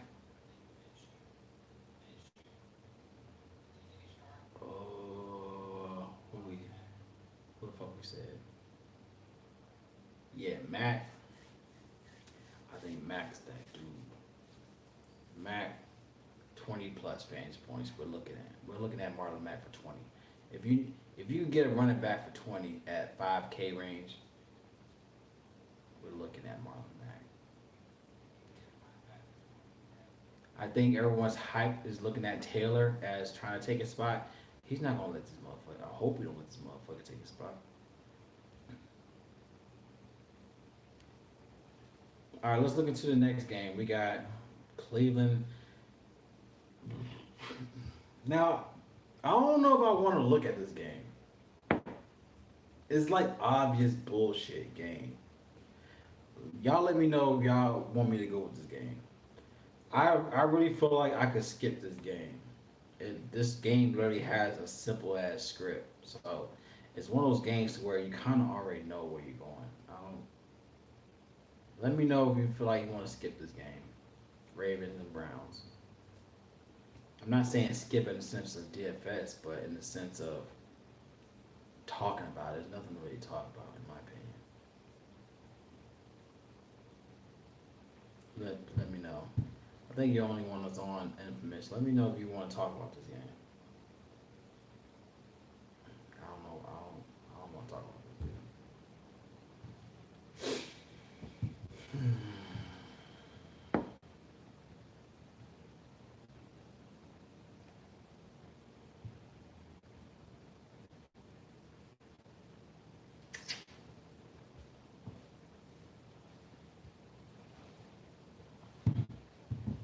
And this is the same thing I feel like. This is the same thing I feel like with Cleveland. Cleveland, the same thing I feel like the Dolphins with Patriots is how I feel about Browns versus the Ravens.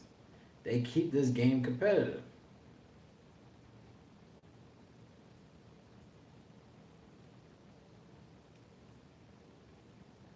I don't know why. I mean, yeah, they're division rivals. Don't get me wrong, they're division rivals. Which I guess I could see it that way. I mean, it's the same how the 49ers is the same shit with the Rams, same shit with the Cardinals. We keep the games close. OBJ is, to me, he's, I don't want to say it because I think I'm going to have a lot of people talk shit about me. I don't want to say that word about OJ, man. I don't want to say it, bro. I'm gonna leave him alone. I'm gonna leave OBJ alone. I don't want to talk about him. I feel like if I say what I want to say about this guy, I might get banned from YouTube.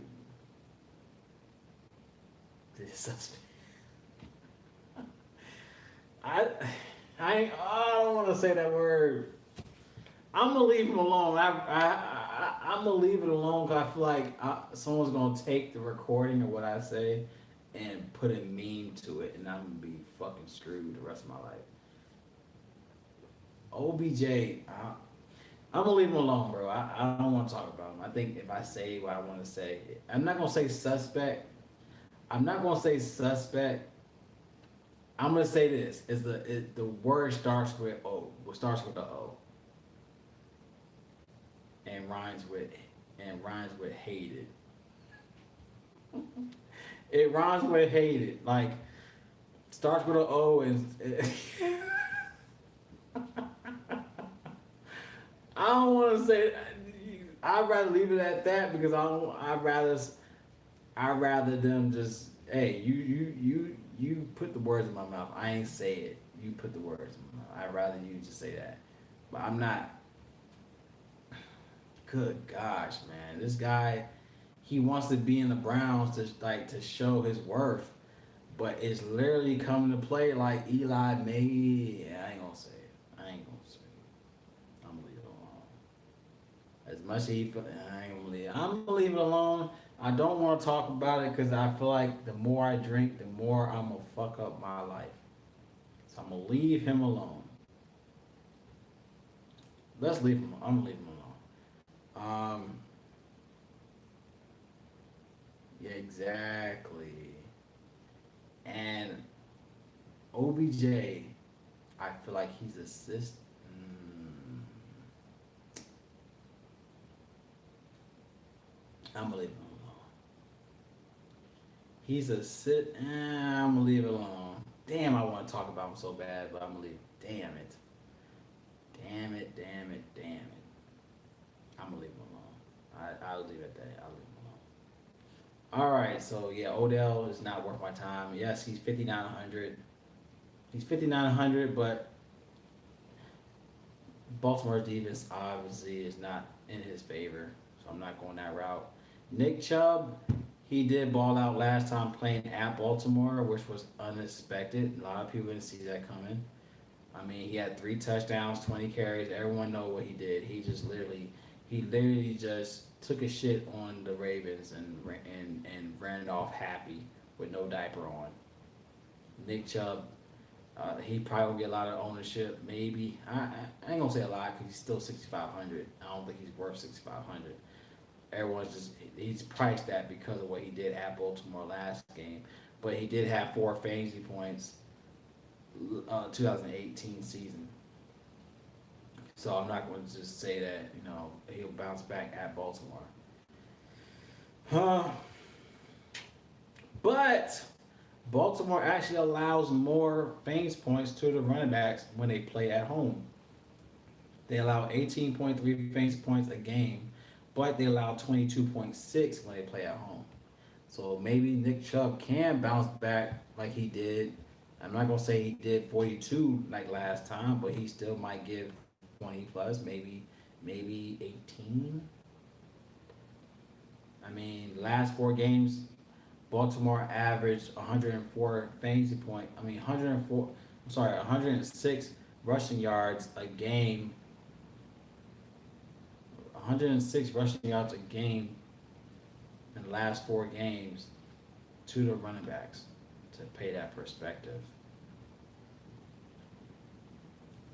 Now what we looking at Kareem Hunt. Now Kareem Hunt is still a backup.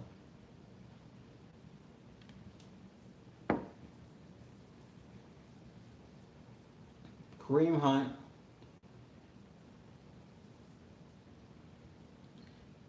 I feel like Hunt is a decoy for Nick Chubb. Now, he didn't play with Chubb. He didn't play with Chubb the first go around, in which that's why Chubb had 4 fantasy points the next game with Kareem. But he could also be a decoy for Nick Chubb. Like any other game script, once people see Kareem Hunt in the mix, this could be an issue to where Nick Chubb will be overlooked. If you see Kareem in the mix, Nick Chubb could actually be a benefit. But as we saw the first time around, they both were crap. So, but then again, we're not at Baltimore, so they both coming into this game with Chubb going off against them at Baltimore like he did last game. But then again, now you got Kareem Hunt in the mix to where it might hinder his upside. You just have to think like that. I mean, you have to think like that. Of course, you got Mark Andrews, obviously a great play here. You want to pay up to that price, but I feel like you don't have to pay up for that price. There's other value in tight end that you don't have to go Mark Andrews. You really don't have to go there. But if you want to, I feel like he's still a great play. Cleveland allows a touchdown a game to the tight ends. They do allow 66.5 yards to the tight ends. They allow 15.7 at home. They allow 18.9 fantasy points a game, but 15 when they play away. So that shows they actually don't give up a lot when they play away. So last time he played them at home, he only had 13.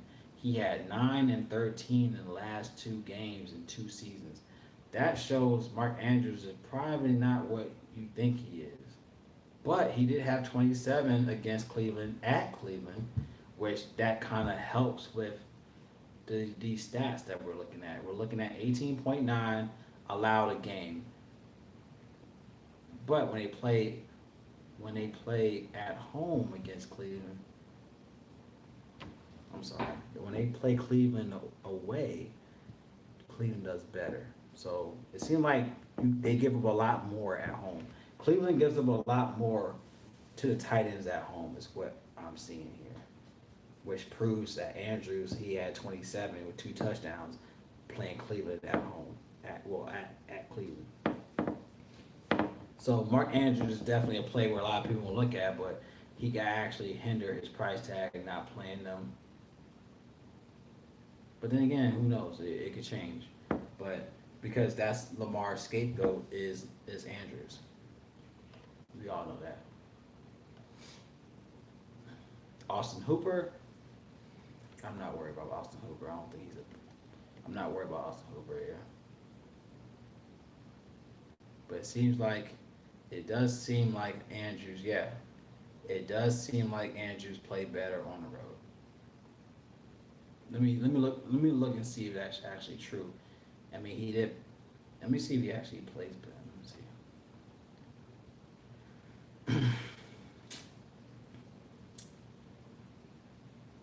Let's see. He played at Cleveland 27. He played at Buffalo. He had 2. He only had 2 fantasy points, so I can't really say that. But that's the Bills, so that's a different story. He played the Rams at Rams 7. He played at Cleveland 23. He played at Miami 28. Yeah, so we can definitely say we literally could say Andrew's best numbers are at home. Well, more solid numbers at home. I'm sorry, I lied. His upside numbers are on the road. I could say that. Because at home, let's see, at home he played Arizona. He had 28. That's okay. I mean, we already know you target tight ends playing Arizona. We all know that. So I'm not worried about that stat. He played Cleveland at home, 13. He played Cincinnati at home, 15. He played New England at home, 4. He played Houston at home, 18. He played San Francisco, 14. He played the Jets, 15. So it doesn't show. He played Titans at home, 8. So it doesn't show upside. Only upside games I see is playing on the road. To where I'm okay of fading Andrews here. Because also when he played Cleveland at home, he had 13, and in 2018 he had 9.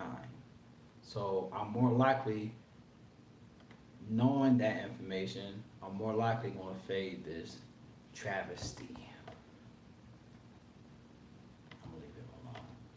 Which a lot of people might not leave him alone. People might think that, oh, Lamar, Lamar Jackson, Andrews connection. I'm gonna leave him alone. So I'm more likely going to fade Andrews at 6K, and on FanDuel he has 7,400, and he doesn't show that he's worth that every penny. He's not worth it. So mark him off my list.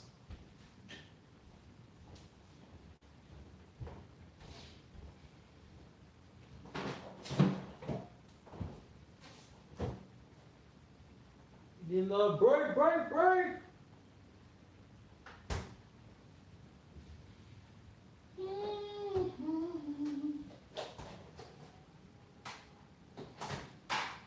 Break time.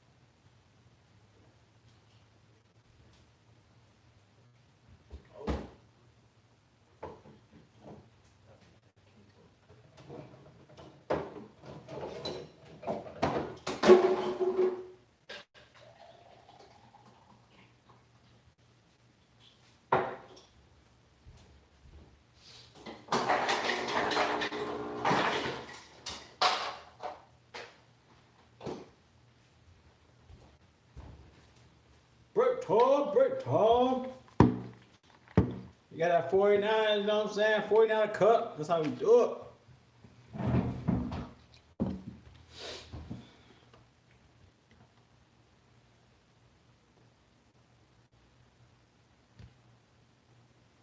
Damn, in basketball?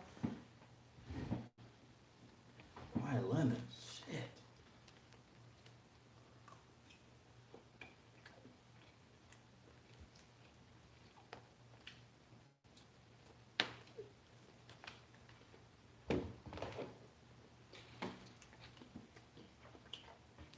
Man, that Clippers boy, that Clipper team, man, going through a lot of bullshit.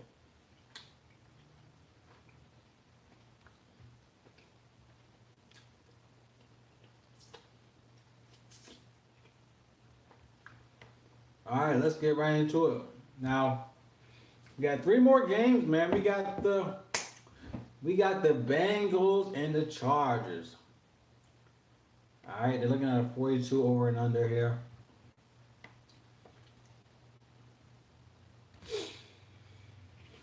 Right off the bat, everyone's looking at Joe Mixon.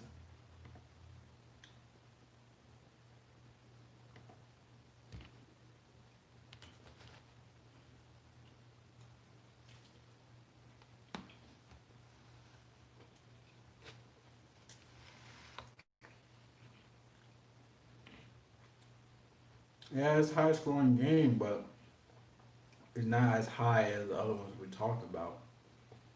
I mean, these are like It's 42 over underplay, but even Philly and Washington were 42.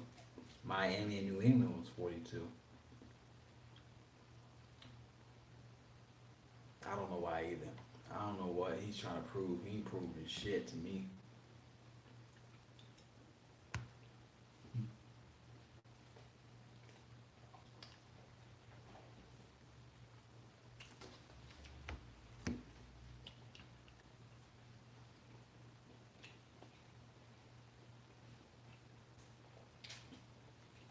Now,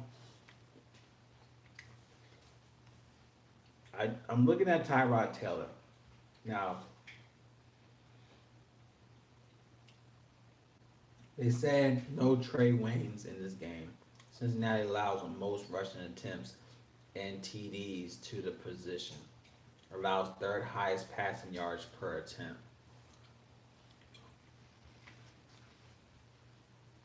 No Trey Waynes. Cincinnati allows most rushing attempts.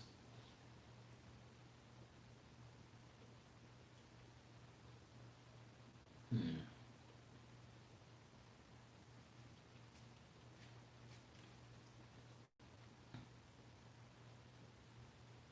I don't know what to say on that.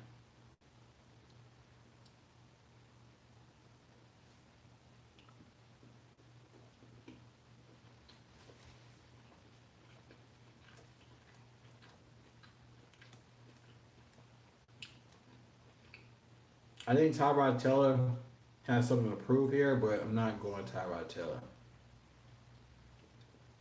Austin Eckler.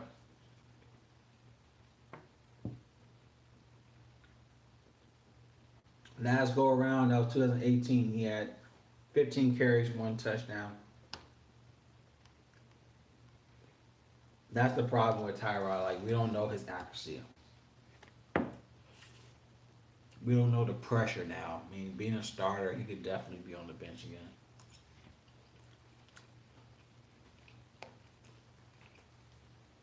There's gonna be more so a lot of hype with the Bengals.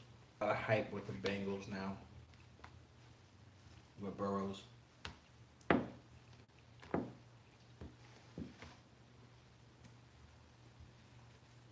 Hmm.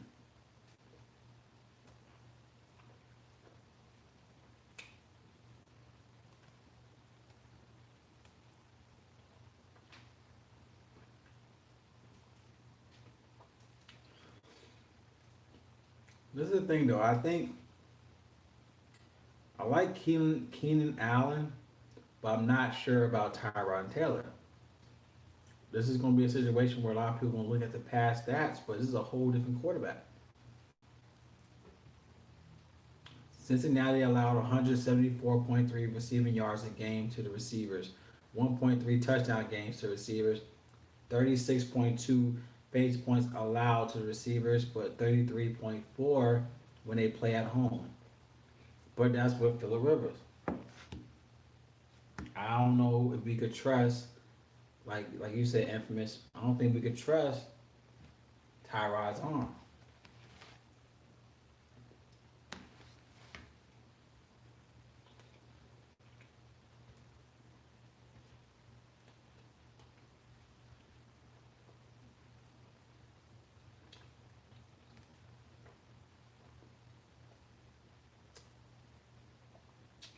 This game literally has a question mark written all over it. Even with Cincinnati.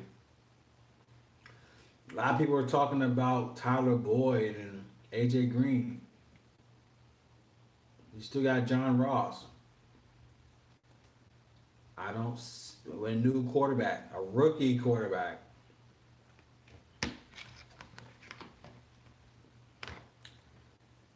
We all know how he is with Dalton. We knew the connection with John Ross and Dalton.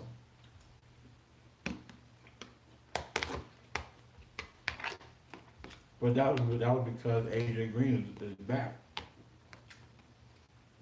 AJ AJ Green is back. John Ross is definitely gonna be overrated now.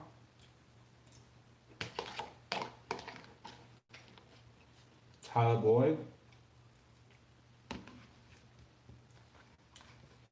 I think, unfortunately, I think I have to stay away from this game. There's so many question marks with this game.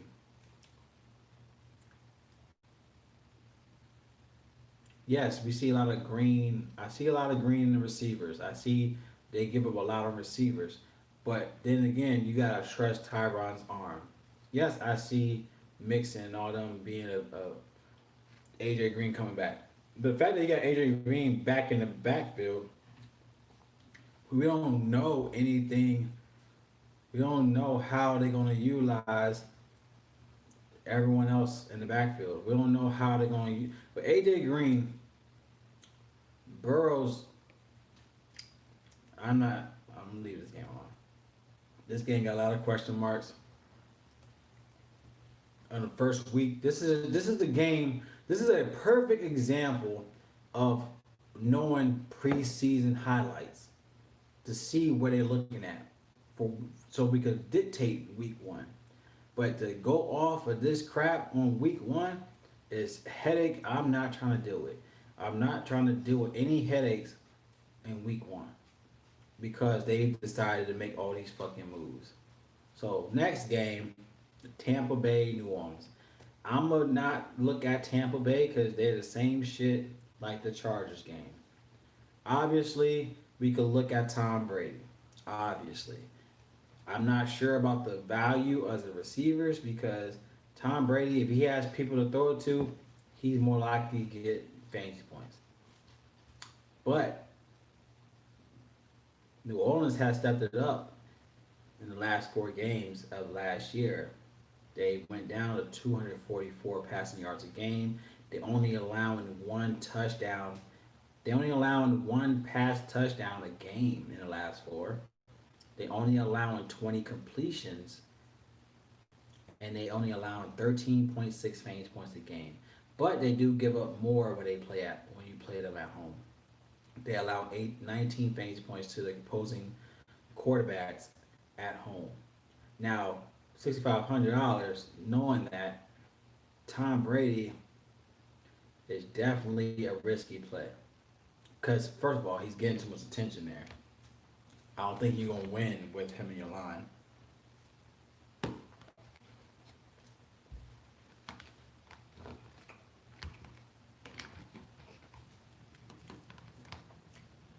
So I'm thinking I'm going to just fade Bucks. Now, on the other end,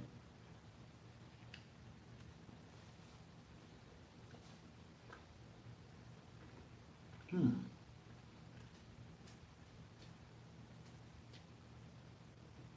So what I'm okay. So I'm looking at Scotty. They think that Scotty Miller could be replacing Mike Evans in Week One. Yeah, Tom Brady more likely going to depend on Ronald Jones and Fournette, but he doesn't throw down the ball. He doesn't throw the ball down the field. But what he could do is to rack up yards because these type of receivers he has, you could literally run a 10-yard pass and get 20 plus yards. So I'm not worried about him getting his yards if they play it like we think he's gonna play out. If he throws short passes to where he could rack up 100 plus 200 some yards because every pass he's throwing is probably 10 yards and they just grab more, then that's still a win-win situation. Now, I do like Scotty Miller if Mike Evans is out. Scotty Miller is 4K. They said that he's possible snap boost with Mike Evans has a hamstring issue.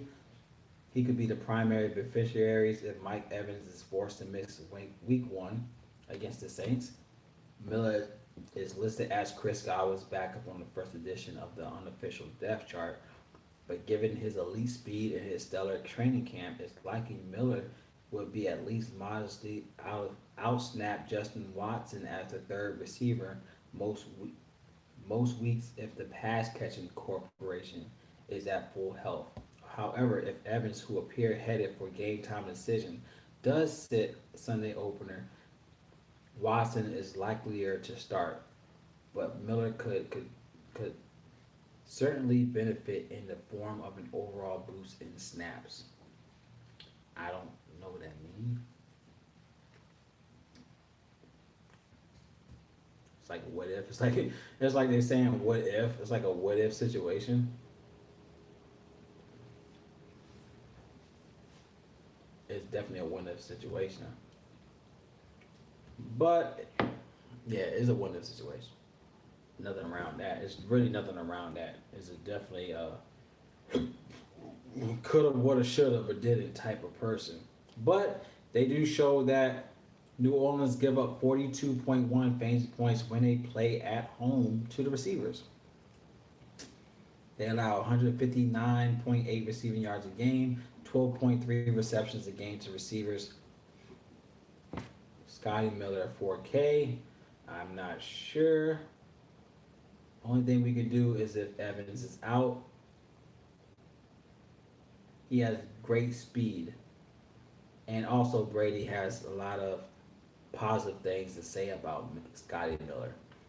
So I think he's more of a punt play if he starts. So if he starts, I do consider Scotty Miller on DraftKings. I'm really more likely not going to play him on FanDuel because I feel like there's so many other spots you could look at. But 4K on DraftKings is something to consider for Scotty Miller. Now we got Emmanuel Sanders. I feel like he's a great play. I totally forgot Emmanuel used to be on the Saints. I totally forgot he had connections with our guy, Drew Brees. And looking at last year's stats, Tampa Bay allowed 182 receiving yards a game to the position, 14 receptions a game to the position. They allowed 37.2 fantasy points a game to the position, but they allow 50.9 when they play away. That's insane. They literally double amount that they allow when they play away opposed to playing at home. Now, Emmanuel Sanders actually had 23 fantasy points, 13 targets, 1 touchdown, 8 receptions, but that was 2016 against Tampa, so I'm not really going that route. But he does have chemistry with Breeze. Now, would it hinder Thomas's upside? Obviously, Michael Thomas loves playing at home. He's a dome type of player. Anytime he plays at home, he dominates with Breeze. That's just the way it is. Anytime you can get Michael Thomas at home, he does work. He averages 27.6 fantasy points at home, 11 targets a game, and the fact that Tampa allows a lot more fantasy points away. Away. Michael Thomas is in a great spot. Last time he played Tampa, that's definitely what it is. He's averaging 43 fantasy points in the last 2 games playing Tampa at home. Insane. He averages 34.9 fantasy points more playing in a dome.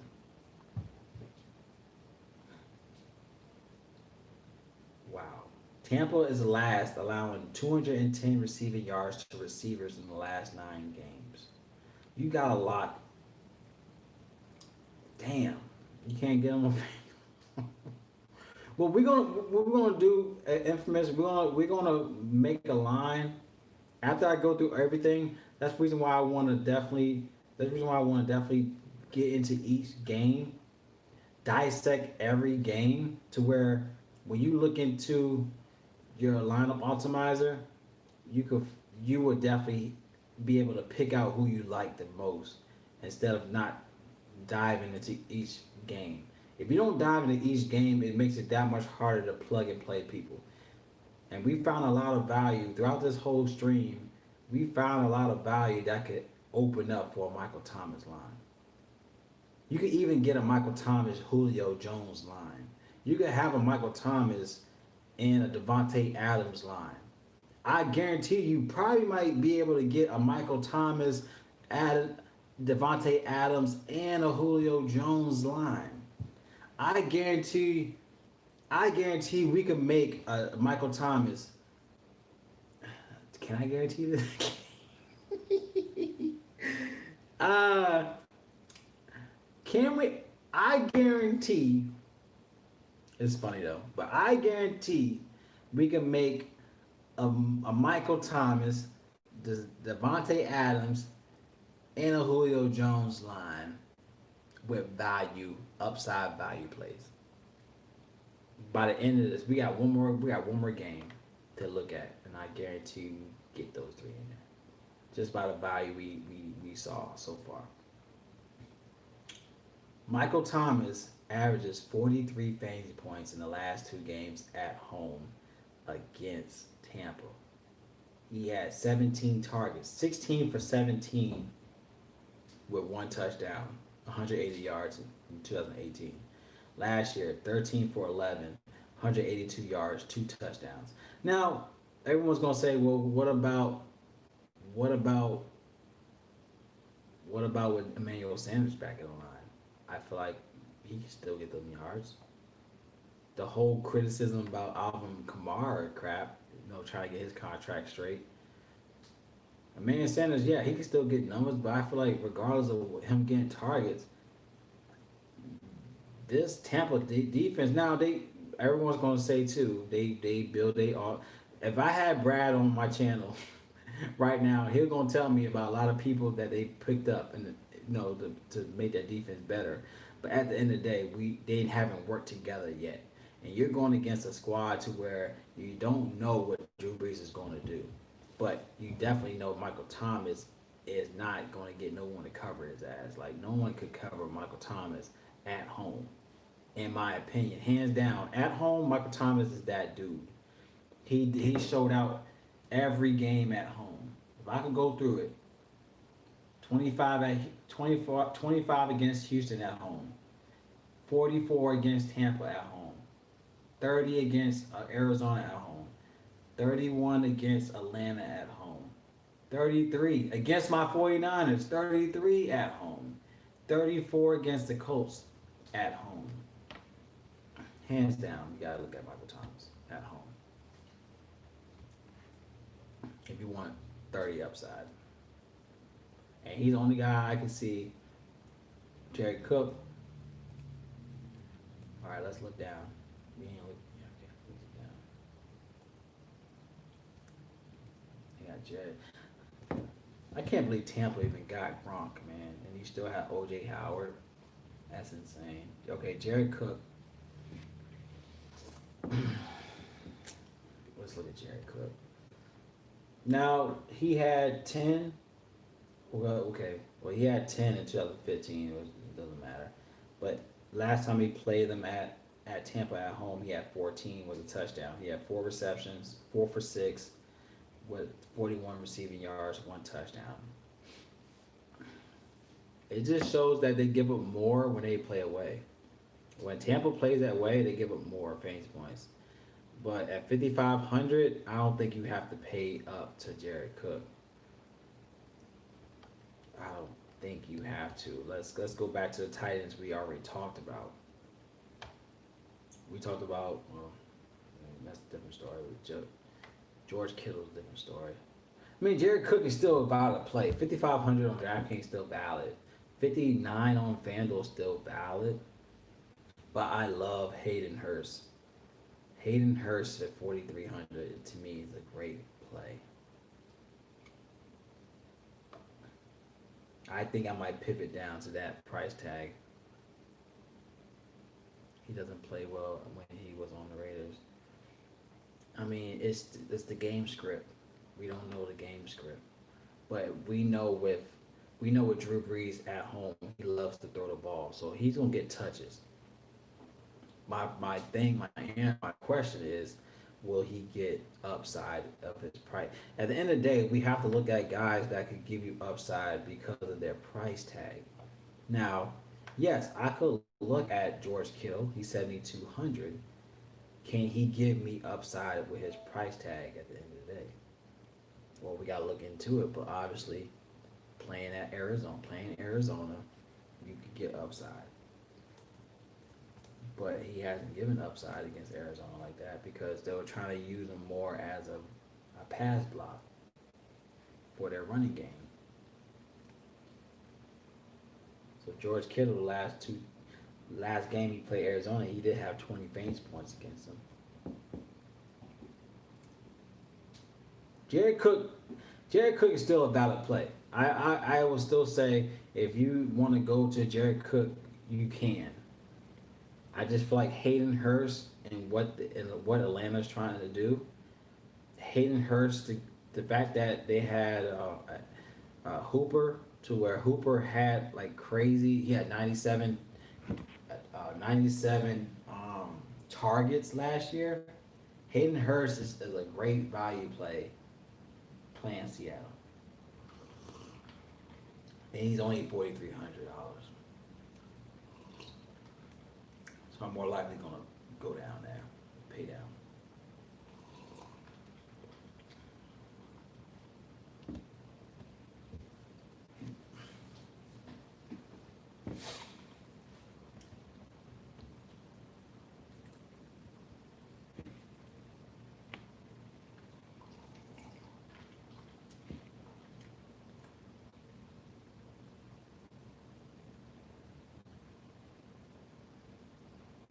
Yeah, that was Hooper. That was Matt Ryan's scapegoat was Hooper. But Hayden Hurst is still a big dude that he's like a Hooper.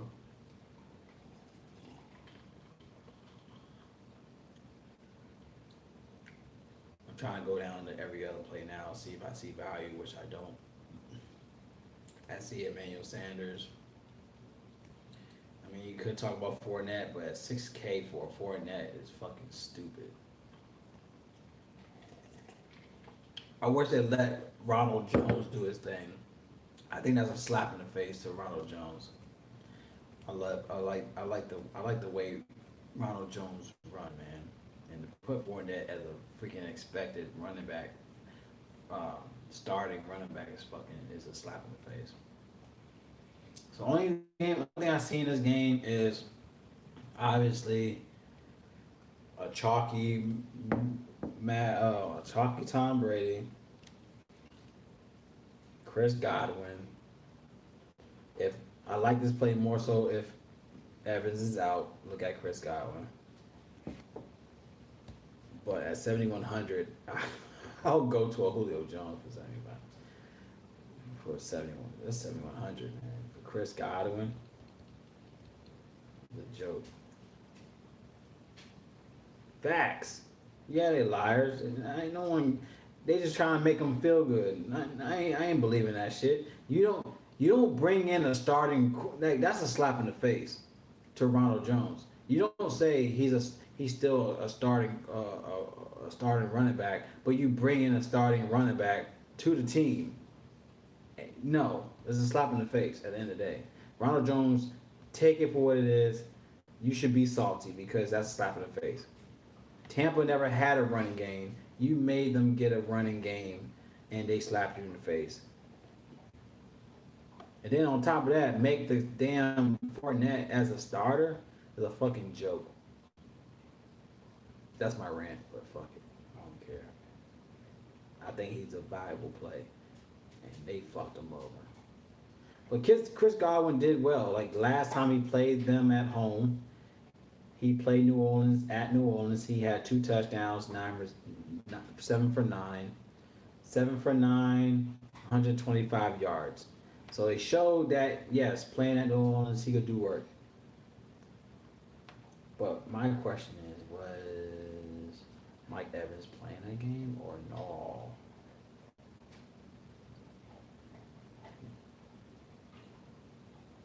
Mike Evans, where is he at?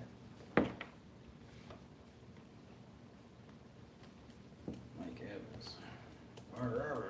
Mike Evans. Was you playing that game that he went off? No, he wasn't. So that didn't happen. So technically that game never happened. That game never happened. He had 33 fantasy points. It never happened because Mike Evans was out. Now, this is a good reason. Now, if Mike Evans, he's now doubtful. Mike Evans now went doubtful. Uh oh. Uh oh. He's doubtful. Evans' hamstring is listed doubtful for Sunday contest. Buccaneers seem to be waiting until Sunday to make a final call on Evans' availability for Week 1. But the fact that he was tagged with the doubtful designation is not a great sign that he'll be active. He did get back on practice field Friday in a limited capacity, but if Evans is unavailable to suit up this weekend, Chris Godwin will be the unquestioned number one receiver, while Scotty Miller, Justin Watson, and rookie Tyler Johnson will be candidates for additional snaps. Yes, indeed. Wow. So, Godwin is definitely the play. And he's definitely in the sense if you can pay up for him, go for it. I'm not saying lock him in. I'm not going to say that. But the reason why I say you might have to lock him in, he did give Tom Brady his number. He owes him.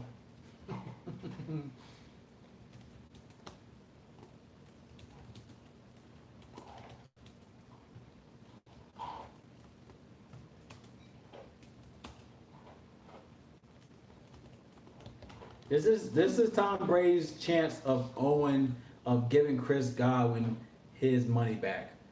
The fact that he gave him his number. You're going against P.A. Williams? Yeah, but I don't think it'll be an issue. He did give him his number. He did give TV his number. Oh,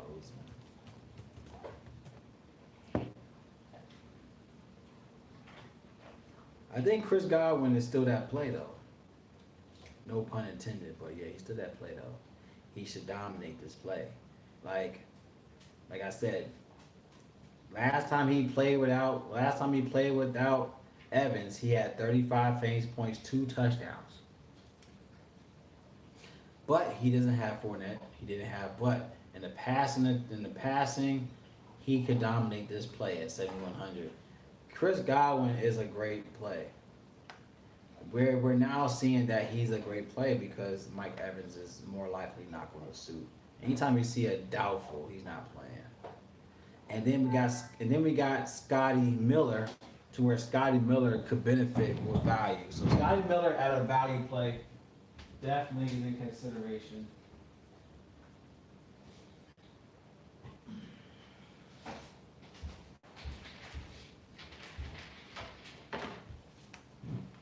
So Scotty Miller is a great value play in my opinion. Now, they did mention that Watson, whatever his fucking name is, Watson will more likely be listed as the number 2 receiver, but that's what I don't trust about that. Like, why would you say Scotty Miller is a value play, but then again you have Watson as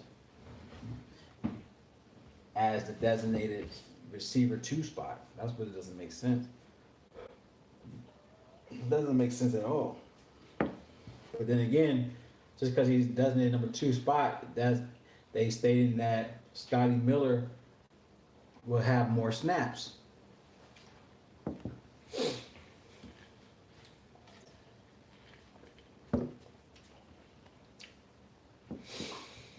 Oh boy. Oh Tampa. Oh Tampa. Sorry, my laptop locked on me because it needed some battery. It needs some charge life.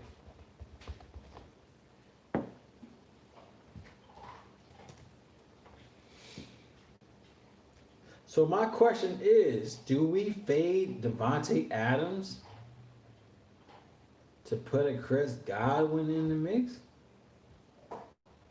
Or do we fade Julio?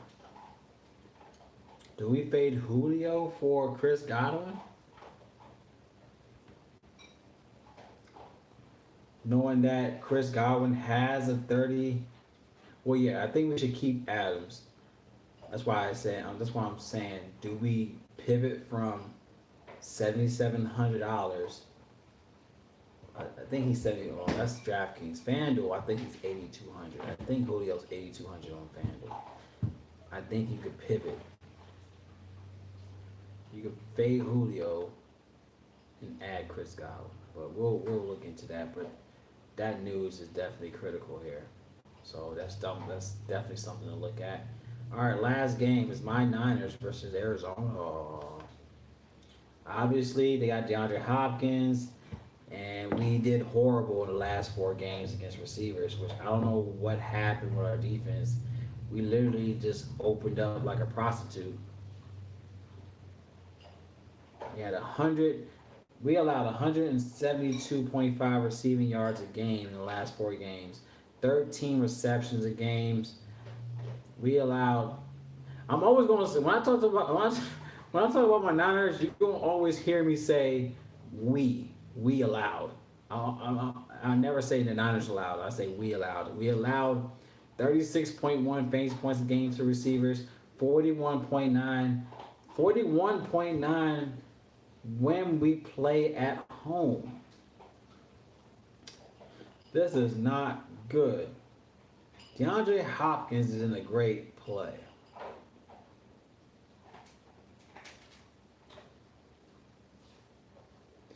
And thing is, yes.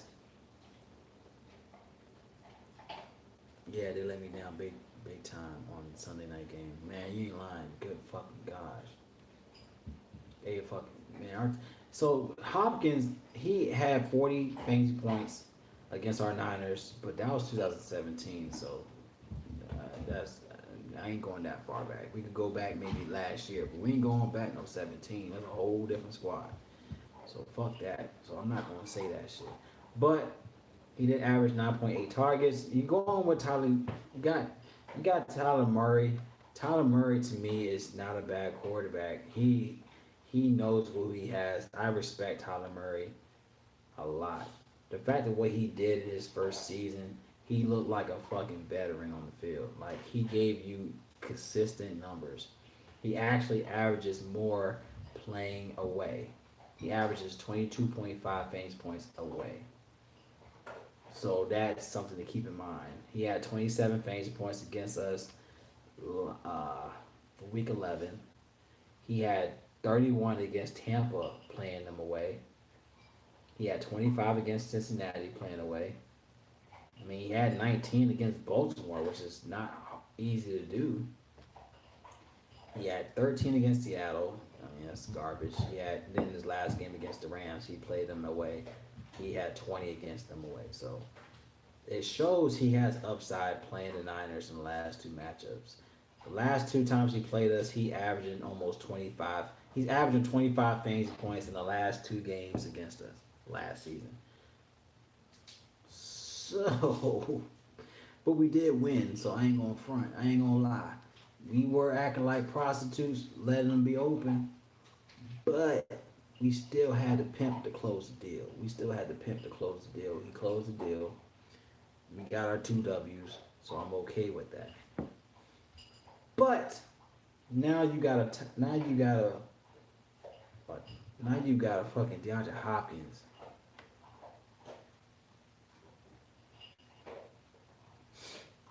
Seahawks. Well, this is not. You talking about? Oh, okay. Seahawks. Yeah, that's the thing about. Yeah, that's the reason why you said Seahawks, because you're talking about Russell. Russell will pick apart our Niners squad, but that's the thing about us against divisional teams. When we go against our divisional teams, we act like fucking pussies. Like when we play other teams, we act like the best defense. But when we play against Seattle, Cardinals, Rams, we act like pussies. Every time we play our division teams, it's always a close game for no reason. But then we'll play the best team and win. Like, get the fuck out of here. My team, like, and then the defense hasn't really gotten better over the offseason. DeAndre Hopkins obviously is a great play. They said they're San Francisco's allowed they're ranked 30th, allowing 1.1 receiving touchdown to receivers in the last 9 games. They allow more pass attempts when at home. They just it seems like they don't give a fuck when they play at home. DeAndre Hopkins is obviously a great play to where you could probably pivot and go if you need a salary. If you like, I could go Chris Godwin, but I could go Chris Godwin. I could go Chris Godwin, but if I could go down 300 less for DeAndre Hopkins, that could that knowing that to beat the Niners, you might have to throw the ball more. I mean, this looks like the play. It looks like the play, especially that the yeah, he doesn't. But Jimmy G, we're gonna get to him. He actually plays amazing against the Niners. I mean, against the Cardinals. But Andre Hopkins is going to be that factor. It's going to. I feel like he's going to be the new Larry Fitzgerald. This is like this is going to be a happy story for Larry Fitzgerald. Like Hopkins is going to be Larry Fitzgerald is going to cry knowing that his seed is going to carry his legacy. It's that's how I see it. That's how I see it. I see like Larry Fitzgerald is going to walk away happy knowing that DeAndre Hopkins looks just like him, just a darker version, and it's going to carry this team the way that he the way that that's the thing I feel like DeAndre Hopkins earned his respect. He negotiated his own contract with the Cardinals. That shows a lot of humble, but at the same time, a lot of respect with Hopkins. The fact that he was able to negotiate his own contract with the Cardinals, he's going to be the new Larry Fitzgerald of the game for Cardinals, to where I could definitely see him doing work here. Yes, Larry Fitzgerald's still a great play. 4,500, still a good spot here. I'm not gonna knock him on that. He had 14 fantasy points last game against them at San Fran, but he really hasn't give you great numbers. I mean, he's gonna be down to the third receiver, so he's actually moved down from first to third in receiving core. But at 4,500, if you need a punt play, I think Larry is still a great play as a punt option. But I'm more likely if you want to pay up a little bit more, Christian Kirk coming out of the injury, getting himself back in the move. I think I think Christian Kirk is still a great play regardless. So Christian Kirk at 5K. If you do need some savings, he has played better away too. He averaging 16.7 fantasy points in 5 away games, which is not bad. So knowing that he's playing at San Fran, he could definitely pay up this price tag at 5K. If you get a touchdown and a couple catches, he gonna pay up this price tag at 5K. So Christian Kirk Hopkins is a great play to look into. Now Jimmy G, GPP for real. He's definitely gonna be a GPP play. Even though he has dominated in the last 2 games last year, he's averaging 33.5 fantasy points. That's insane. Obviously, on paper, 5,800 for Jimmy G on DraftKings is a steal price. He's averaging 33.5 fantasy points in 2 games against Arizona last game. That's insane. And they give up 24.3 fantasy points when they play away. So Arizona gives up more pass attempts. They give up more fantasy points away. They allowed the worst in 2.3 pass and touchdowns a game in the last 9 games. So Arizona is worse in pass touchdowns.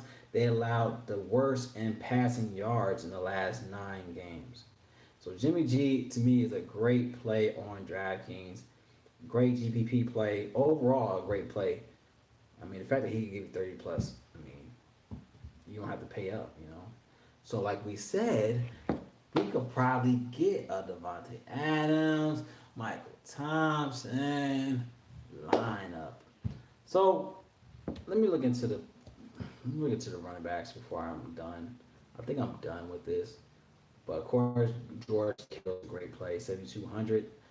Um, Knowing that Arizona gives up a lot, they gave up 16.8 fantasy points to the tight end spot when they play away. They're the last. They're the last ranked team in receiving touchdowns to tight ends a game.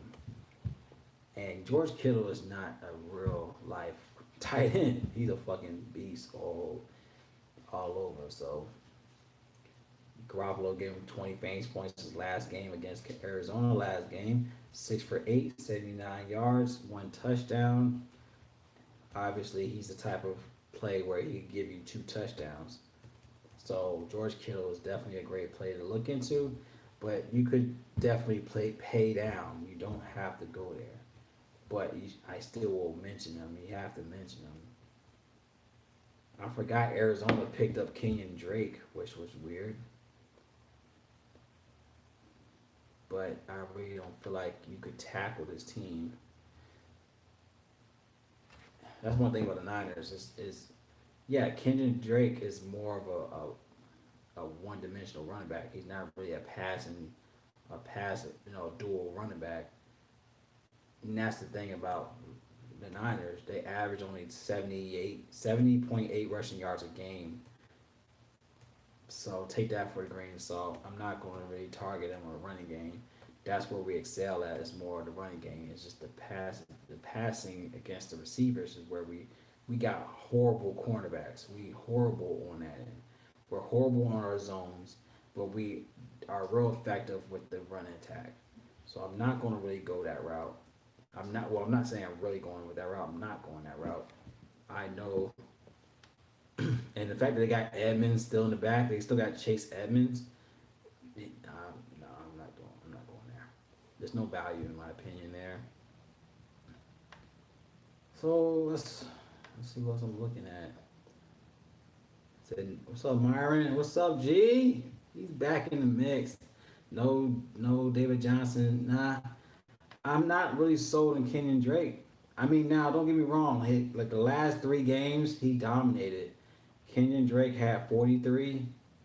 He had 43. He had 43 against Cleveland, 36 against Seattle, 17 against the Rams, but that's not the Niners. So I'm not going to go. A lot of people are going to look at. I think that's why his number is 6,400, like because of the way he did the last 3 games. But they're not the Niners against running backs. So I'm not going to be fooled on that end. I mean, I guess you could look that way. I mean, I guess you could look that way. I mean, we did give up a lot last time. He had 31 fantasy points on us last time in week 9. He had 15 carries, 110 yards, 1 touchdown. Then we kind of stopped that playing at home though. So one thing it shows that when we play at home, we give up 24.1 fantasy points a game to running backs, but we actually give up 18 when we play at home. And it kind of shows that with Kenyon Drake last time he played us at home. When he played us at home, we still won 26-36, but he only had 14 fantasy points. So I think he'd be more valuable with if you could say 15, 14 is good, but like I'm always say, with his price tag, that ain't shit. $6,400. You want somebody to give you 20 plus. I'm not selling for 14. Now if he scored, yeah, he would have got it. I mean, he had 16 carries, 67 yards. He had 6 for 7 catches, 6 for 7 in catches, to where if he just had a touchdown, he would definitely pay up that price tag. He would have what 20, 21, 22 fantasy points. So Kenyon Drake, yes, I I'm gonna just say, knowing how we play at home against the run attack, I'm not going this route. I feel like we mentioned a lot of people and running backs to where you don't have to go Kenyon Drake, but he definitely is GPP. We do know the upside he could give, but playing us at home is probably gonna be his problem. Now, let's say he played us away like he did last time. He had 31 fantasy points on this last time, but that was when we played away. We didn't play at home, so we gotta keep that in mind. Do you think Hopkins can do damage? Yes. Yeah, I think you got on before I was talking about him. I think he's the new Fitzgerald there. He kind of built his respect there already. The fact that he was able to negotiate his own contract the way he wanted it is yeah, that's his team now. Larry Fitzgerald literally took the back seat. He's now the third receiver in the depth chart. And they put Hopkins at number one. And like my man Infamous said, like PJ Williams is I'm not we're not worried about this dude. So Hopkins to me is definitely a valuable play. I could definitely see playing him over Julio, but I gotta go with Devontae Adams. But then again, I mean, Hopkins need two. He could get 2 touchdowns, 8 catches, and you know what I'm saying? Like he could do that. So, but this game alone, I do like Jimmy G as a GPP, especially on DraftKings. Christian Kirk is a great value. Larry Fitzgerald is still a value. I mean, you can't just oversee Fitzgerald. I mean, he can still give you a touchdown, but my thing is that I want players on my line that could give me at least 18 and up. He's not going to give me 18 and up. So I'm not going that route. If you want to take down the slate, we can't look at guys that's going to give you 10 to 11 fantasy points. You need to get guys at value places that can still give you 18. DeAndre Hopkins.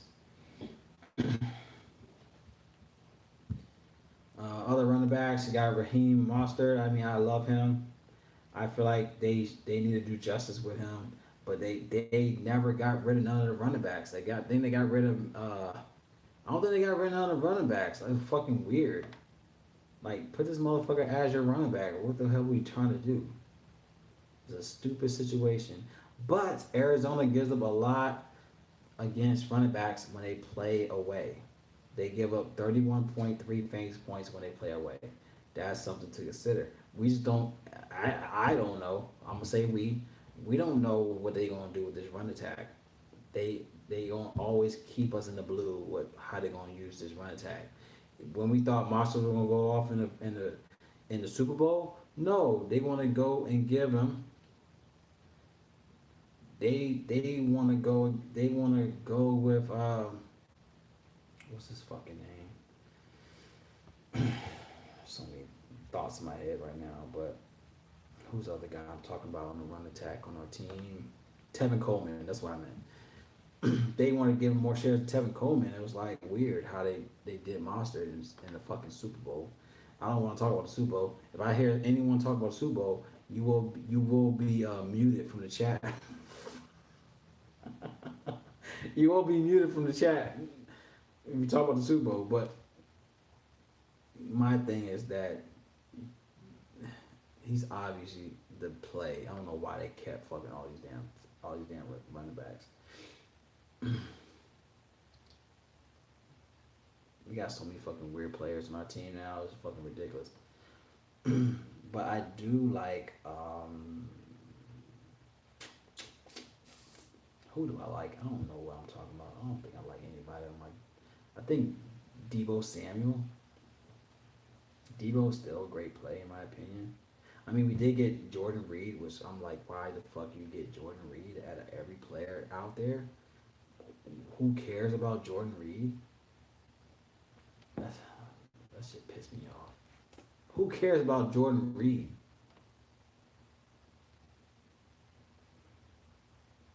I don't like looking at my team. I don't like looking at my team. They fucking stupid. Alright, I'm done looking at my team. It's fucking stupid. Man, he been had messed up knees. He had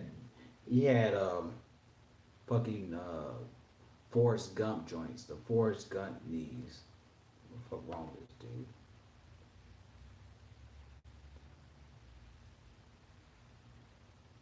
Alright, I think I'm done, man. I think we went through the whole fucking slate, man. We went through every fucking team, which is crazy. We went through every fucking team. I think I know who I'm looking at in every category.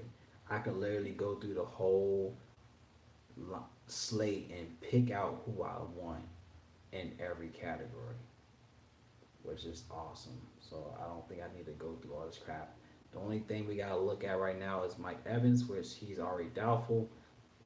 So are you gonna pull the trigger with Scotty Miller or no? That is the question. Hold on, is Samuels out? Yeah, man, we dove in detail. Literally, we went into detail. How many? This shows an hour 30 minutes. Literally, with all the stoppage with this video. I think I dived in it. This should literally say 4 hours. I think it was literally 4 hours. It's 8 o'clock now. It might be 5 hours. Fuck, but I had a good time. It didn't feel like 4 hours. Is Samuels out?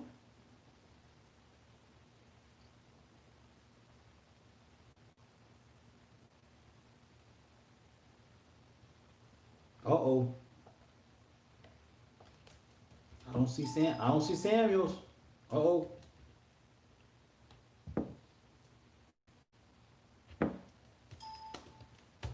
Yeah, man. See, that's the thing. We did 4 hours and we didn't get paid for this shit. So hopefully we get paid on Sunday. That's funny as hell. I like, look, man. I'm working for free for 4 hours, but I should get my 4 hour pay.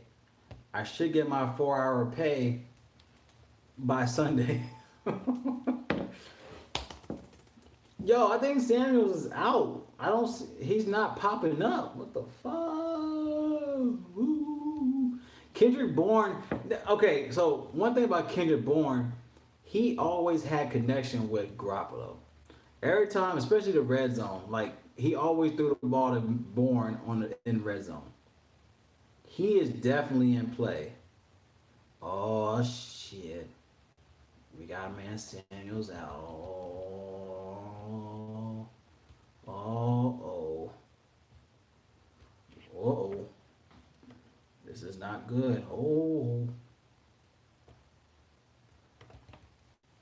That's good we was talking about Samuels, because if I didn't, I would have definitely overlooked this. But no, we diving in deep. We diving in with the sharks. Not with the fishes. We dive into the sharks. We gotta get deep. Uh-oh. Yeah, man. I think I think he's not playing me. Uh-oh. Oh. Yeah, okay. Deebo Samuel. Hold on. They just said he's questionable. But why is he not in the projections? Where's the news?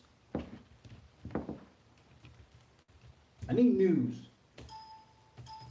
If you hear this, that means I'm typing Samuels and he's not popping up. That means something's not right. Something's a little fishy. Oh, he is out. It just happened just now. Well, I lied. It happened 3 hours ago. Samuel is out. Okay, so now we have to. Uh-oh. Uh-oh.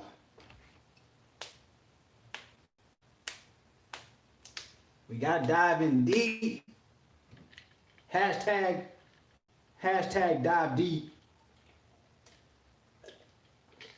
I'm gonna make a shirt. I should make a shirt called Dive Deep DFS. That sounds like a good ass title. Dive Deep DFS.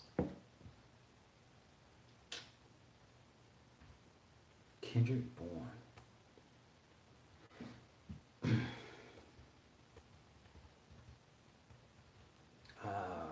He's 5K. But he's still an option. Okay, let's go back to Bourne real quick. Kendrick Bourne. Okay, so Arizona, like we stated before, they give up a lot. They give up more when they play away. They give up 36.7, but they give up 30.8 when they give up 30.8 fantasy points allowed to the receivers, but they give up 36 when they play away. So it's not as much. Last time he played Arizona, he had a touchdown, 6 for 4. I mean, 4 for 6, 31 yards. So technically, that touchdown was a red zone catch, which he always catches a red zone catch.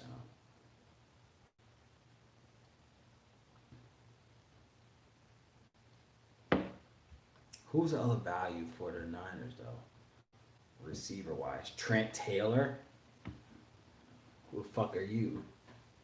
It might be a run. It might be. Fuck is Trent Taylor? You're not John Taylor. Hey, whoever knows John Taylor, you know I'm a real fan. If you know who John Taylor is on the Niners, if you know who John Taylor is, tell everybody I'm a real fan. Number 82. Fuck with me. I know my team. I'm not a damn bandwagon for the Niners. I've been there from day one, G. Day one, G. So who the fuck is this guy, Brandon Ayuk? Who the hell is this dude? Good grief. So someone says Samuel's out, fire him up versus the putrid Cards defense. That's a negative. The Cardinals are not bad as a defense as a whole. They're garbage against the tight end position because of the certain routes they use. So don't use that as saying, oh, they putrid against defense. No, they're garbage against tight ends. There's a difference between a position. Oh, so Brandon is from Arizona State. That's like a big pun. Like you're from Arizona State and playing Arizona in your first game. Get the fuck out of here. He projected to get 10 fantasy points, $4,500. You're basically at bare minimum play. We're a 7 point favorite. We're looking at a 48 total points in this game. The thing is about Jimmy G is that I don't know anything about Jimmy G. I can't trust Jimmy G. Ever since the fucking Super Bowl, which I don't want to talk about, but I have to talk about, is that he fucked us up. The coach and you fucked us up. You should have just ran the ball for the rest of the game and run the clock down and win the game. But no, it felt like the coach wanted to prove that you're a good throwing quarterback to where you're throwing every fucking down. I don't know about this play. I'm not sure about Kendrick Bourne. I'm not sure about this a yuck.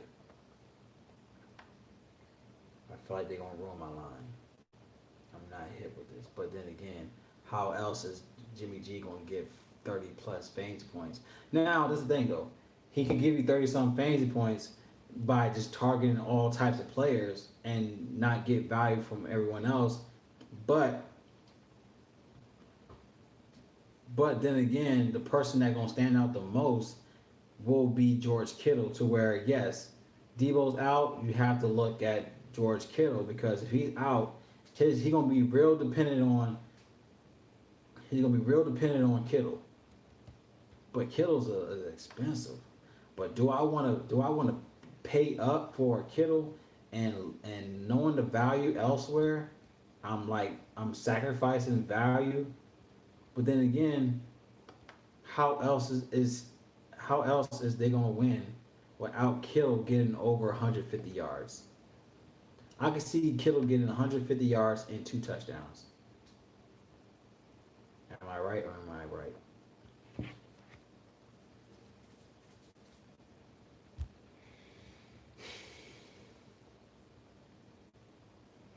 Garoppolo had 4 touchdowns, 2 interceptions last go around at home versus Arizona. He averages 4 touchdowns in the last 2 games versus Arizona. So obviously, yeah, he could get them double team now, but Kittle's that dude though. Kittle, But then again, yeah, he could get double teamed, but it's not like you still have to you can't overlook him. I mean, yeah, I guess they could double team him to where that guy Yuck and fucking Kendrick gets open more. I guess I could say that.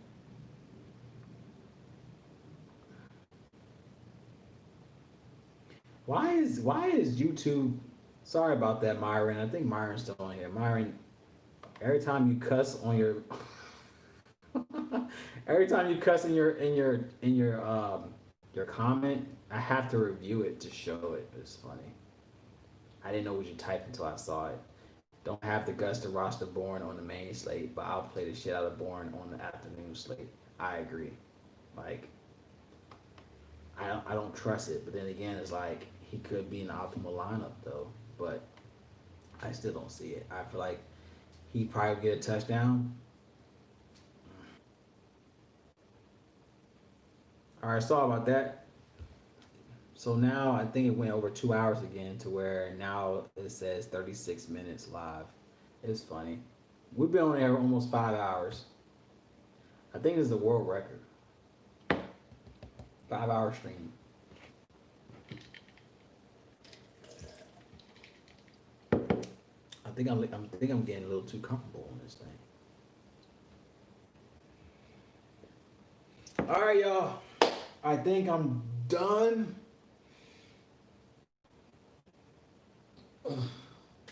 Oh, if y'all want to look into the actual lineup, you want to dig into a lineup, we could do it.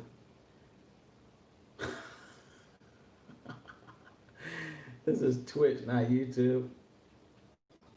Yo, this is 5 hours, man. This is a fucking record.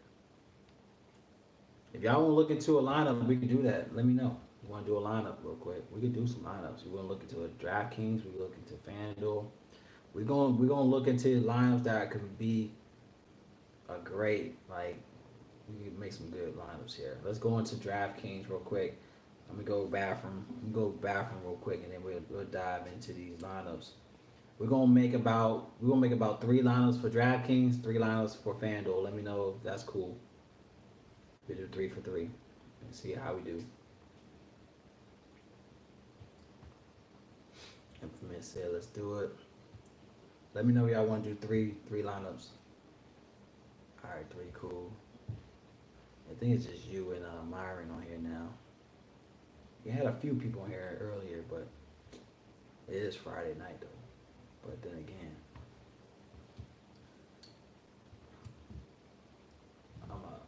I'm a stay home dad now, man. I can't go out there. I'm gonna lose my mind if I go out there.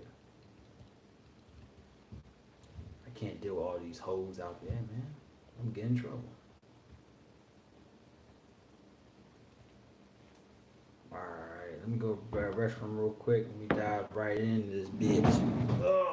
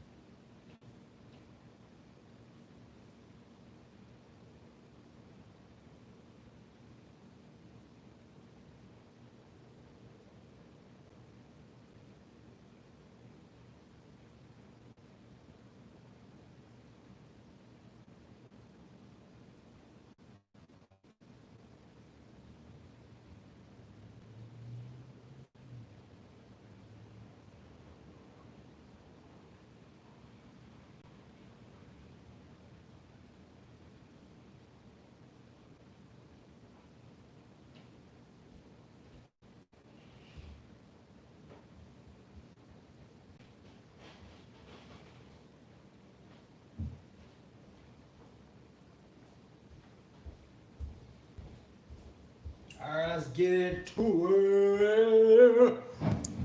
Nothing to it but to do it. Alright. Whoo. Yeah, man, it's almost winter season, man. They don't want to be single during this time, man. They want to build a relationship now so they get presents by Christmas and then they dump them after Valentine's Day. If you don't know that by now, take notes. Take notes. Ah. Nah, man, I've been married for about 4 years now, man. I'm good, man. I'm good. These hoes ain't about nothing no more. Every girl nowadays now are they have at least one child now. You got every girl that's bad right now has at least one child. So good luck trying to find a girl that's now you 32. I'm 33, man. Yeah, so we hip, bro. I'm 33, so yeah, we hip, man. Hip to the game. 33, man. Good grief. Yeah, the market is bad, man. The market is like it's like a stock market out here, man. The stock market is real bad right now. You take all your investments out right now. Oh, the market is bad right now. Yeah, for a single. Yeah, it'd be hard trying to find them now, man. They all butted up before, especially before Halloween. All right, let's get into it, man. Let's get into these plays. For every joint we did, we gonna do a 3 lineups. Nah, I ain't a key to buy it now. You gotta wait till after. You gotta invest your money with single women after Valentine's Day. That's what you have to do. After Valentine's Day, then your market gonna shoot right on up.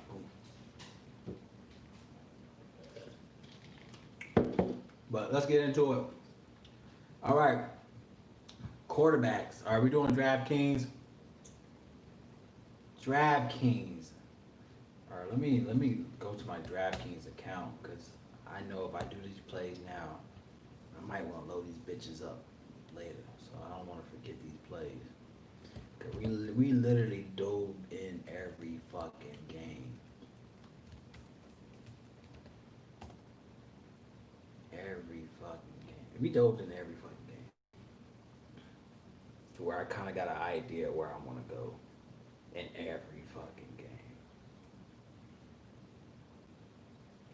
All right, so we do got okay. We're going to the Millionaire Maker. Let's do a Millionaire Maker one. I'm gonna try and get some other tournaments, but.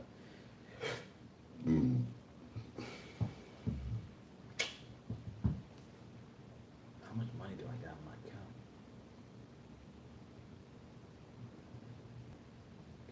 Okay, $1,500. I ain't gonna use that much money.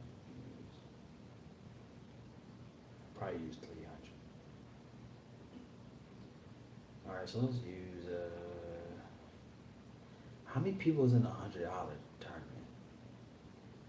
28,000. Good fucking gosh. 20. That's still a lot of people. 25. Let's do a single in. I'm gonna do a single entry. That's probably the safest way to go. Single entries. $75 single entry. It's only 3,700 people. That's not bad. All right, let's get into it. I'm done. Let's get into it. Let's fucking get into one. Hurry up. All right, let's go into the Millionaire Maker again. Let's see what we can look at. Let's draft a team. All right. All right, quarterback. Quarterback, we talked about a lot of them. Did I talk about Russell Wilson? No, I didn't. Did I talk? No, I didn't. I thought I did. Did I talk about Russell? No, I did. I know I ain't talking about Russell. Alright, hold on. You tell me I did all this shit and didn't even look at Russell? Okay, so ATL allows 23.8 fantasy points at home. They allow 16.3 fantasy points a game to the quarterbacks, but 23.8 at home to quarterbacks.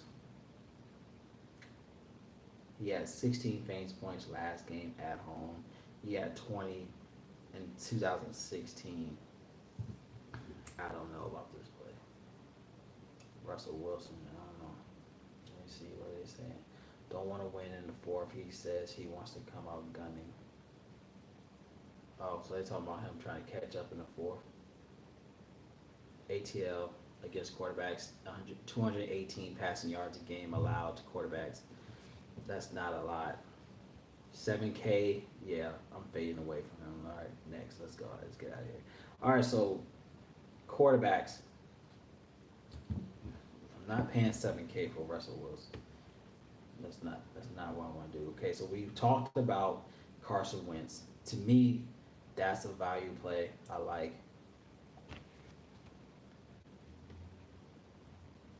We talked about Minshew. He's 5,800. We talk about Mitchy Mitch, 5,400.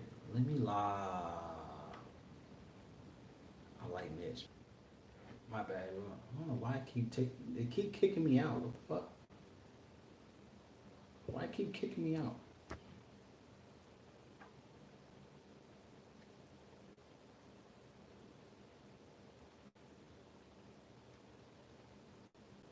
Hold on, man. I had so many people hit me up. What the fuck happened? He said, "Oh shit, Russell is going to ball out in front of his wife's family."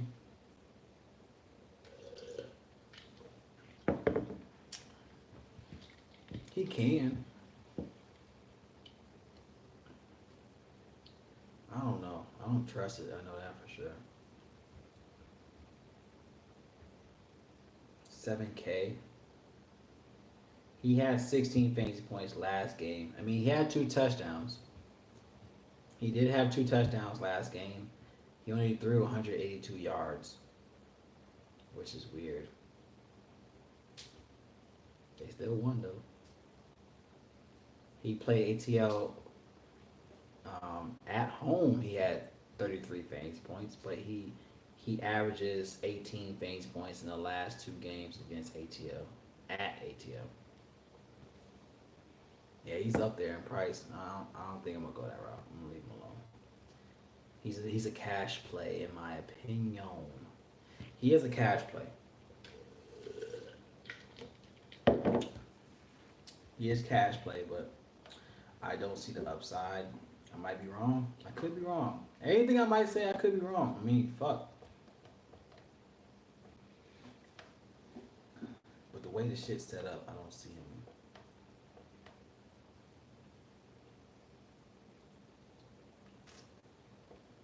Okay. All right, quarterback.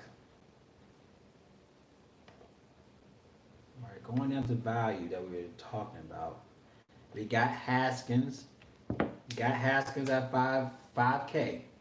Haskins at 5K. He gave us 20 last time he played Philly.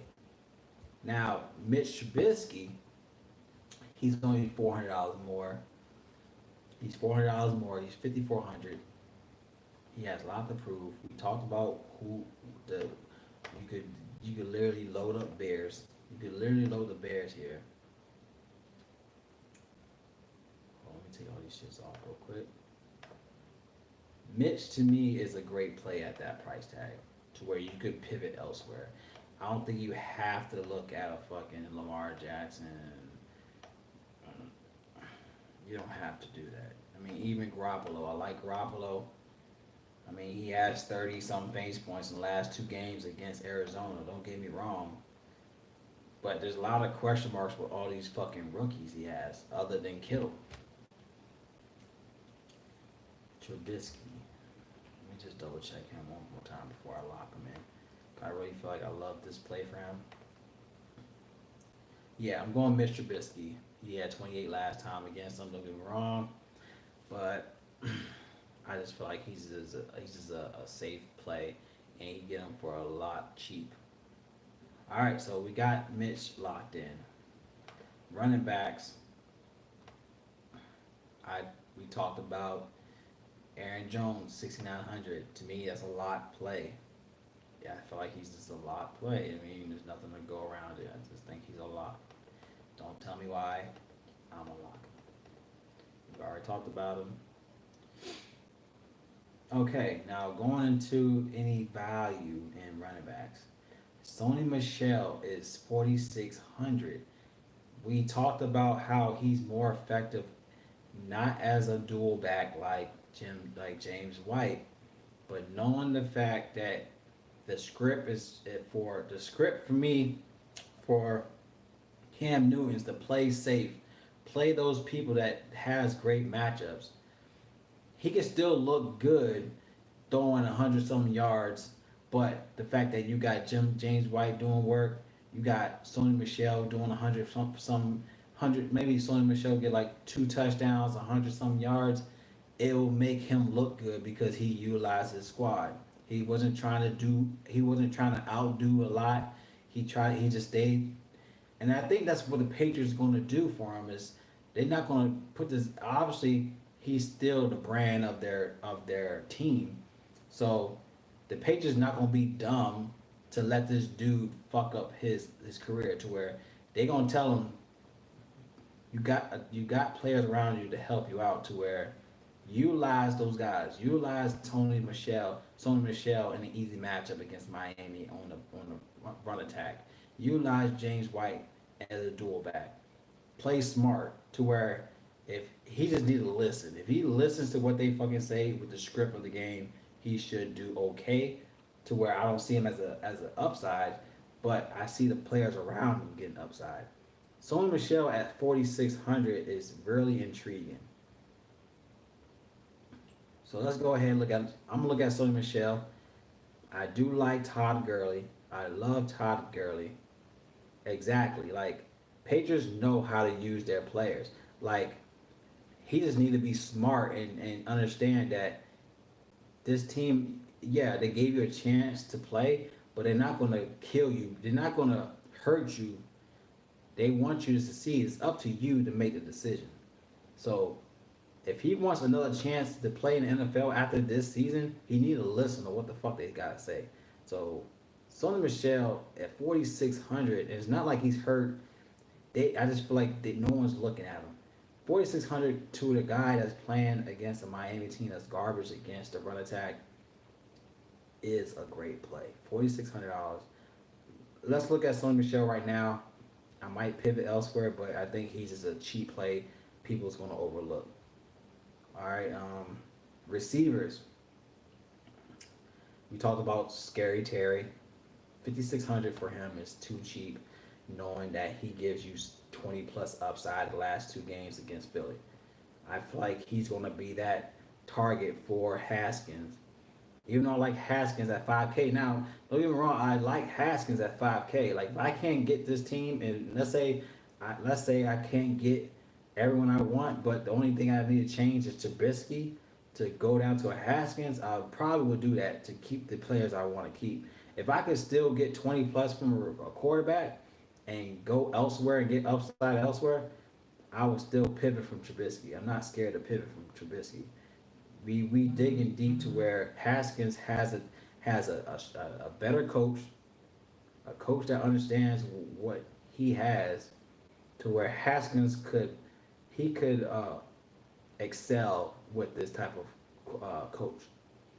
So I'm not afraid to go pivot from Trubisky on that. But Scary Terry is an amazing play, 5,600, knowing the upside here, 27 plus. He can give me 20 plus fantasy points at this price tag. Let's sign him up here. All right, we already talked about our guy, Devontae Adams, 7,300, easy lock. Um, Next play, we talked about Thomas. Oh fuck, I know he was 99K on fucking Draftkings. Whoo, ooh boy. Once I put 9K, boy, it's only 3,700 remaining. But we know he can give you 40 plus upside here. All right, let's go Michael Thomas right now. Fucking gosh. Damn. I didn't know it was fucking 9K. You paying 9K at week one? But then again, they know they know his upside playing at home. That's the problem. We know what he can do at home. All right, I'm gonna put him there just for now, but I know I might get rid of him. I don't want to, but all right, tight ends. We talked about Hayden Hurst, 4,300. Yeah, they did. They know. DraftKings know where the if you want to pay up to upside, you're gonna have to pay that price tag. Like they know, but then again, they don't know. My bad, yo. All right, so Sony Michelle, I just feel like they just don't, they know people gonna overlook him. I just feel like they got smart knowing that he's there. Like I feel like I feel like DraftKings like, hey, he's there, but will you play him? You know what I'm saying? Like I think they priced him knowing people gonna overlook him.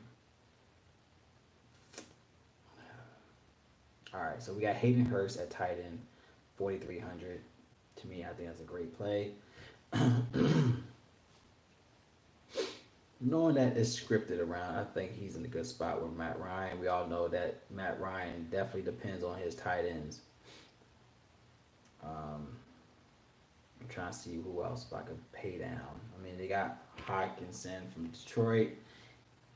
If Galladay's out, obviously he's a good look to look at, but I'm looking elsewhere. I don't really see much value other than going Kittle, Jared Cook at 55, but getting a Hayden Hurst at 43 to me is a steal.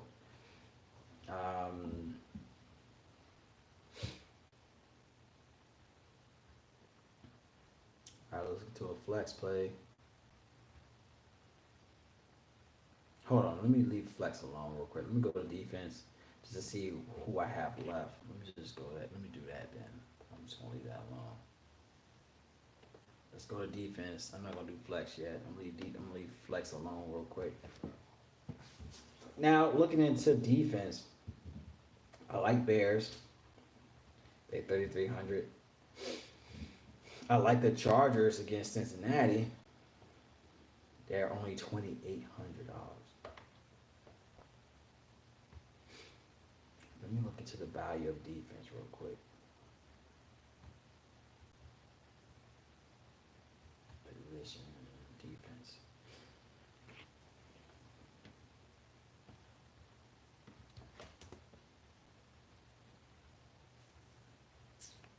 Value. Let's see. Defense in the last four games.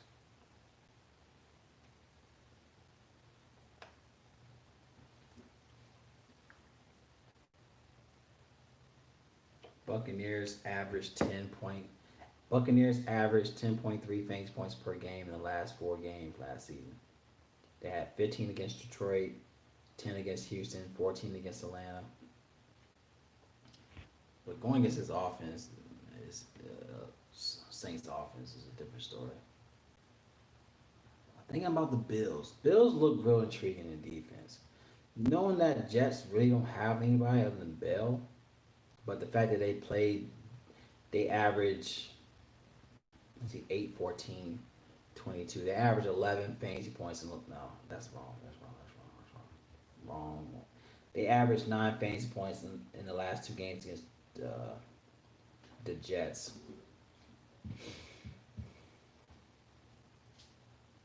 Are they playing them at home?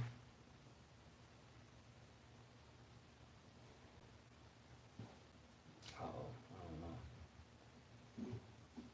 don't know. Do anybody know the Jets playing at home? Oh, Bills and Jets.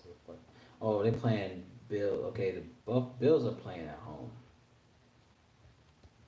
So the Bills playing at home. They're not really doing much.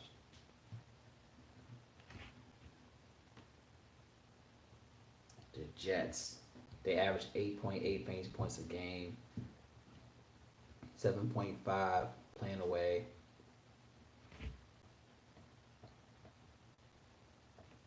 actually played good against Buffalo. The last they had 14 against them.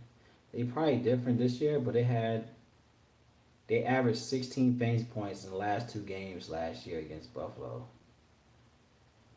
and then they had 11 2018. They had 13 2017, 21 and 16, and they playing Buffalo at home. So they averaged what's that 25? They averaged what's that 25? 25 divided by two. That's 12.5. Yeah, he does. 20.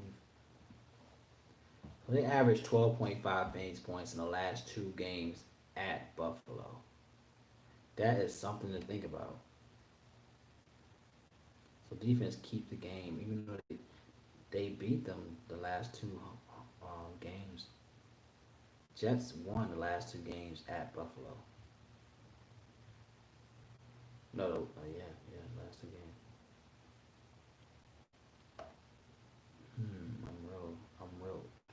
It's real intriguing now. I think, I think Jets defense might be. Hmm. Okay, Tampa's defense looks going. Okay, Saints defense looks good. So Saints defense, they averaged 8.5 fantasy points in the last four games.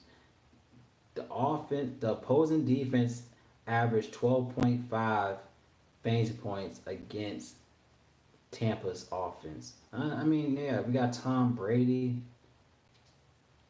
but we're looking at a loss for Tom Brady here. So Tom Brady's gonna lose this game.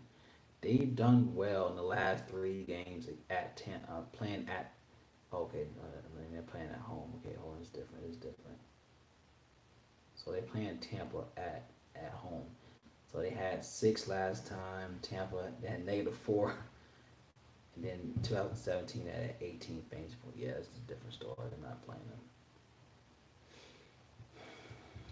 them. Let's see about Niners. Niners are playing at home, I think. So far, what's intriguing right now is Jets defense. I think Jets defense is real intriguing, and they're low bottom. I think they're the bottom. Jets are $2,100. That's intriguing. The fact that they're 2,100, they actually have almost 12 fantasy points in the last two games at Buffalo. And at $2,100, they know something. Why is Bills $3,700? I mean, yeah, we know Jets don't have the offense they have, but this could be a low scoring game on both platforms. I definitely like Jets defense here. I think Jets defense is $2,100. They know something. They know something for that game. For the fact that you paying 3,700 for a Bills defense, that don't even sound right.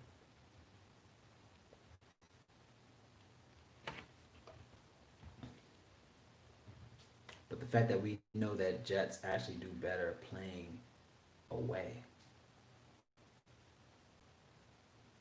Let me keep going because I think I like that a lot.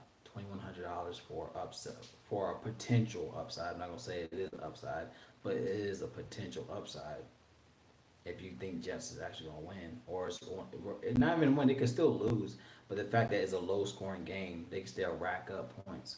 We already know Draftkings automatically give you 10 fantasy points off rip. So if it's a close game or even picks, sacks, they could give you 12, 15 fantasy points if they don't even score. So, all right, Bears. They're $3,300. The Detroit offense, the opposing defense they give up 9.3 fantasy points to the defense per game. Bears look a great. I mean, knowing what we know about Detroit,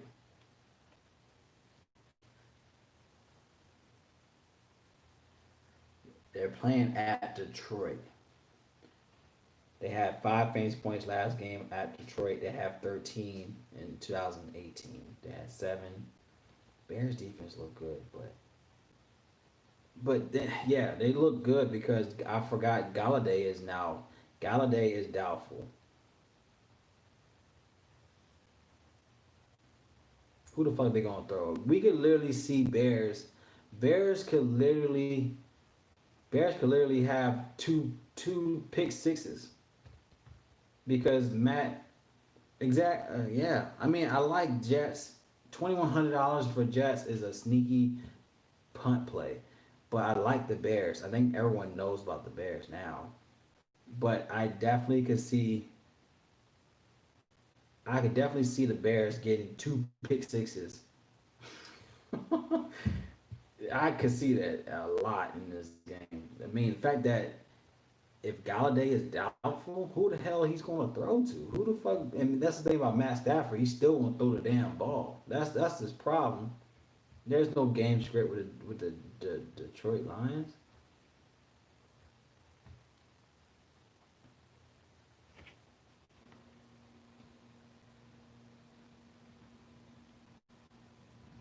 Jets is definitely sneaky. Jets is a sneaky son of a bitch. But the Bears is a great play. Facts. Matthew Stafford is that guy to where he throw a pick, you don't no one say nothing to him. It's like everyone knows he's the face of the team. So it's like no one says shit. I wish someone could look at Stafford and say you're a bum and walk off. Even though I don't get no more catches from you ever again, I'm gonna call you out because you're a fucking bum.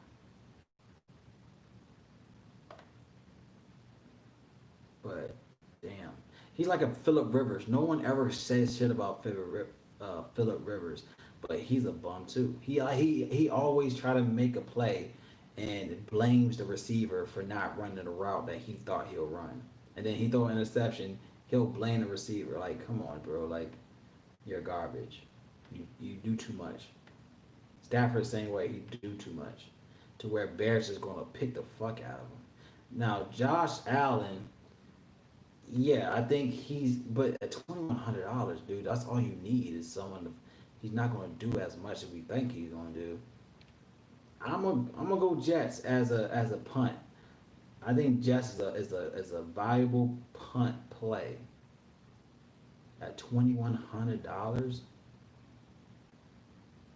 No, he can't. That's the problem. He would never say his like. If you see him, you can see any highlight. Anytime he throw a, this is what he do on the highlight. Let me get this shit. Any highlight, ooh, interception. He like every time. You never see him do this.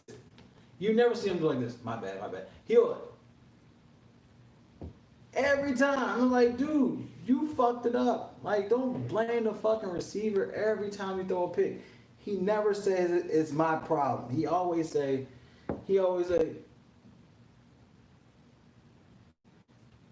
and the receiver's like, man, the receiver's like this, man, he took his helmet off, like, man, I'm gonna take the heat again, fuck it.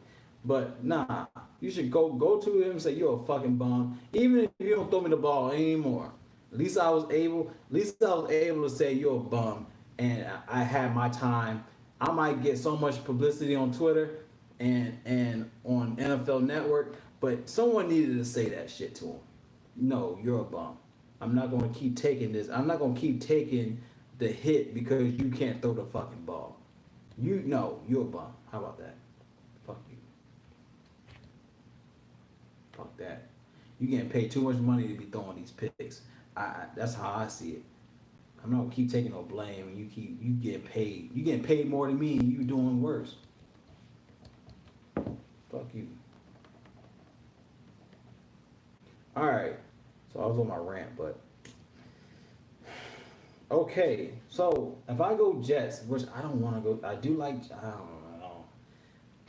I want to go Jets. I think Jets is still a great defensive team to where they can stop Josh Allen. especially at home. It's showing that they play better at playing the Bills at home. It's showing that. I mean, I'm not lying. We're not lying. Like I'm literally dissecting this shit. It seemed like they're a great punt play at $2,100.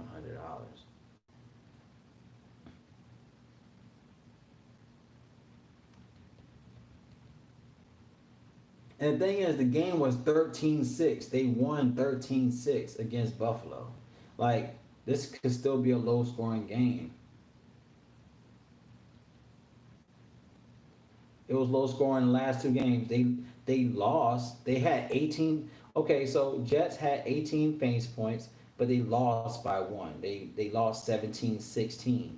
But they still racked up two interceptions, two fumbles, one sack, two interceptions. They got two interceptions in the last two games against the Bills. Two interceptions average. Three fumbles in the last two games against Buffalo. Like they gave up a lot of fucking fumbles. They gave up at least two. So the last time they played at Buffalo, they got two interceptions that game and then one fumble. So I think you gotta go Jets. I think Jets $2,100 is a punt play, but a great upside at $2,100.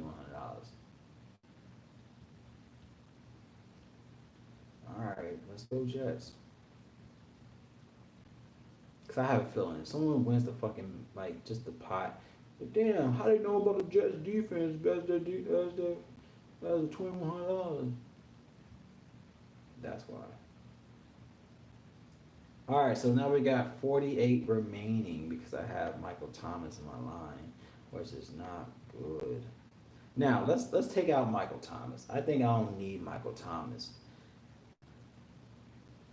What does FanDuel have on him? Does FanDuel have a bigger pricing on Jets? Because if that's the case, they know some shit. That's the thing too. Sometimes if you compare prices on both platforms, if one 3,900, oh yeah, they know a lot of shit about the Jets. That's the thing too. If you compare prices on both platforms and you literally see that person way off, they know some shit. They know some shit. Sometimes you just gotta just know. If you don't know, now you know.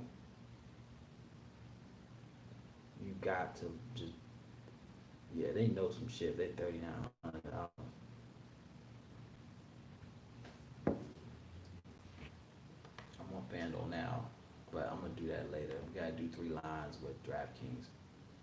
So we got Trubisky, Aaron Jones, Sony Michelle, Terry McLaurin, Devontae Adams, Hayden Hurst, Jets defense. Now we got 6,900 remaining, which sounds better. It sounds much better than fucking 4,800. But we still have value at 4,800. I ain't gonna lie. We still have value. All right, next spot at receiver, we could go. We did talk about Renfro for the Raiders. He's $4,500. This is a punt play, but if he goes the fuck off, like we think he should against the Panthers that were horrible against receivers at home, he should be okay. So Hunter Renfro is a sleeper that I hope he gives you 20 plus. If he does, you're welcome. But check this out. If I plug him in at 4,500, I'm still able to get Michael Thomas at 9K to where we got 300 remaining.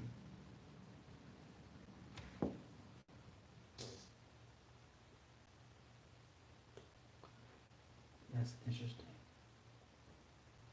Now, this looks like a fucking GPP lineup. We got Mitch Trubisky, Aaron Jones, Sony Michelle, Terry McLaurin, Devontae Adams, Hunter Renfro, Hayden Hurst, Michael Thomas, and Jets defense. That looks amazing to me. That looks amazing. I ain't gonna front. I'm not just saying it because I did it. It looks like every position could give you 20. That's just my opinion. All right, let's do another one. I'm gonna just do two because we really did dive in deep in these lines. So I don't think I don't think I need to do three lines because I'm giving you two and then two in draft. I mean, in FanDuel.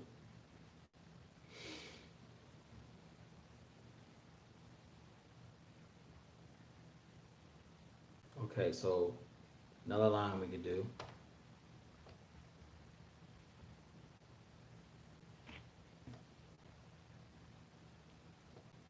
Another line you could do.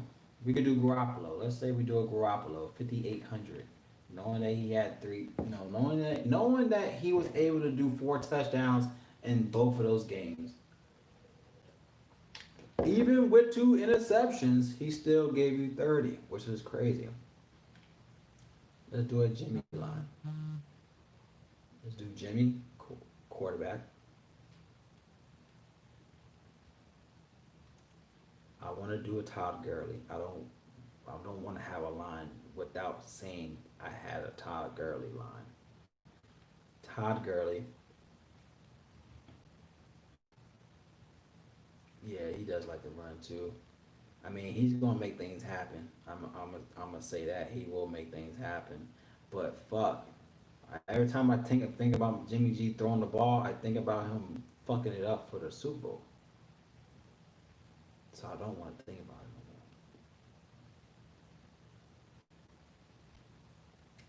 more. Jimmy G, Todd Gurley, Aaron Jones. I don't want to keep locking in Aaron Jones, but damn. Let me see if I can look elsewhere just to be on. I mean, I can't say on the safe side because he's a safe play.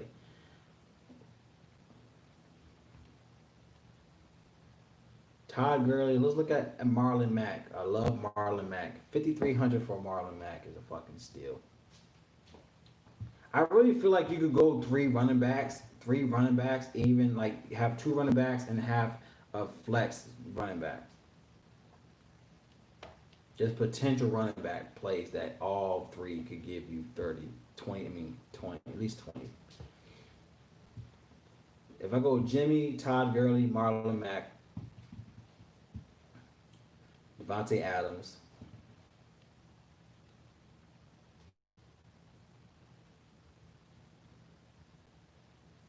um, who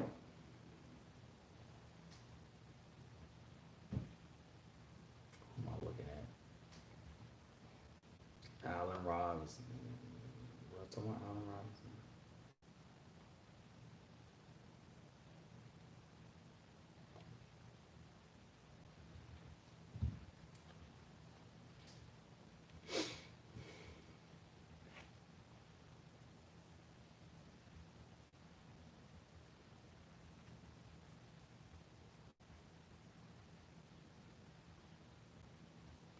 Jimmy G, Todd Gurley,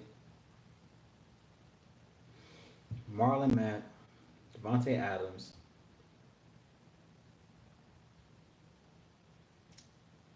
I did say I want to do that. I ain't gonna do that. I don't fuck doing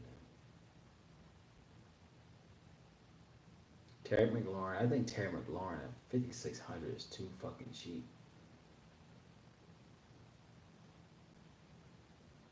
McLaurin.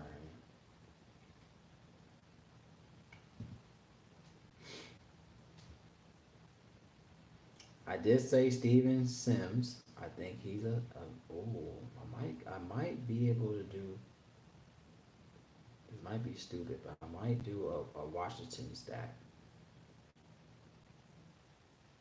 Well, let me leave that alone. Fuck that. I'm gonna leave that alone. Let's go Deshaun Jackson.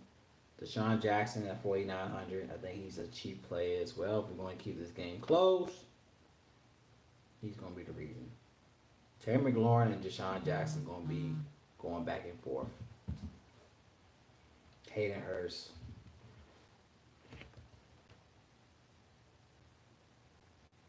Yeah, he is a better play. I mean, Terry Lawrence 56, but Deshaun Jackson at 49 on DraftKings is a steal.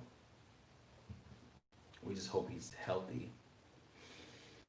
But it doesn't say anything. It doesn't say anything in regards to any issues. Oh, excuse me, Deshaun Jackson. Let me see if there's any news about him. I ain't seen anything, but just to be on the safe side. Just to be on the safe side. Be on the safe side.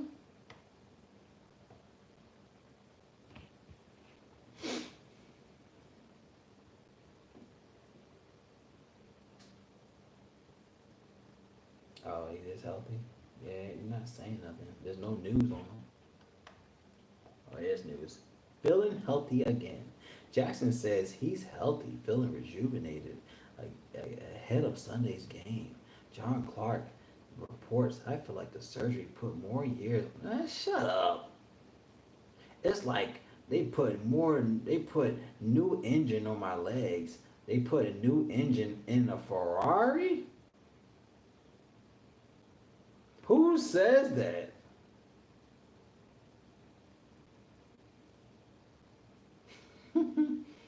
It's like they put new legs in my Ferrari.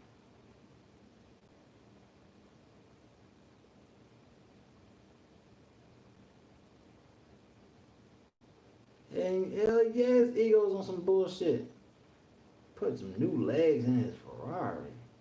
In any case, Jackson had core muscle surgery back in November and was said to have made full recovery by March. He shouldn't have any restrictions on Sunday's game. Ability to stay healthy is another question altogether. He missed an average of 5.2 games over the past 5 years. Gosh damn. Yeah, damn. I didn't know he was 33. He's my age. I would have been done. He's 33. Man, I got a new Ferrari. I got new Ferrari wheels. All right, well, I guess you better do good at 4,900. But I ain't gonna lie, I do like this price tag. Deshaun Jackson 4,900 is still a great price tag. All right, so we got Jimmy G, Gurley, Mack, Adams, McLaurin, Jackson. I mean, you want to go? Yeah, I love Hurst, but I'm not gonna just keep saying play Hurst, but damn, he's a fucking lock. Sometimes you just can't go around it. Sometimes you just gotta accept it. And then if we want to go flex on them hoes, we do have Hopkins at 68. We do have Bears at 33.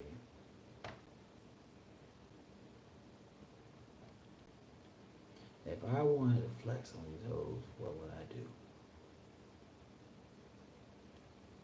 You want to wear a chinchilla coat. If you want to wear a chinchilla coat, what would you do?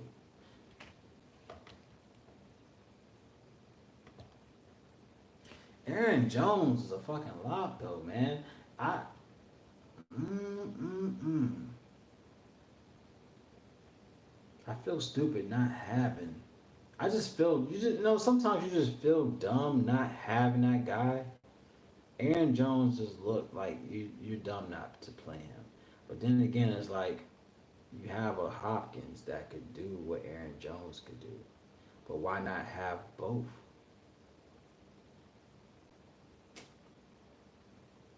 But then again, I got Devontae Adams. But dude, you have so many people that you can look at other than playing Adams. You could either play Godwin, knowing that Mike Evans is out. You got Godwin. You got Allen Robinson at 65. We talked about DK Metcalf 58. Metcalf in the second, his first game against where he played. I guess I forgot what team the Seattle played. He had 2 touchdowns. He didn't have a lot of yards, but he had 2 touchdowns his rookie year against. I think that was What team was that anyway? Oh, ATL. He had 2 touchdowns against ATL. Just no yards. But still, fucking 2 touchdowns? DJ Metcalf is a viable play. $5,600. Good fucking gosh. Alright, my brain hurt now. My brain is hurting now.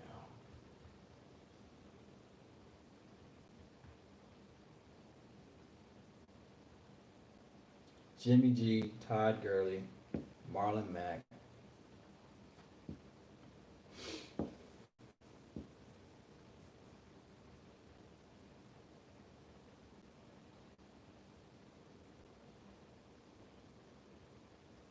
Chris, oh, good fucking gosh. Devontae Adams, you gotta fucking play him.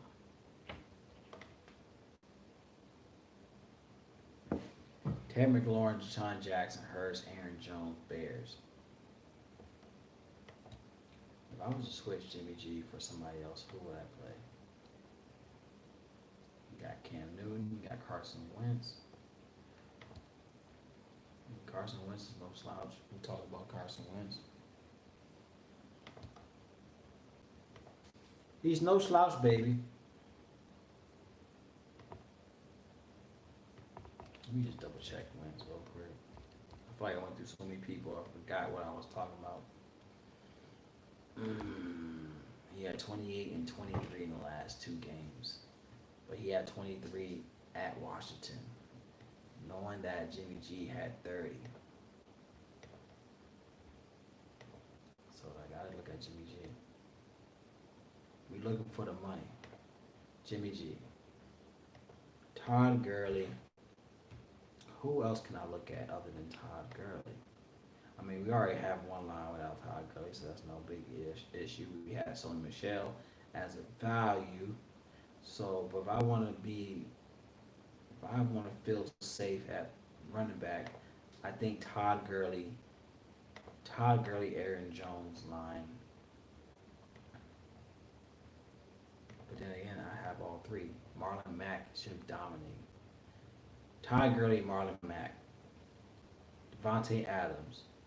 Okay, Garoppolo, 30 points. Todd Gurley, 25. Marlon Mack, 20. Devontae Adams, 25. Terry McLaurin, 20. Deshaun Jackson, maybe 15, 20. Hayden Hurst, maybe 15. Aaron Jones, 25. Bears, defense, 20. 20. All right, I like that line. It's iffy, but I see upside everywhere. And it's only 500 remaining. I like that a lot. All right. Eckler.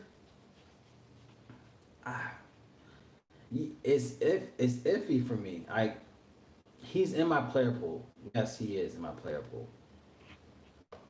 But what sucks about it is Tyrod Taylor. We all know Eckler could do work, but against Cincinnati's defense is not really good. Their defense, they allow 22. They say allow 24.7 fantasy points a game to the running back position in the last 4 games. But they allowed 22 at home. Now, he averaging 20.1 fantasy points a game. He averaging 21.2 playing away. So he had 17. That was 2018 though. But the fact that he's still valuable. Eckler is valuable. Don't get me wrong. Eckler is still a valuable play. Now, it's how they might just be safe and use him because Tyrod Taylor don't want to do too much. Austin Eckler will be his scapegoat. I do agree with that. Now, at 7K, knowing that Aaron Jones at 68,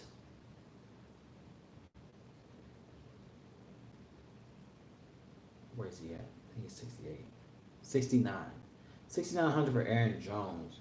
It seems more of a safe play than Eckler with a new quarterback, in my opinion.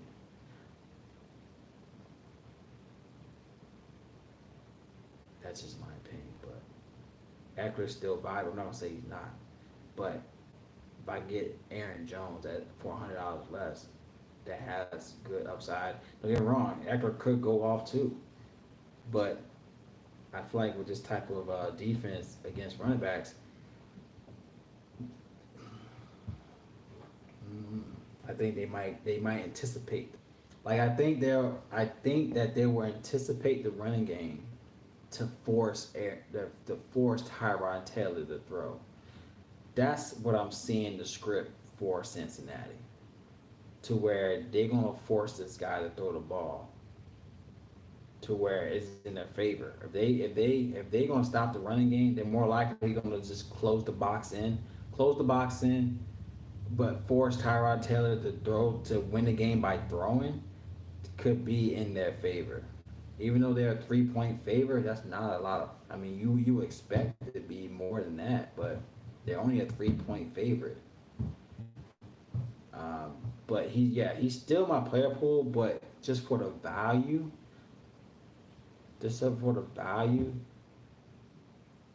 I'm not. I'd rather pay down at running back. Marlon Mack to me at 5K is too crazy not to play him. I mean, they talking about him and a rookie, but at week 1 he's gonna show out. What's up, Noel? Yeah, like I feel like they're gonna anticipate. That's what I'm saying. I think they're gonna anticipate the run to where they're gonna test Tyrod's arm to say, yo, are you about that life? They gonna say, are you about that life? Um, yeah, that's why I think and that's the thing too. It's a question mark. You don't know how the offense with all these new quarterbacks. You don't know how they're gonna run their offense, and we didn't see it in preseason, so we don't know what they're gonna do. We don't know the game plan. We all just know that Eckler is priced up because there's no Melvin Gordon. That's the only reason why he's priced up. But does that mean he's in a better play? No. It's not like there's no decoy. There's no decoy to say, oh, you got Melvin Gordon to where, oh shit, we got to worry about Melvin Gordon. But technically, the game plan was Elkler the whole time. Now it's just you to where they're gonna anticipate them running the ball to keep Tyrod safe in this play, especially on the week 1. He want to play safe on week 1 to try to get his groove on. Oh, facts. Sorry about that. Yeah, facts, man. It's going to be a fun month of NFL DFS. Like, it definitely is. Like,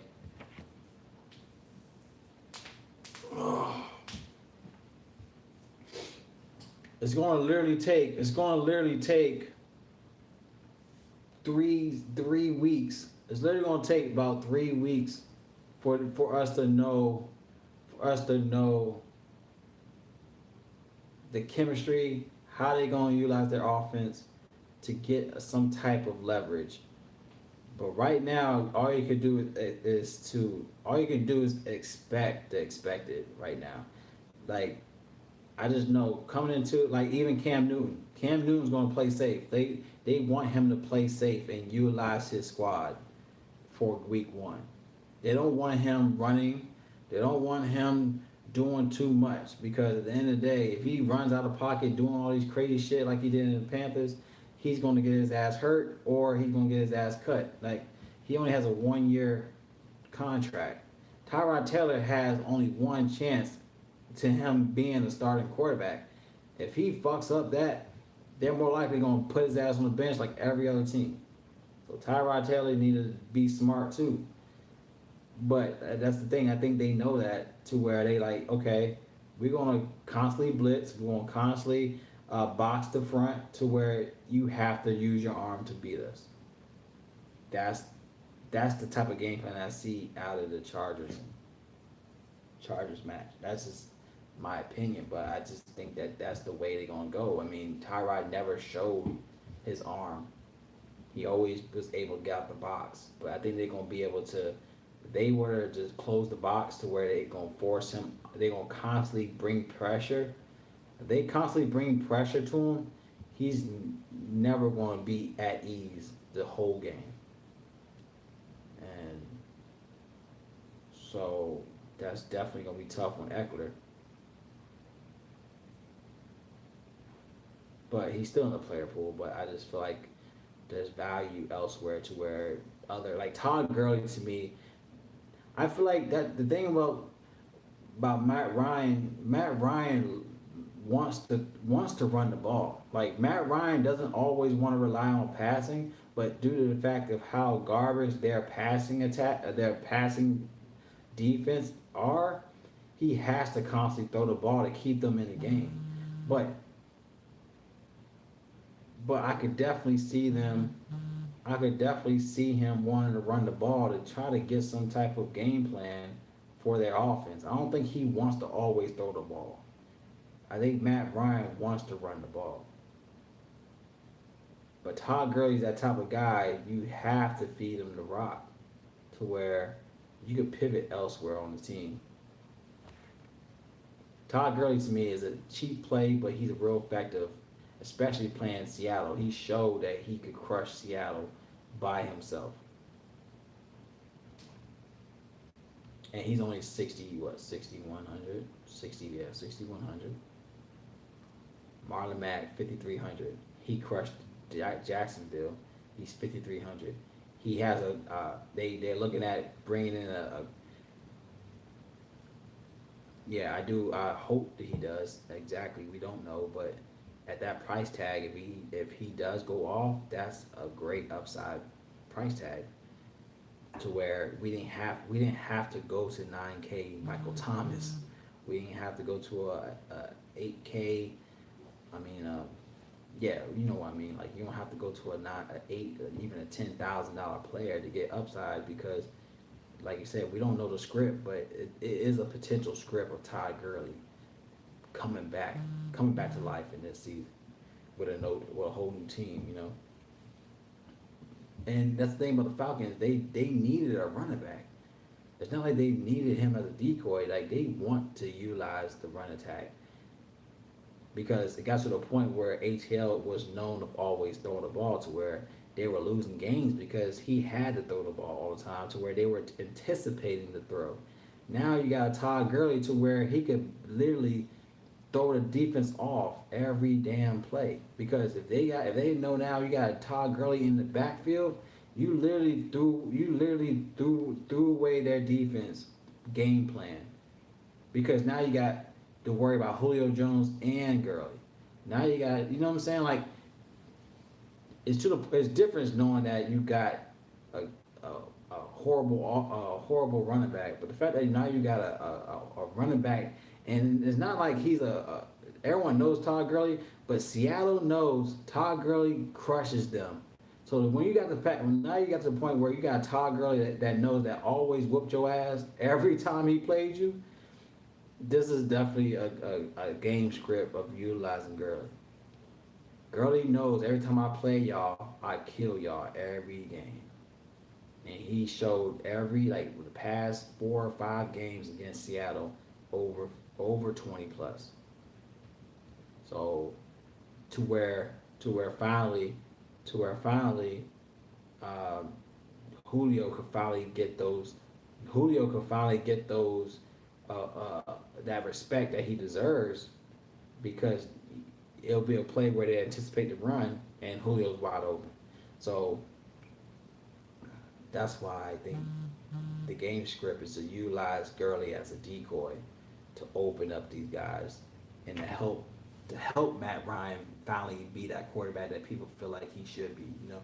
But when you gotta always anticipate the throw, he's gonna look like a mediocre quarterback because obviously they didn't have a running game.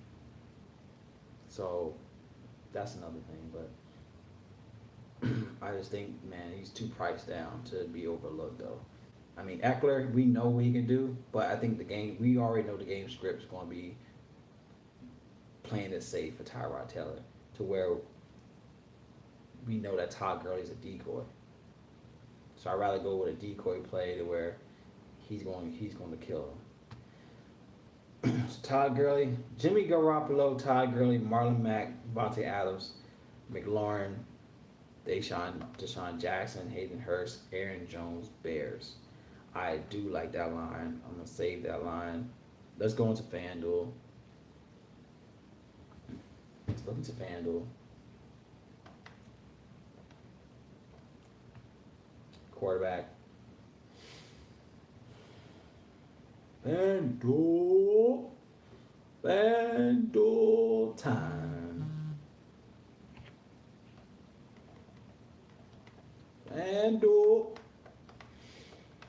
Who's a cheap FanDuel play? Quarterback.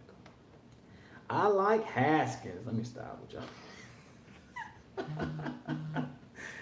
I like Haskins, man. 6,500, but let me leave him alone real quick. Trubisky, 69. He's only $100 more than a Haskins. That's a steal price for Trubisky. Trubisky biscuit. Trubisky the biscuit is $100 more than Haskins. I feel like that's it. I'm sorry, he's 65. Okay, he's $400 more, whatever. But Haskins is still a great play. 6,500 is what almost basically a bare minimum play. Even Ryan Fitzpatrick, which we said that, well, I said that he was GPP. Ryan Fitzpatrick at 6,400 is still GPP. Dwayne Haskins at 6,500, I will still have looks at Dwayne Haskins. Like the script of, I'm just looking at the script of Washington. They have a new team name. They got a new coach. They got a great coach. They can literally change the philosophy of this team without the name Redskins. Like they come out and say, no, we're called Washington Football Team or Washington Corporation or Washington and Friends. If they want to do that, then and you got they could change this around to where the Redskins were the past. Dwayne Haskins at 6,500 is still intriguing. Knowing that he's even what this is the thing about Haskins, the fact of what he had to deal with. He dealt with a coach that didn't want to play him. He dealt with not really snapping the ball and still threw 20 fantasy points is still something to consider.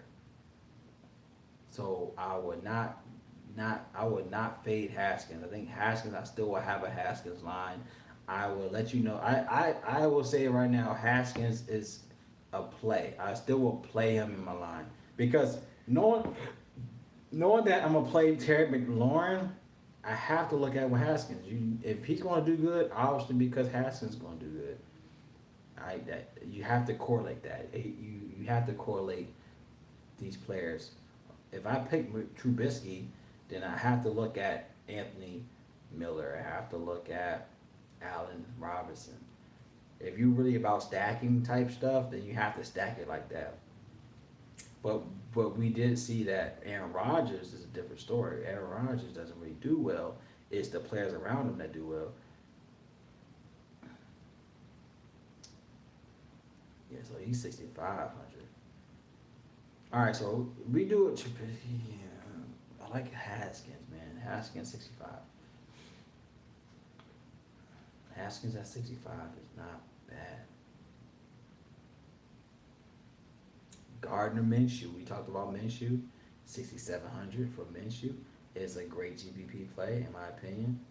I mean, he did well last go around. Well, I feel like I have to go back on every fucking play now. It's fucking stupid.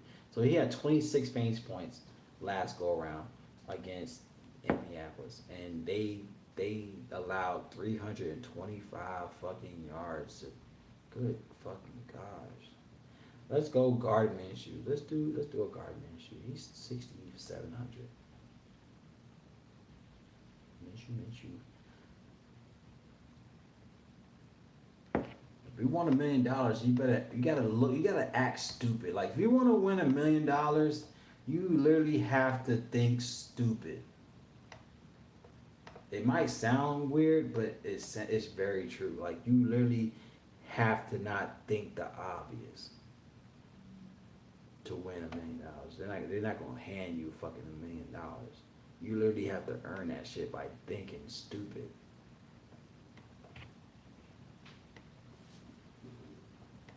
All right, Gardner Minshew. Gardner Minshew as my GPP quarterback. It sounds weird, but fuck it. It is the way it is. Gardner Minshew, running back. I love Miles Sanders. I can't believe he's not playing. If he plays, he needs to play.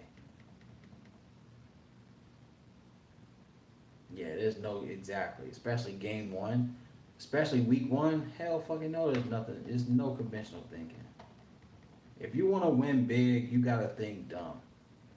That's gonna be my motto for the year. If you want to win big, think dumb or think stupid. That's my motto. Win big, think stupid. Running back. If I ain't gonna say that, fuck it, I ain't gonna say that.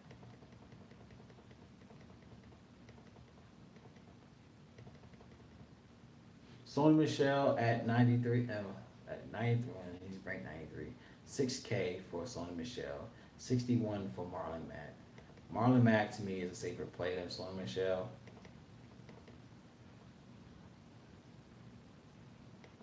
I still like Tyreek Cohen. I still like James White. Knowing the narrative, if he's going to be Cam Newton's scapegoat, James White at 5,300 is still a great price tag, and he's cheaper than Sony Michel on FanDuel, which is weird.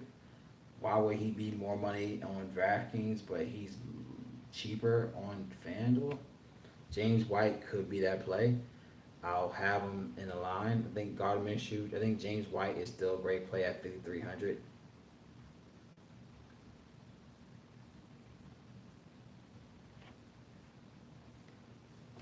Aaron Jones at 7,800.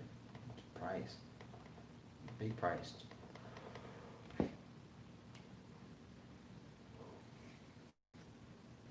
Marlon Mack, 6,100.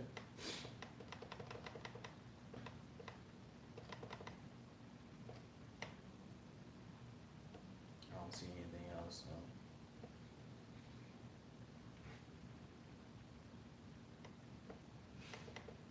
Good luck to everyone playing McCaffrey at 10K. Fucking good night.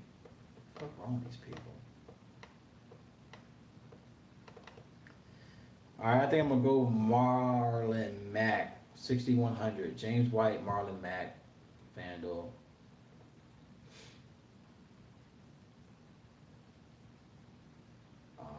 They price a lot of motherfuckers expensive here on FanDuel.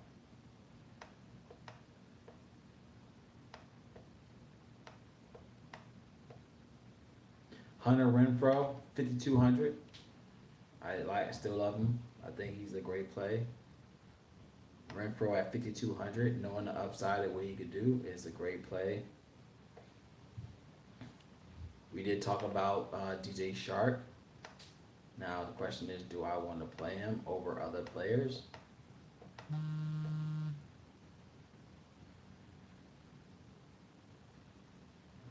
wife about to head home, about to be done with this. Baby girl gotta go. Damn, it's 9 o'clock. Almost 10 o'clock. What the fuck happened? I hope I get paid on Sunday. That's my time being. I work for free, so on Sunday I get paid big. That's the way you gotta think. That's the way you gotta think, man.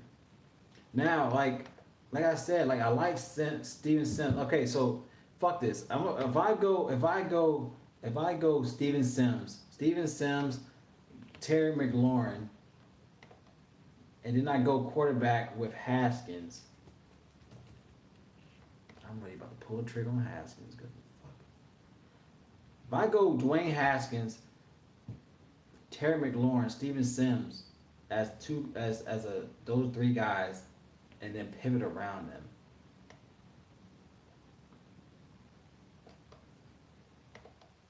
I don't know if I want to do that. then we got.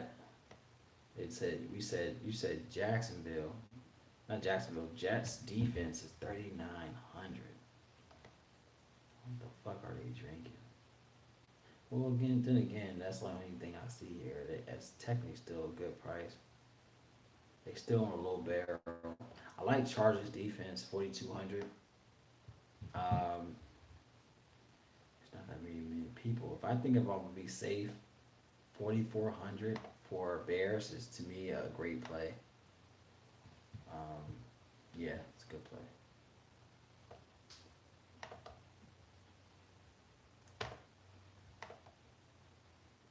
Gurley Mac Jones is the way to go. Gurley Mac Jones. Yes, they are. Gurley, yeah, I like him a lot. I feel like I can't go around that. Like you could literally, yeah, you're right about that. Jones, 79, 7,800. I'm just trying to see if I could pivot elsewhere. But Aaron Jones at 78 is still valuable. Allen Robinson, he's 72. But knowing the game script for Green Bay is Aaron Jones. Allen Robinson is still a valuable play for 7,200 for Allen Robinson. I don't know about that. Michael Thomas, 88, which I can still pay for him though. I can still play him though.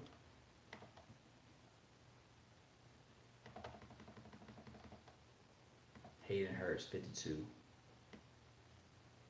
We still got a lot of money left. We still got a lot of money left. Devontae Adams. What the fuck was I talking about earlier? Devontae Adams.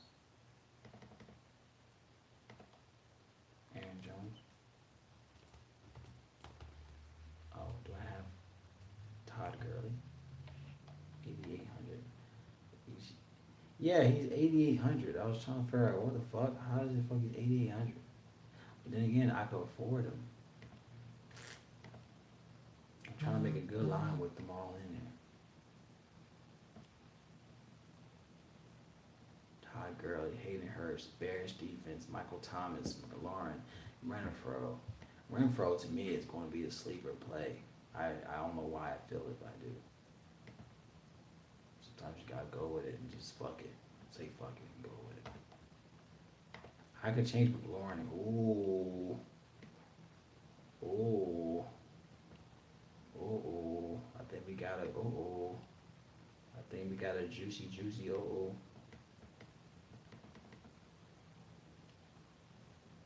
Alright, here we go. So my line will be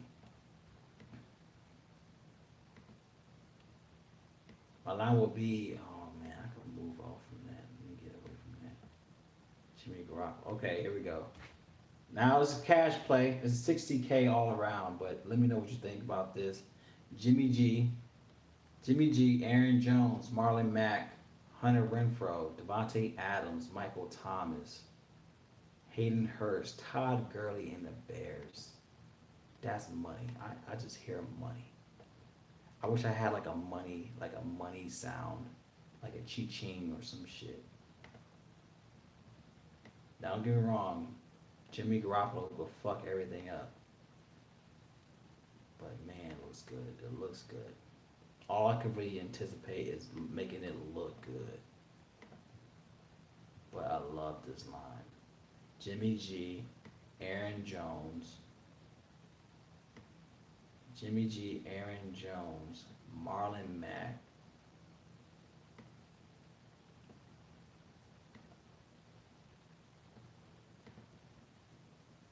Michael Thomas, Devontae Adams, and then you go to a Hunter Renfro that to me is a potential sleeper.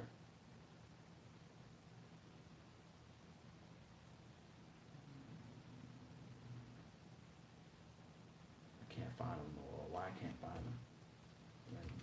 Renfro. Bing. Where the fuck are you at, boy?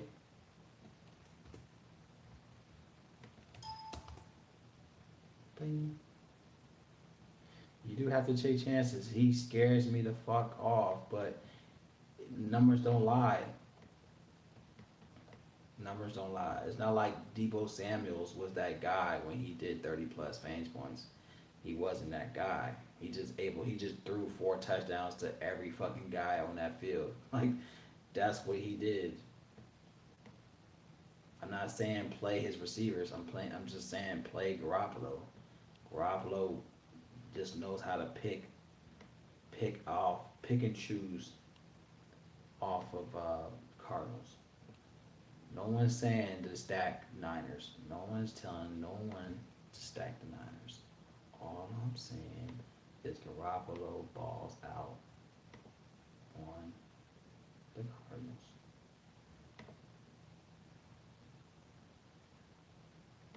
To me, this is a money line. I don't give a fuck. I think this is I ain't gonna lie. I might have a play without Garoppolo just to feel safe. I need my safety blanket, I guess. But if he goes off, he goes off. You know what I'm saying? You can't, hey, call it a day. Like, hey, we work hard for them. We work hard for this line. I ain't gonna lie to you. Like, I wouldn't have looked at this line if I picked and choose this shit today. Like, we spent literally almost 6 hours trying to build a good line. I feel like we did a good ass job doing that. If we lose, I mean, all you can do is look at the highlights, look who had chemistry, and do it again next week. But I feel good knowing that you go deep into these plays, you try to find what's value, and you hope they play ball. That's all you could do. What did I have? Who did I say? Hunter, Adams, Thomas. Oh, I'm sorry. Stupid. Tight ends. Yeah, you do. You have to look outside the box, man. Like, you definitely do. Like, everyone's going to play the obvious plays. Like, you can't really do that. I think that the guy, Hunter Renfrow, is definitely out the box.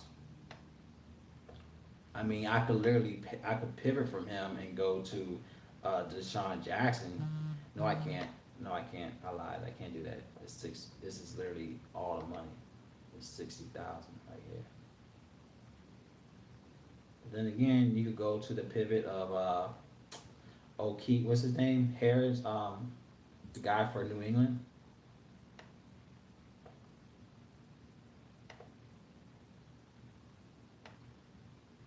Harry, and Neil Harry. Then we talking about him. You can do him. And plus, we still had Jets defense to where you want to pivot from Bears defense, go to the Jets, and that opens more to where you could go to like a McLaurin, maybe. Let me see if that works, but I think that does. I could get McLaurin in there. Ooh, slap my mama. Ooh. Flex.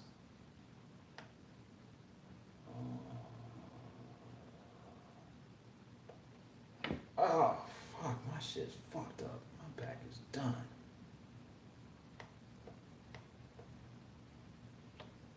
Todd Gurley. How much is Todd Gurley? 60.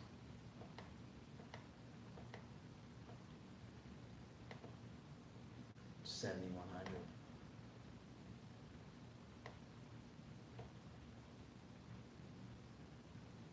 And then Bears defense.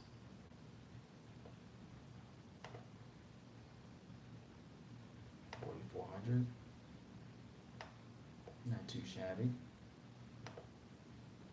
Okay, so that's on line. Now, if I was to pivot from Renfro and go to other value plays that we were talking about, let's go from Bears. Let's go from a Bears play. Go down to Jets. Jets were 39, if I'm not mistaken.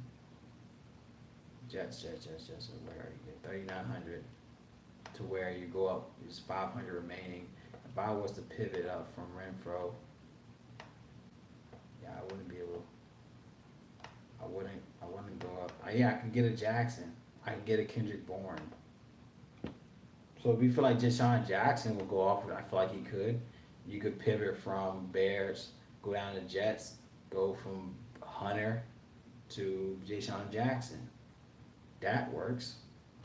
If you don't feel like you want to go up to, Jimmy G. Let's go back down to what we were talking. We was talking about Trubisky. Trubisky, 69. So we go Aaron Jones.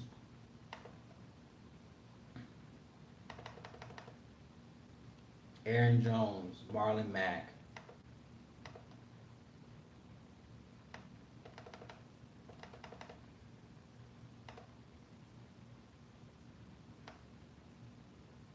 I can't do that. Fuck. I wanted to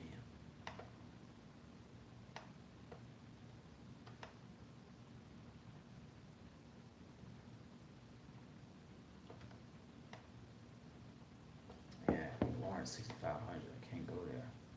Even if I got Trubisky down, if I had Haskins. Oh, Haskins.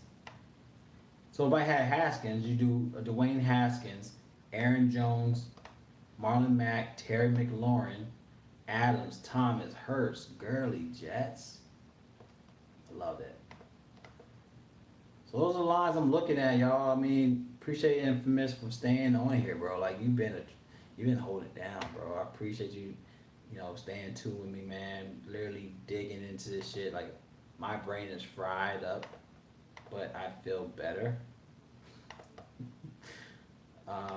We'll get into it tomorrow with Brad. I mean, Brad obviously hasn't heard everything I did, so I think that's real solid. And Haskins definitely going to be a GPP on FanDuel. I definitely believe that. But if we're looking at McLaurin to ball out, and the fact that he had 20 without the assistance he has now, the fact that he has the confidence more now than before, he could literally hit us in the head with 30 fantasy points if he would just ball out.